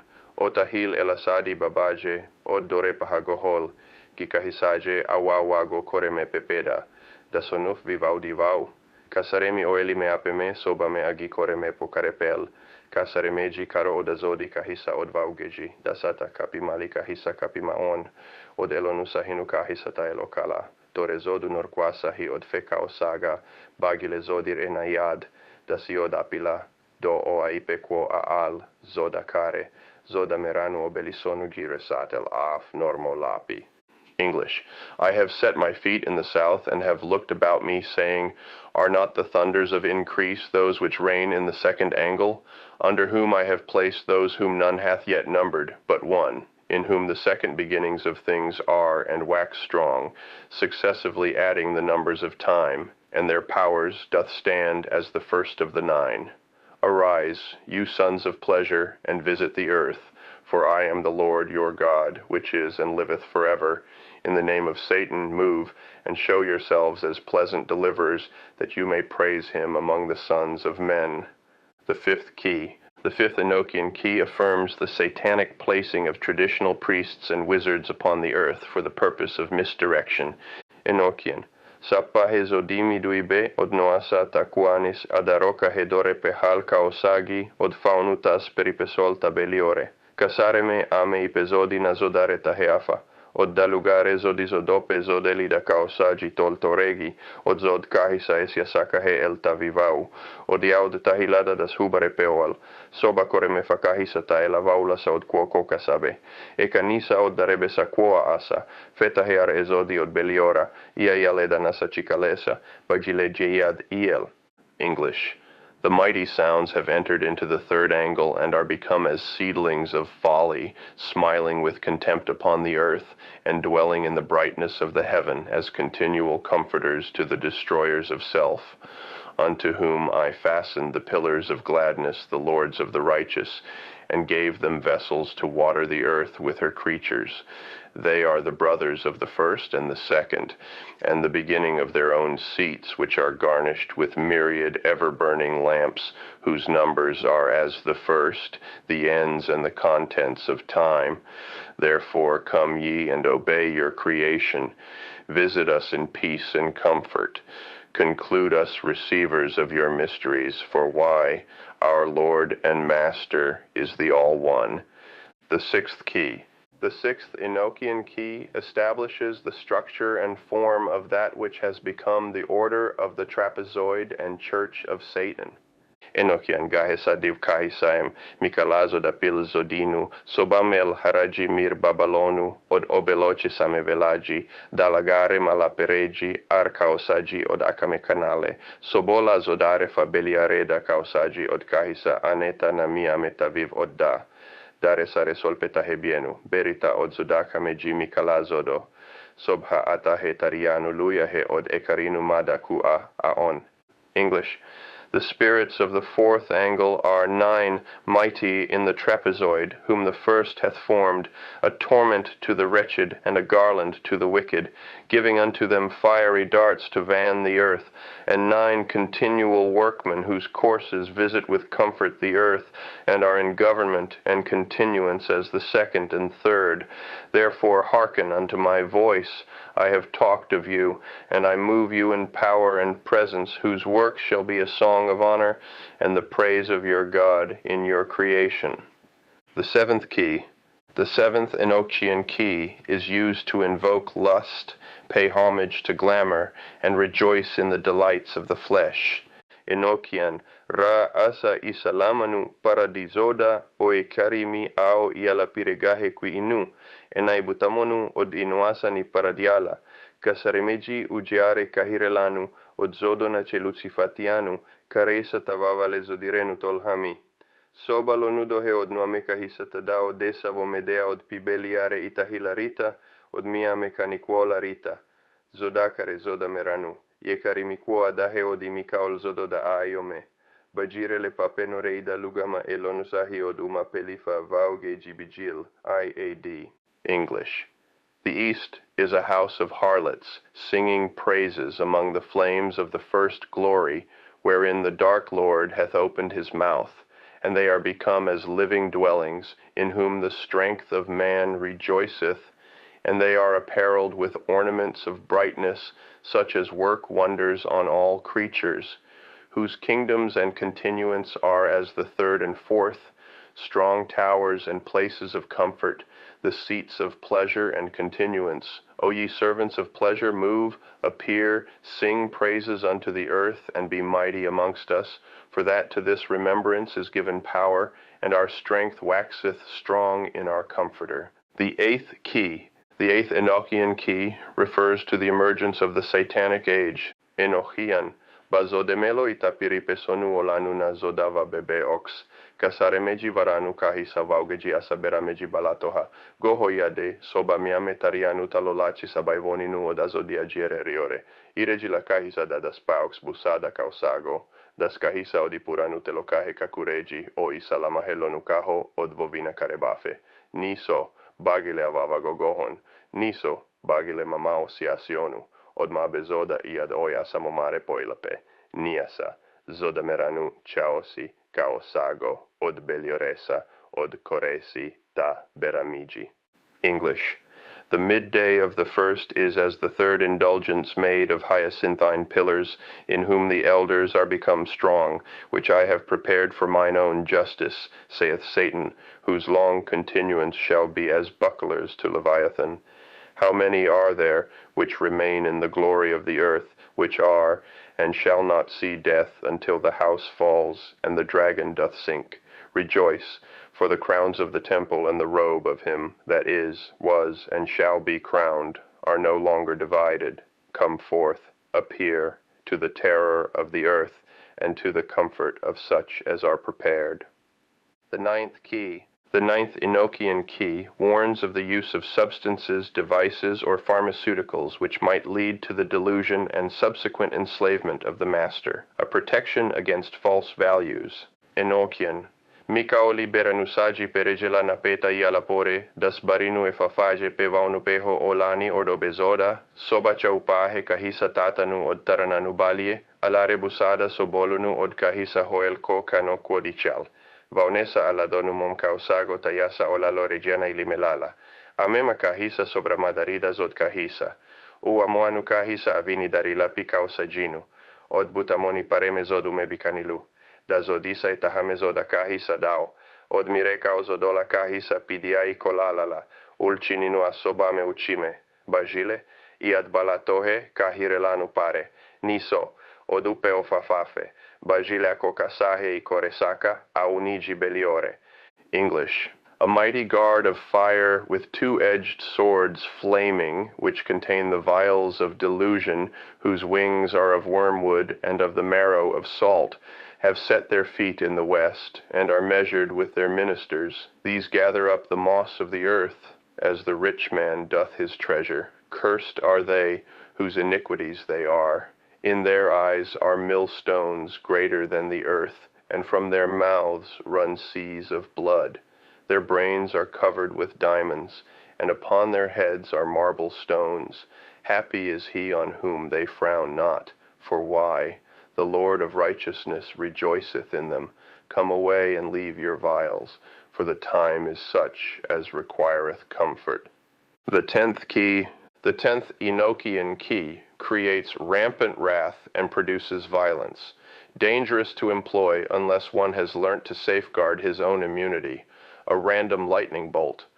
Enochian, coraxo kahisa koremepe, od belanusa lucala azodi azodore paebe, soba isononu kahisa virequo, ope copehanu od racalire maasi bagile causagi, das yalaponu dosigi od basagime, od oxex da zodisa siatarisa od sala beroxa sinuxire faboanu, vauna la kahisa conusata das daox cocasa o oanio iore vohima, olgi zodia zoda ode oresa cocasa gi pelosi molui das pageipe, laraji samedarolanu matorebe cocasa gi emena.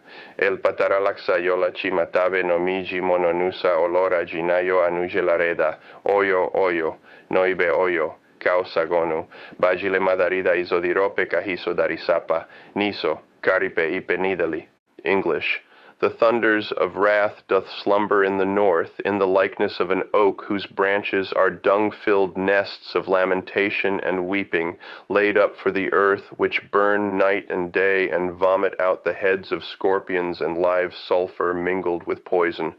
These be the thunders that in an instant roar with 100 mighty earthquakes and 1,000 as many surges, which rest not, nor know any time here.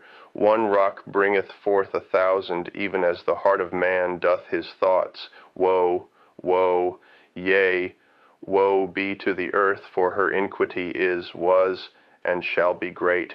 Come away, but not your mighty sounds. The 11th key. The 11th Enochian key is used to herald the coming of the dead and establish a sustenance beyond the grave, to bind to the earth, a funerary call. Enochian, oxiayala holado, od zodirome, o coraxo das zodilada rerasio, od vabezodire cameliaxa od bahala, niso, salamanu telocahe, casarmanu hoelco, od titazod kahisa soba coremefa iga, nisa, bagile aberamegi nonuchape, zodakare eka od zodameranu, odo chikale ka, zodoreje, lape zodiredo no komada, hoathahe saitan. English. The mighty throne growled, and there were 5 thunders that flew into the east. And the eagle spake and cried aloud, Come away from the house of death. And they gathered themselves together and became those of whom it measured, and they are the deathless ones who ride the whirlwinds. Come away, for I have prepared a place for you. Move, therefore, and show yourselves. Unveil the mysteries of your creation. Be friendly unto me, for I am your God, the true worshipper of the flesh that liveth forever. The 12th key. The 12th Enochian key is used to vent one's displeasure towards man's need for misery and bring forth torment and conflict to the harbingers of woe. Enochian, nonuchi de sunuf babaje od kahisa ob hubayo tibibipe alalare atarahe od ef. Darix fafenumianu arenayo owaf, sobaduainu ai ivonu pehe, zodakare gohusa od zodameranu, odo chikale ka, zodoreje, lape zodiredo nokomada, huathahe saitan. English. O ye that range in the south, and are the lanterns of sorrow, buckle your armor, and visit us. Bring forth the legions of the army of hell, that the Lord of the abyss may be magnified, whose name amongst ye is wrath. Move therefore and appear. Open the mysteries of your creation. Be friendly unto me, for I am the same, the true worshipper of the highest and ineffable King of hell. The 13th key. The 13th Enochian key is used to make the sterile lustful and vex those who would deny the pleasures of sex.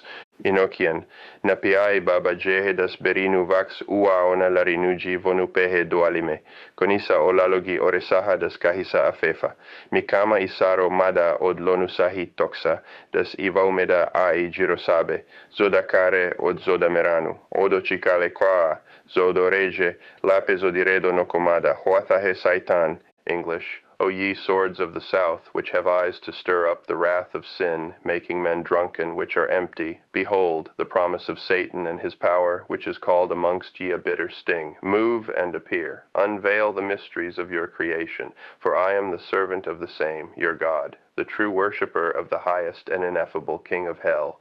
The 14th key. The 14th Enochian key is a call for vengeance and the manifestation of justice. Enochian, noroni bajihie pasahasa oyada, das tarinuta mireka oltahila dodasa tolahame kausago homida, das berinu oroka hekware, mikama, bial, oyad, aisarotoxa das ivame ai balatima, zodakare od zodameranu, od chikale kwa, zodoreje, lape zodiredo nokomada, huatahe saitan. English. O ye sons and daughters of mildewed minds, that sit in judgment of the iniquities wrought upon me, behold, the voice of Satan, the promise of him who is called amongst ye the accuser and supreme tribune. Move therefore and appear. Open the mysteries of your creation. Be friendly unto me, for I am the same, the true worshipper of the highest and ineffable King of hell. The 15th key. The 15th Enochian key is a resolution of acceptance and understanding of the masters whose duty lies in administering to the seekers after spiritual gods. Enochian, ilasa tabanu liel pereta, kasaremanu upahi kahisadareji, das oado kausa jiore sakore, das omaksa monasachi baiwibe odemerajisa yayadix, zodakare od zodameranu, odochikale ka. Zodoreje, lape zodoredo nokomada, huathahe saitan. English. O thou, the governor of the first flame, under whose wings are the spinners of cobwebs that weave the earth with dryness, that knowest the great name righteousness and the seal of false honor, move therefore and appear. Open the mysteries of your creation. Be friendly unto me, for I am the same, the true worshipper of the highest and ineffable King of hell. The 16th key. The 16th Enochian key gives recognition of the wondrous contrasts of the earth and of the sustenance of these dichotomies. Enochian, ilasa viviala pereta, salamanu balata, das acaro odazodi busada, od belioraxa balita, das inusi causagi lusadanu e moda, das ome otaliobe, darilapa yehe ilasa mada zodilodarepe, zodakare od zodameranu, odochikale qua, zodoreje, lape zodiredo notsomada, huathahe saitan. English. O thou second flame, the house of justice, which hast thy beginnings in glory, and shalt comfort the just, which walketh upon the earth with feet of fire, which understands and separates creatures, great art thou in the God of stretch forth and conquer. Move therefore and appear. Open the mysteries of your creation. Be friendly unto me, for I am the same, the true worshipper of the highest and ineffable King of hell. The 17th key. The 17th Enochian key is used to enlighten the benumbered and destroy through revelation. Enochian, ilasa dial pereta, soba vaupahe kahisa nanuba zodikselayo dodasihe od berinuta faxisa hubaro tasataxayo lasa, soba yad ivonupehe o wonupehe, aladonu dax ila otoatare, zodakare od zodameranu, odo chikaleka, zodoreje, lape zoderedo nokomada, huathahe saitan. English, O thou third flame, whose wings are thorns to stir up vexation, and who hast myriad living lamps going before thee, whose God is wrath and anger, gird up thy loins and hearken. Move therefore and appear. Open the mysteries of your creation. Be friendly unto me, for I am the same, the true worshipper of the highest and ineffable King of hell. The 18th key. The 18th Enochian key opens the gates of hell and casts up Lucifer and his blessing. Enochian, ilasa mikalazoda o la pireta ial peregi beliore, dazodo busadire oyad oaresa kausago, kasaremeji layada eranu berinutasa kafafame das ivemeda akoso ado homos, od maofasa, bolape como belioreta pamebeta, zodakare od zoda meranu, odo chikaleka, zodoreje, lape zodiredo nokomada, hoathahe saitan. English, O thou mighty light and burning flame of comfort, that unveilest the glory of Satan to the center of the earth, in whom the great secrets of truth have their abiding, that is called in thy kingdom strength through joy, and is not to be measured. Be thou a window of comfort unto me. Move therefore and appear. Open the mysteries of your creation. Be friendly unto me, for I am the same, the true worshipper of the highest and ineffable King of hell. The 19th key. The 19th Enochian key is the great sustainer of the natural balance of the earth, the law of thrift, and of the jungle. It lays bare all hypocrisy, and the sanctimonious shall become as slaves under it. It brings forth the greatest outpouring of wrath upon the miserable, and lays the foundation of success for the lover of life. Enochian, madaritza, dasperifa lil kahisa mikaolazoda sa anire kausago od fifisa balzodizodara sa yaida. Nunuka gohulime, mikama adoyanu, madafauda beliorebe, soba uaona kahisa luciftias peripesol, das abera sasa nonuka fenetaibe kausaji, otilabe adapeha eta da mepelozoda, toata nonuka feji mikalazodo malara sadato fejilo marebe yareo aidoigo, otorezo dulape yaoda fegohola, kausaga, tabaure da sanire, odga harisate osayore poila tio bela busadire, tilabe noalanu paida ore saba, od dodare menizoda yolana, ela zodape tilaba paremeji peripesatsa, od takure lesata boapisa, laniba meuka hosa yomepe, od kaharisate osa agito lorenu, mireka kotio bela lela. Tonupa omebeda dizoda lamoa sapianu, od kaharisate osa agila tore torenu parakahe asa yomepe. Koreda zodizoda doda pala od fifala zoda, la samanada, od faregita bamesa omaosa, konisabera od awawotsa tonuji oresa, katabela no asamita bejesa lewita hemonuji, vanukahi omepetila beoresa. Bahile, moa beol koreda zodizoda, el capimao itso matsipe, od kako kasabegosa. Bajilenu piti anuta ababalanuda, od fauregita teloka uoime. Madariaca, torezodu. Oadariaca, orokaha aboaperi. Tabaori periazoda aretabasa, adarepanu koresata dobica. Yolakame periazodi arequazodiore, od quasabe cotinuji. Ripire pa odzata sagakore. Umela od peredazodare kakareji, aoive ekore mepeta. Torezodu. Sodakare od zodameranu. Asapeta sibesi butamona da surezoda satia balatanu. Od ochikaleka, od ozoda zodama pelapeli, yada namada. English. O ye pleasures which dwell in the first air, ye are mighty in the parts of the earth, and execute the judgment of the mighty.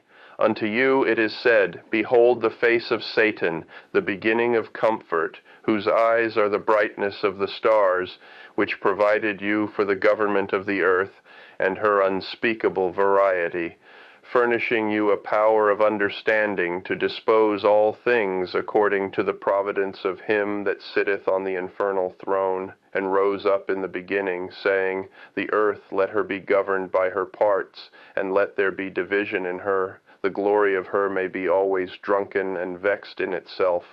Her course let it run with the fulfillment of lust, and as an handmaiden let her serve them. One season let it confound another, and let there be no creature upon or within her the same. All her numbers, let them differ in their qualities, and let there be no creature equal with another.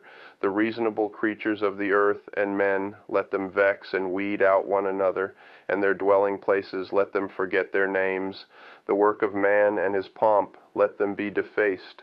His buildings, let them become caves for the beasts of the field. Confound her understanding with darkness. For why? It repenteth me that I have made man, one while let her be known, and another while a stranger, because she is in the bed of a harlot, and the dwelling place of Lucifer the king. Open wide the gates of hell, the lower heavens beneath you, let them serve you. Govern those who govern, cast down such as fall, bring forth those that increase, and destroy the rotten. No place let it remain in one number. Add and diminish until the stars be numbered. Arise, move, and appear before the covenant of his mouth, which he hath sworn unto us in his justice. Open the mysteries of your creation, and make us partakers of the undefiled wisdom. Yankee Rose. Hail Satan!